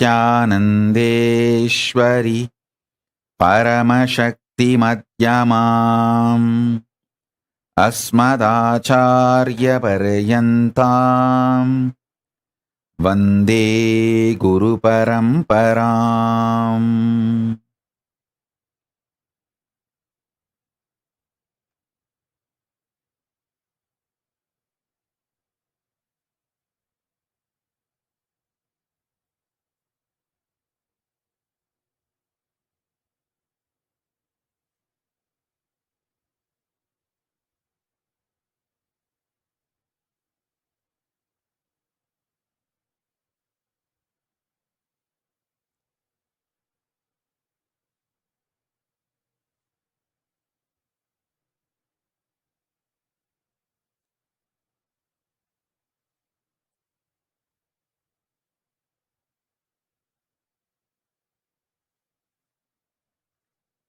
I welcome you all with my love and respect.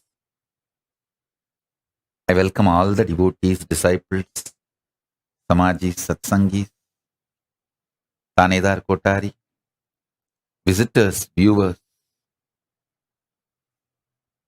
Sarvanyapita Yajamans, Kartas, Sarvabharityagis, Tanedar Kotari, visitors, Mantreshwara, Vidyeshwara, Ganeshwara, Lokeshwara, Astreshwara, ambassadors, diplomats, e-diplomats, I welcome all of you with my love and blessings.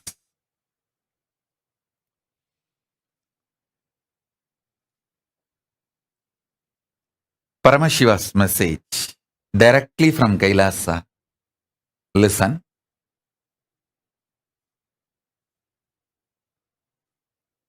புலன்னமக்கு புலப்படாத பொழுதும்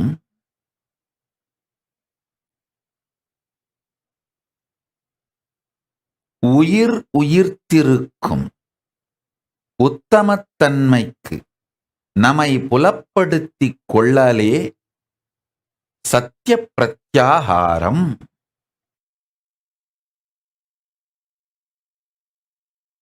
I'll repeat, listen. புலனெல்லாம் நமக்கு அடங்கி புலப்படாது போகுங்காலத்தும் உயிர்ப்பை உயிர்ப்பிக்கும் உற்சாக சத்தியத்தை உணர்த்தும் விதமாய் வாழ்க்கையை உயர்த்திக் கொள்ளல் சத்திய பிரத்யாகாரம். I'll translate. Listen. There will be a time in your life where your senses will not be active. Now itself, declaring your conscious sovereignty over your senses, and even when they are not active, when they are not alive, when they are not excited, when they are not functioning, you remaining alive, active, powerful is pratyahara. That is the achievement your body need to do to manifest conscious sovereignty. This teaching I directly received from Arunagiri Yogeshwara, Paramashiva himself. Understand? He taught me with a beautiful example. He said, how people die in the old age. He explained how one by one, the senses stop functioning. Like eyes slowly become dim. The skin loses its capacity to experience sex, then to experience even sensuality.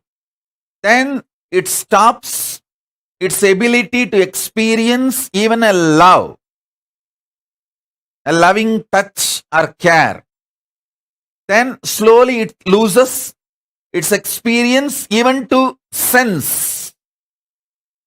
Then tongue, how it loses its ability to taste and its ability to verbalize what goes on inside you.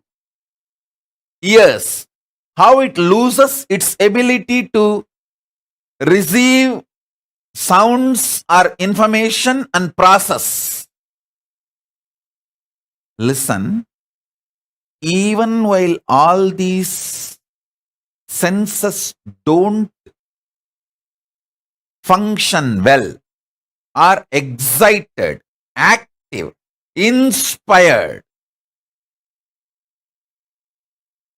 to be alive, if you are alive, that is what is power of conscious sovereignty, preparing your body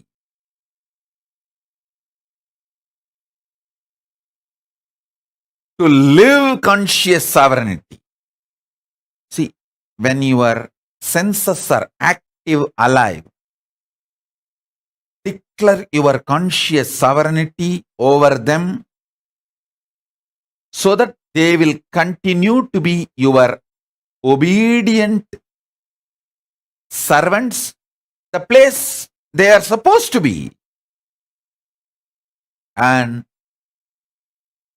they will not fail you even when they are slowly settling down. This is the right science of pratyahara. I'll give you simple tips. Start with, see, all of you are addicted to some habits, some things. Some people will be addicted to coffee. At particular time, they have to take coffee, only then they will be active in the office. If you are addicted to coffee, just one day try the time you are supposed to take coffee, use Mahavagya inside you to create the energy, excitement, inspiration you need, which you get only from coffee. One day, coffee, just through Mahavagya, try to have. If you are choosing to be my disciple, it means if you are choosing to connect with the introduction I am giving about me, then the best Mahavagya for you is Om Nithyananda Paramashivoham, because it directly connects you with the living manifestation, like live spiritual umbilical cord. If you are not that connected to me, and you are like a visitor or a viewer, suddenly my satsang appeared in the Facebook, and you feel like, okay, let's see what is he doing, what is he trying to tell. He's wearing so much gold. Come on, let me see what he's trying to convey. For some reason, if you are watching the satsang, but not disciple, then use Om or Aham Brahmasmi, Tattvamasi, Shivoham, any one Mahavagya which you feel connected. Try to replace Mahavagya instead of coffee. Same way, if you are addicted to your gadget, you can't be without your gadget, that nudge, nudge, nudge, nudge, nudge, then just one day keep it away and try to sit with Mahavagya. Just one day. I tell you,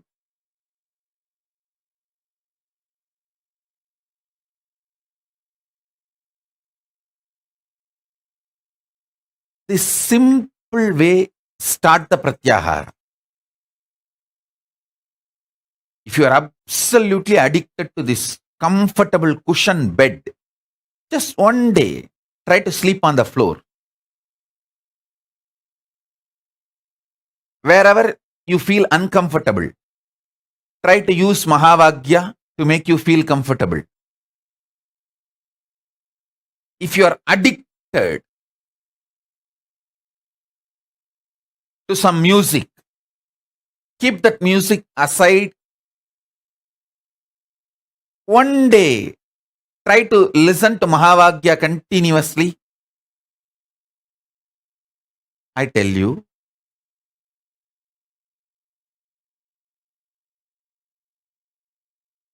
just replacing few of your addictions with Mahavagya and feeling the freedom will give you tremendous strength and power. You will be able to replace even your food with Mahavagya. I did it. Practically last 3 years I am doing it. You can see how healthily I lost 30 kg. Very healthy way of losing 30 kg. When you replace your food with Mahavagya. Let me very clearly spell it out. Using Mahavagya in your stomach and not putting any external food into it, or reducing the quantity drastically, 90%. When that kind of pratyahara starts happening in you,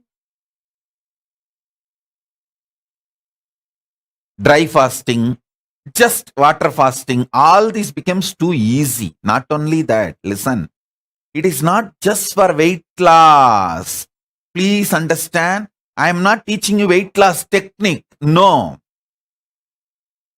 You make your whole body deeply purify itself to the core biomemory level. I tell you, when you get out of the addictions like a coffee, tea, you get out of actually the addictions like continuous irritation. You see, continuous irritation is kind of a drug. You feel compelled only if you have the drug, you can work. No, not required. Not at all required. You don't need a continuous irritation as a drug for you to function. Understand very clearly. So when you break one addiction, you break multiple addictions.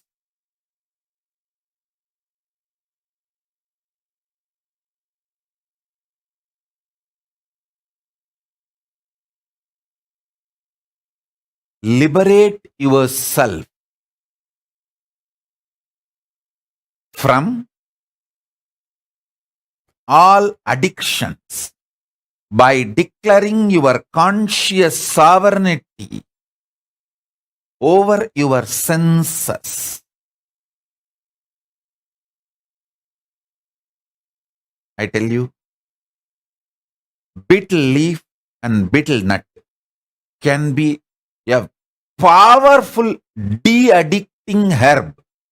People try to tell, oh, betel leaf and betel nut is addictive. No. cigarette is addictive. Alcohol is addictive because they destroy your health. Betel leaf and betel nut never destroys your health.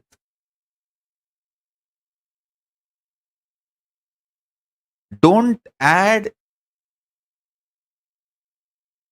any items like lahiri or the other drug type of items. No. Simple betel leaf, betel nut is highly healthy. It is actually de-addicting substance.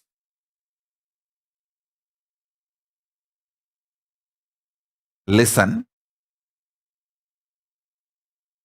Food should be nourishing, tasty, making you healthy. Nourishing means you should feel fresh after eating. Tasty. You should feel very pleasant while you are eating and after eating. Healthy. It should keep you healthy. Listen. These are the definitions of Ayurveda. Don't eat which is not nourishing after eating. If you feel tired, giddy, don't eat that food. Same way, don't eat which is not tasty. Because you will not continue the diet if it is not tasty. It should be nourishing, tasty. It should keep you healthy for a long time. Long-term healthy. Betel leaf, betel nut and all will fall in this category. Nourishing, tasty, keeps you long time healthy. Listen.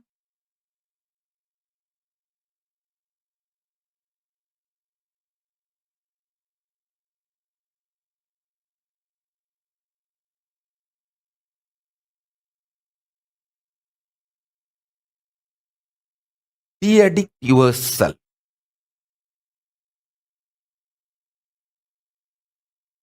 From all the sense-based addictions.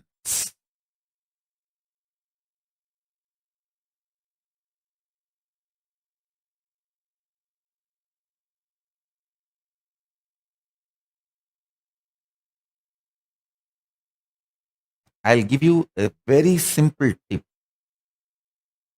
Drumstick juice and Tooduvalai juice. These two will make men, women both very strong physically. You will get out of porn addiction. Understand? Men, women, both. Whoever has pornography addiction, take these two juices.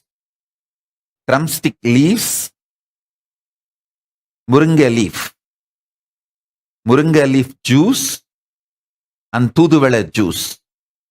These two makes you highly potent and highly strong. Understand? Don't try to understand. Don't try to be brainwashed by the modern introduction ideas about sex. Listen. Almost all of you in the modern world, you got the introduction about sex from pornography industry, pornography and soft pornography industry. They introduce about sex to you only to make you as their customer, not for you to have a healthy sex life. Hinduism is interested in your healthy sex life. Neither it addicts you using sex, nor it gives you wrong introduction about sex. It gives you enlightening ideas about sex.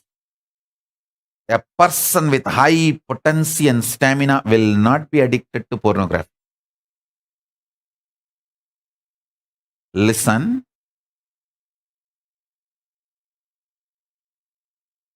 These two, Muringe leaf juice, Toothuvela juice, can absolutely de-addict you from all porn addictions.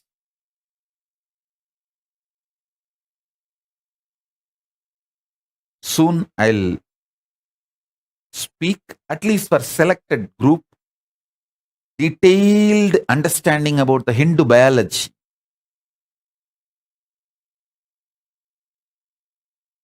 Those revelations need to be told to the world because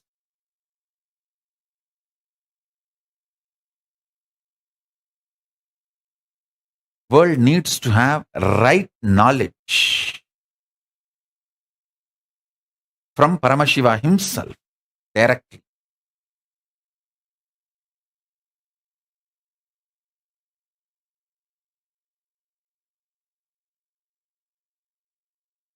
In every level,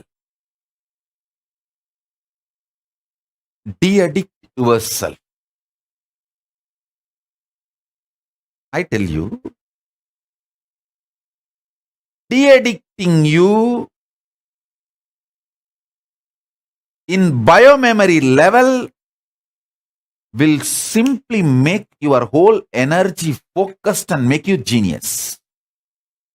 To become genius, you don't need to do anything special. Just if you de-addict from all the addictions, your whole energy will be so focused, alive, awakened. You will simply become genius.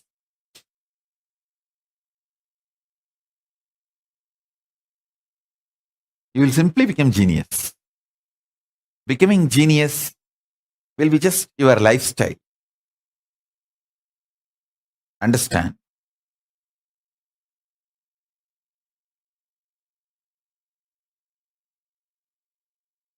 I'll give you now one simple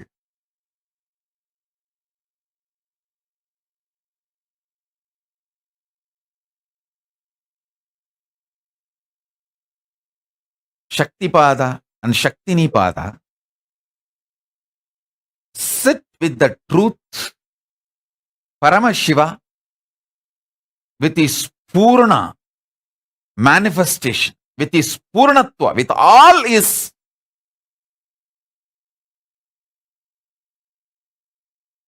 auspicious, with all his manifestations. He is sitting inside you and celebrating himself, enjoying himself. Listen. Listen carefully. Listen. Listen carefully.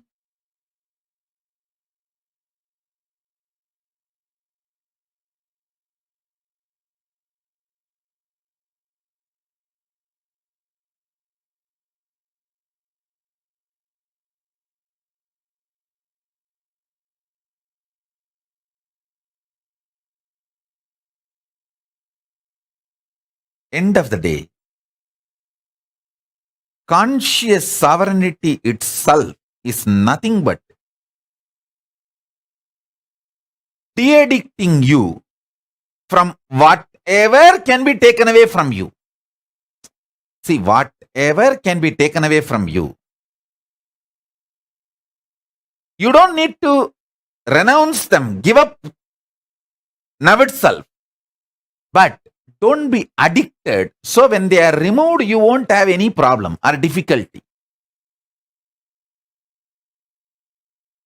Listen.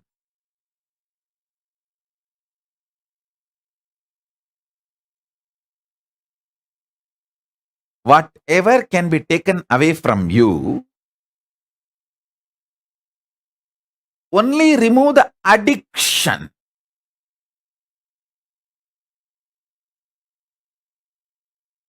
Best Shaktipada for this I should say one of the ultimate Shaktipada I can give you is sit with the truth, reality, Paramashiva manifesting with all his glory, completion, powers, Purnatva, in his complete form, Purna, celebrating himself. Sit with this. Let this continue to be the source of energy, excitement, bliss, your very identity.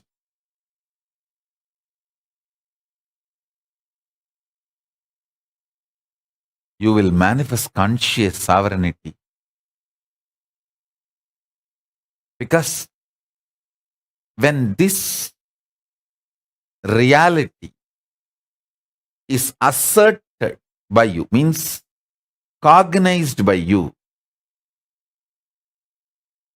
everything else drops automatically. They lose its power over you. Anything which binds you loses its power over you.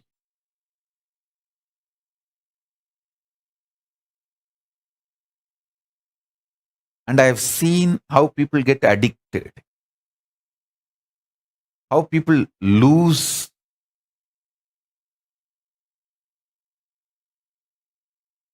themselves, how people get disturbed from their existence, how people rise or fall.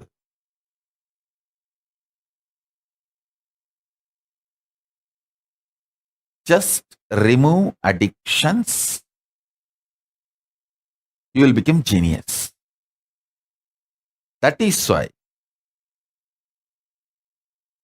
our Gurukul education insists on not getting addicted to anything. Actually, the real education you need to have is not getting addicted to anything, keeping your consciousness alive, vibrant. You just need only completion signs when you grow up, not any information or facts.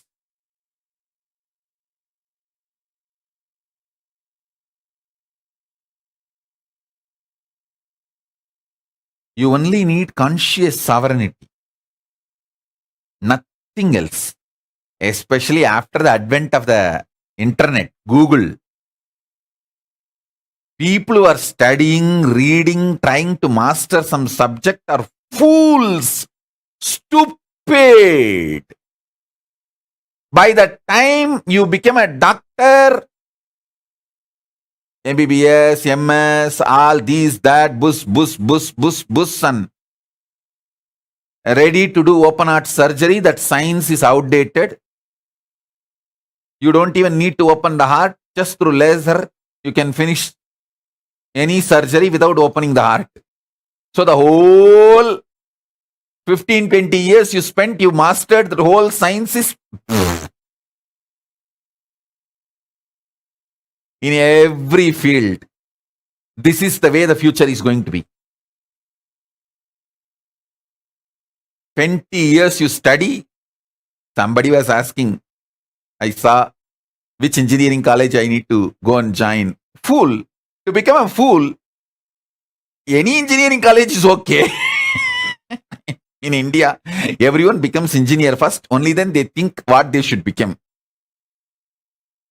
And India has more number of engineering colleges and engineers than the rats and cats. Go and join anyone, which is all now empty after all. And many colleges are paying you to come and study engineering. You study for 20 years and learn, master the science of making roads. Suddenly the cars which can fly 20-30 feet high is invented. Over. The whole idea of the roads will become useless in next few years. And you will put your to learn how to make roads. I'll actually prove to you guys how I will make my Balasans as best doctors and powerful surgeons.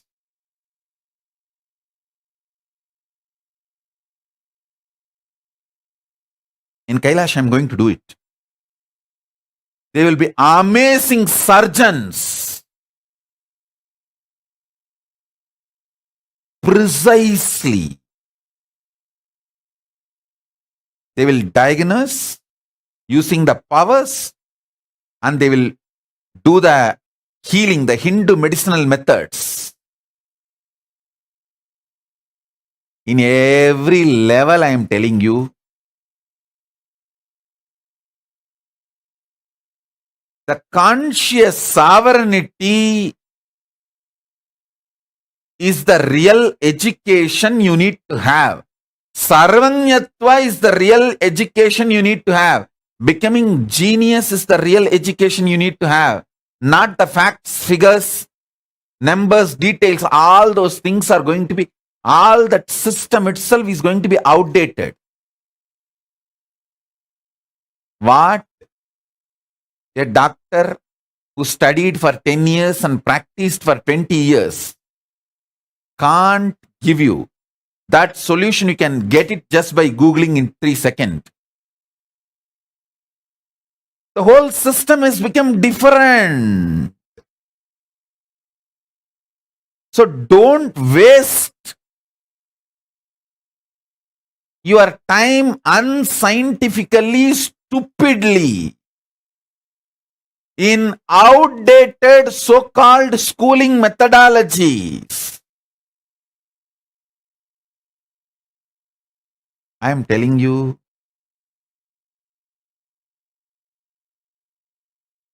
I'll give you one example.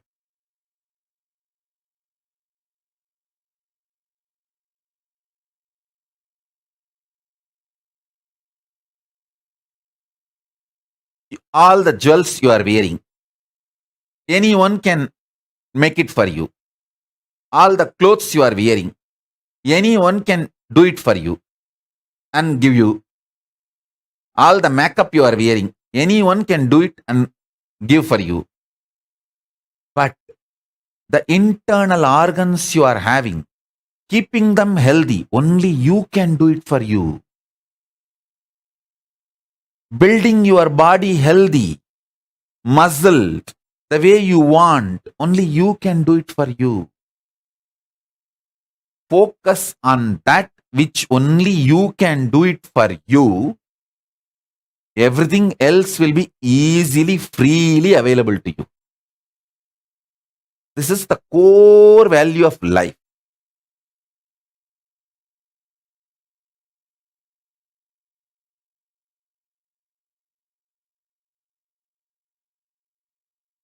Listen, core value of life.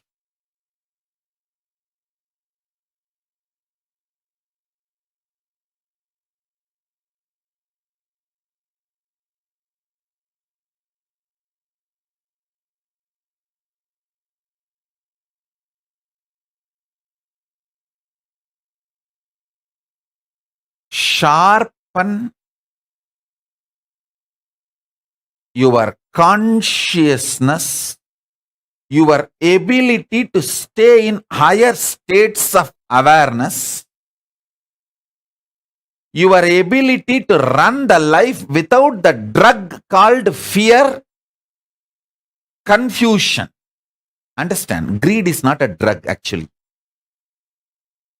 I'm not saying greed is right, but at least greed is not a damaging life negative drug. Fear and confusion is the life negative drug. Stop taking the fear and confusion, which is life negative drugs, to run your day-to-day life. Understand? Don't come and tell me, no, Swamiji, I want to get out of the fear, but I am not able to get out of the fear. That is an absolute cunning lie. That's absolute cunning lie.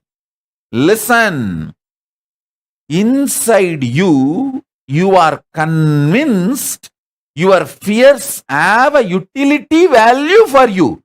Because of your fears, many times you saved yourself from many problems, and only with your fears you can run your life and you can be alive, active. All these wrong convictions have gone into your system. You convinced yourself wrongly that fear is needed or a part for you to run your day-to-day life. No, it's a lie. It's a lie. It's a lie.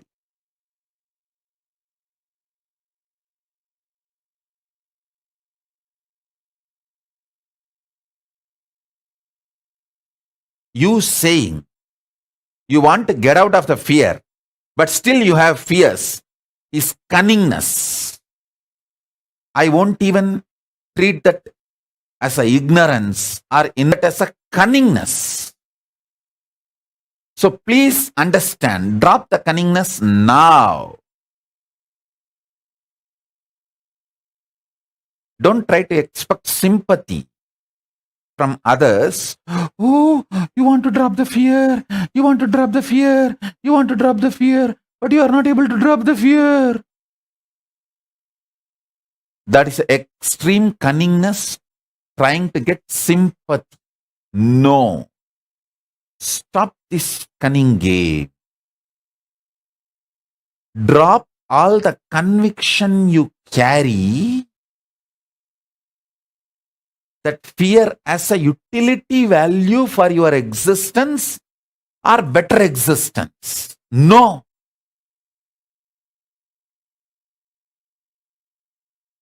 At least greed, I will approach with a little tolerating, okay. May not be accepting. I won't accept greed, but tolerate. But the fear and confusion has no right to exist in you. Both of them are life negative drugs. That is worst addiction.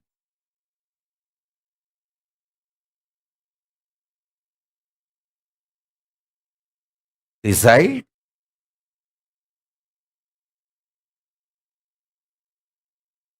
to declare your conscious sovereignty. Allow the Guru to work on your mechanism. I don't work on your mind.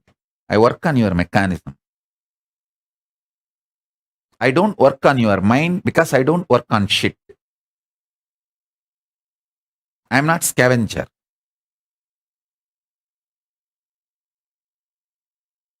I work on real things on which I need to work to bring permanent transformation and conscious sovereignty in you.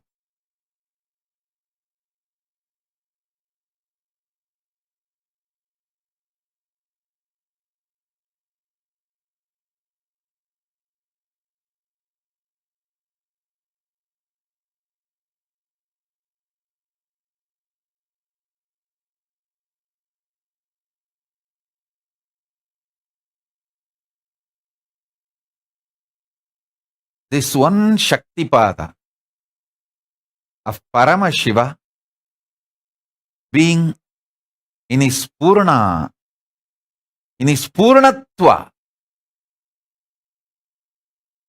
complete manifestation, Purna, ultimate, and celebrating his own existence. Use this Shaktipada and Shaktinipada in you with Mahavagya. you can de-addict yourself from everything. This can de-addict you completely. राजाधिराजाय प्रशक्यशालिने नमो वयं वै श्रवणाय कुर्महे श्यामे कामाय मह्यपुष्पामेश्वरो वै श्रवणो ददातु कुबेराय वैष्णवाय महाराजाय नमः சலடி போற்றி சிவன் சேவடி போற்றி நேயத்தே நின்றடி மலனடி போற்றி மாயப்பிறப்பருக்கும் மன்னனடி போற்றி சீரார் பெருந்துரையிடம் தேவனடி போற்றி ஆராத இன்பம் அருளும் மலை போற்றி ஈசனே சிந்தை கவலம் நேசனே நீ வருவாய் பூவோடு கனிகளை கொண்டு உன்னை பூஜித்தோ அருள் தருவாய் கலி என்னும் கடலினில் மூழ்கிட்டேயும் இனி கரம் வந்து காத்திட்டு கருணை பொய்கையில் அலர்ந்திட்ட அளவற்கும் போல உன் திருவடியில் வாழ்ந்திட வாராய் அருணாச்சலனே நீ வாராய் அகண்ட ஜோதியனே வாராய் அல்லல் நீக்கிடவே வாராய் அகிலம் போற்றுகின்ற ஈசனே சிந்தை கவர்ந்த நேசனே நீ வருவாய் பூவோடு கனிகளை கொண்டு பூஜித்தோம் அருள் தருவாய்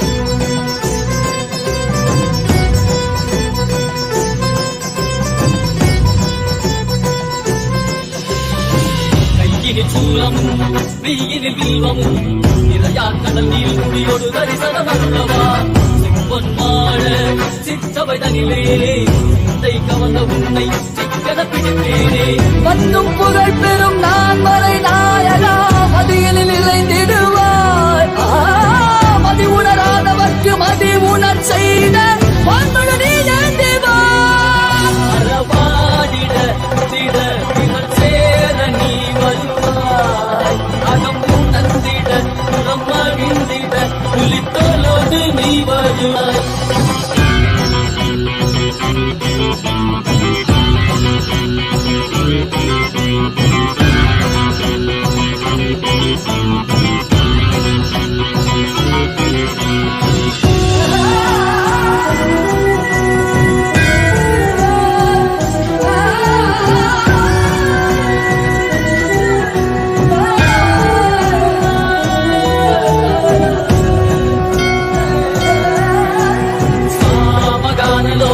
विमुक्ति कारणे नादिकेश दिव्य ब्रह्म रूपने मीनाक्षि शक्ति सहित सुंदरेशने अन्नामलै उदित नित्यानंदने चित्त अचित्त मुन्नाले इयक्कुम मुन्नाले उन्दन कन्नाले सिगैयिल अणित्तिट्ट मदियाले मदिயின் ஒளியாலே தெளிந்திடும் வழியாலே ஜீவன் முக்தி பெற விழைந்தோமே திருப்படியை தொழுதோமே ஒளியாகினாய் ஒளியாகினாய் காண பதிலுமாகினாய் ஒளியாகினாய் உலகமாகினாய் அதுமாகி அருள்படை தரும் கர்மவினைகள் தீர்க்கும் காசிநாதனே எங்கள் கர்மம் போக்கி எம்மையாளும் நேசனே ஏகாந்தமாக ஏக பாதம் தூக்கியே மதியாரை காக்க வேண்டும் நித்யானந்தனே சிந்தை கவர வந்தனே சனே நீ வருவாய் நயே கதியன சரணதையோ நயே காத்திரவா அருணாச்சலனே நீ வாராய்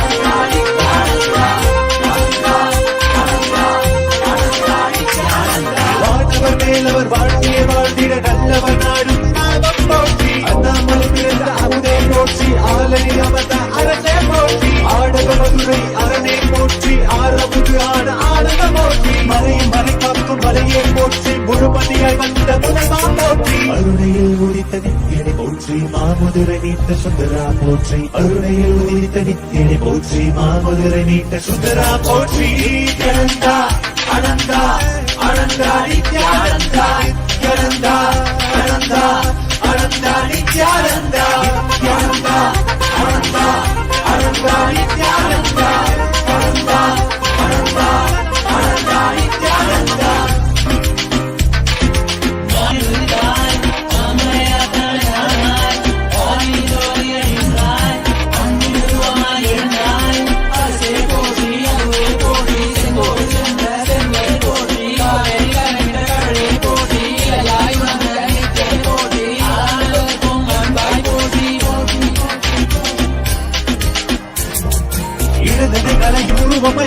ஐயா போற்றி நாதமனாட்சி கீதமவானிலோற்றி நினைத்தால் நெஞ்சில் நிறைவாய் நினைத்தால் நெஞ்சில் நிறைவாய் நஞ்சிய முதாய் நயந்தாய் போற்றி கனவிலும் அன்பற்கு ஆனாய் போற்றி கலியுகம் காத்த காலமே போற்றி உணர்வில் ஒன்றான உயிரே போற்றி உயிர் தாண்டி வந்த துணையே போற்றி அருமையில் எளிய அழகே போற்றி கோடியில் என கொண்ட நித்தியனை போற்றி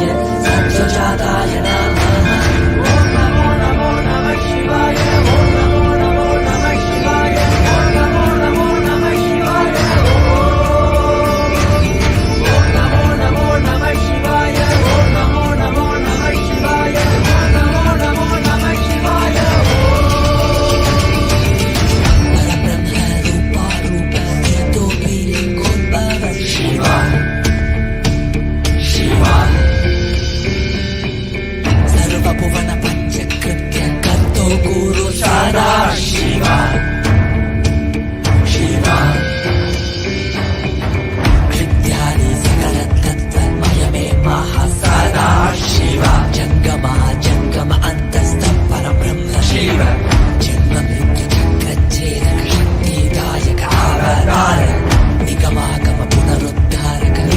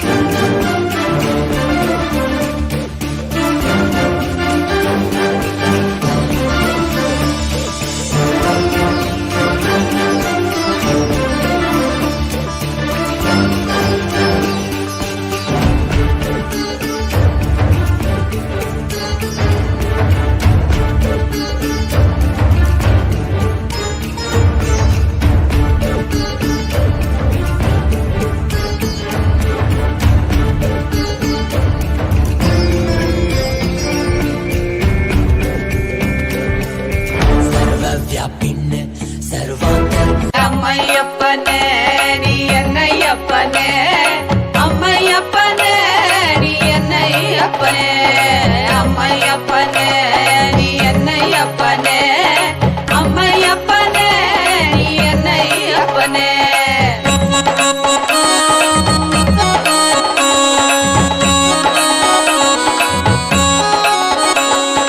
மக்களுக்காக மறுபடியும் நீ அவதரித்தனே மக்களுக்காக மறுபடியும் தரித்தனே அம்மையப்பனே நீ என்னை அப்பனே அம்மையப்பனே நீ என்னை அப்பனே அம்மையப்பனே நீ என்னை அப்பனே அம்மையப்பனே நீ என்னை அப்பனே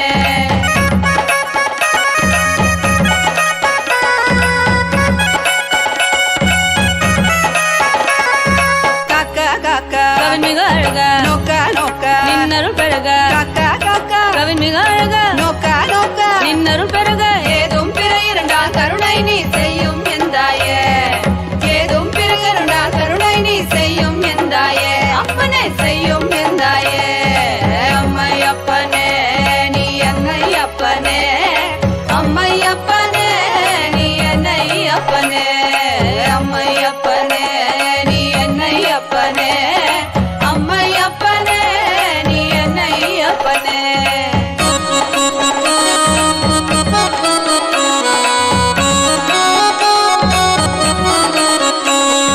மக்களுக்காக மறுபடியும் நீ அவதரித்தானே மக்களுக்காக மறுபடியும் நீ அவதரித்தானே என்னை அம்மையப்பனே அம்மையப்பனே நீ என்னை அப்பனே அம்மையப்பனே நீ என்னை அப்பனே அம்மையப்பனே நீ என்னை அப்பனே அம்மையப்பனே நீ என்னை அப்பனே அம்மையப்பனே நீ என்னை அப்பனே அம்மையப்பனே நீ என்னை அப்பனே நீ என்னை அப்பனே அம்மையப்பனே நீ என்னை அப்பனே மாமலகே மணியே மாணிக்கமே மரகதமே வைரமே பொன்னே புகழ் சேர் பொன்மலகே சோதி வடிவான ரூபனே என் குருநாதா என் குருநாதா என் குருநாதா அஞ்ஞான கடல் நீங்கி கணக்கு ஆத்ம ஞானம் அளிப்பாய் குருநாதா நித்யானந்தா ஆத்ம ஞானம் அளிப்பாய் நித்யானந்தா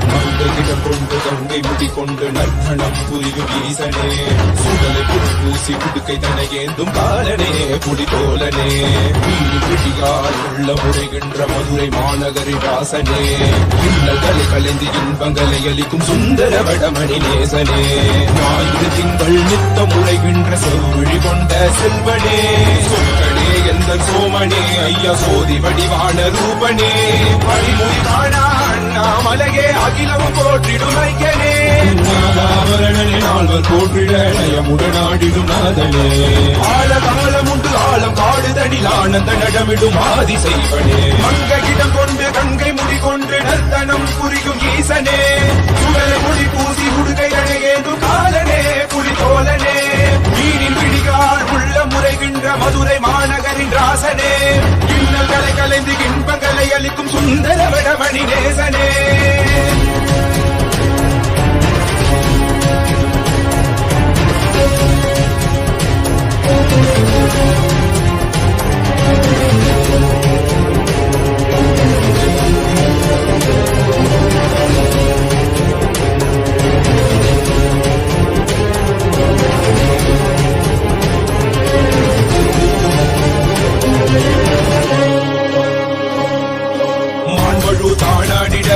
மங்கையவளிடம் கொண்டு நீயாடி பாடியாக்கு இருவினைகள் தீர்த்தருளவே நித்யனே இடபத்தின் மேலேறிவார் என்றென்றும் ஈசனை தானாடிட புவிதனில் சுந்தரனை நீயாடிவார் முன்னில் விச விசும்பு தந்தருளவே தேசனே மலனே நீயாடிவா இமையோர்கள் இன்னலை கலந்திடும் தேவா தேவாதி தேவா சதா சிவா பாபா குருவாக வந்து திருவருள் புரிவாய் நித்யானந்தனே முக்தி தரவாவா பிறவியில் உரைகின்ற பிரமணே நீயாடிவா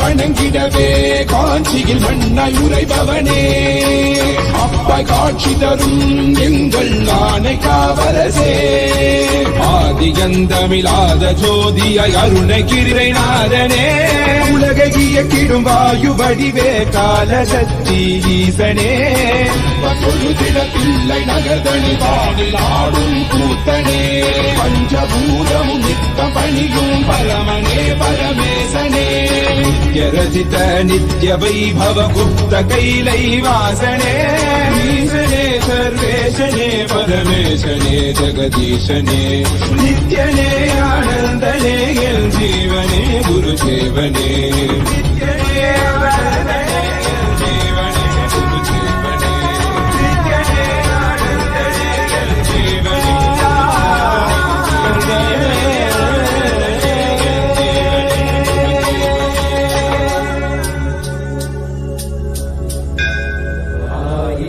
சிரசினை கொண்டு அருந்தரும் சிவனே போற்றி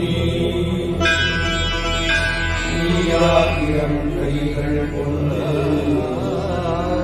அழைக்கின்ற தூயவா போற்றி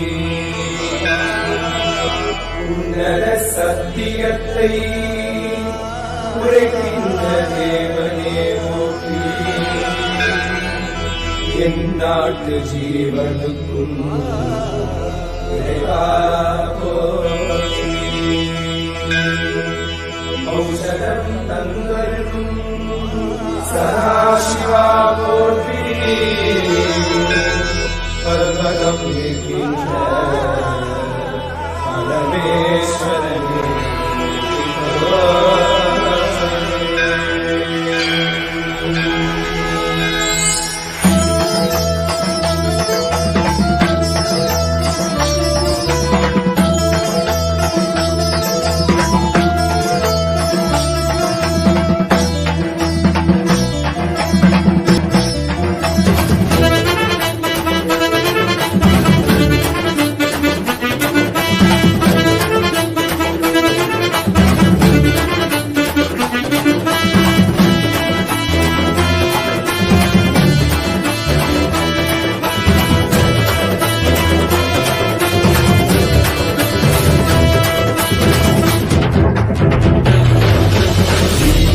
Nityananda Satya Nityarupa Nityananda Satya Nityarupa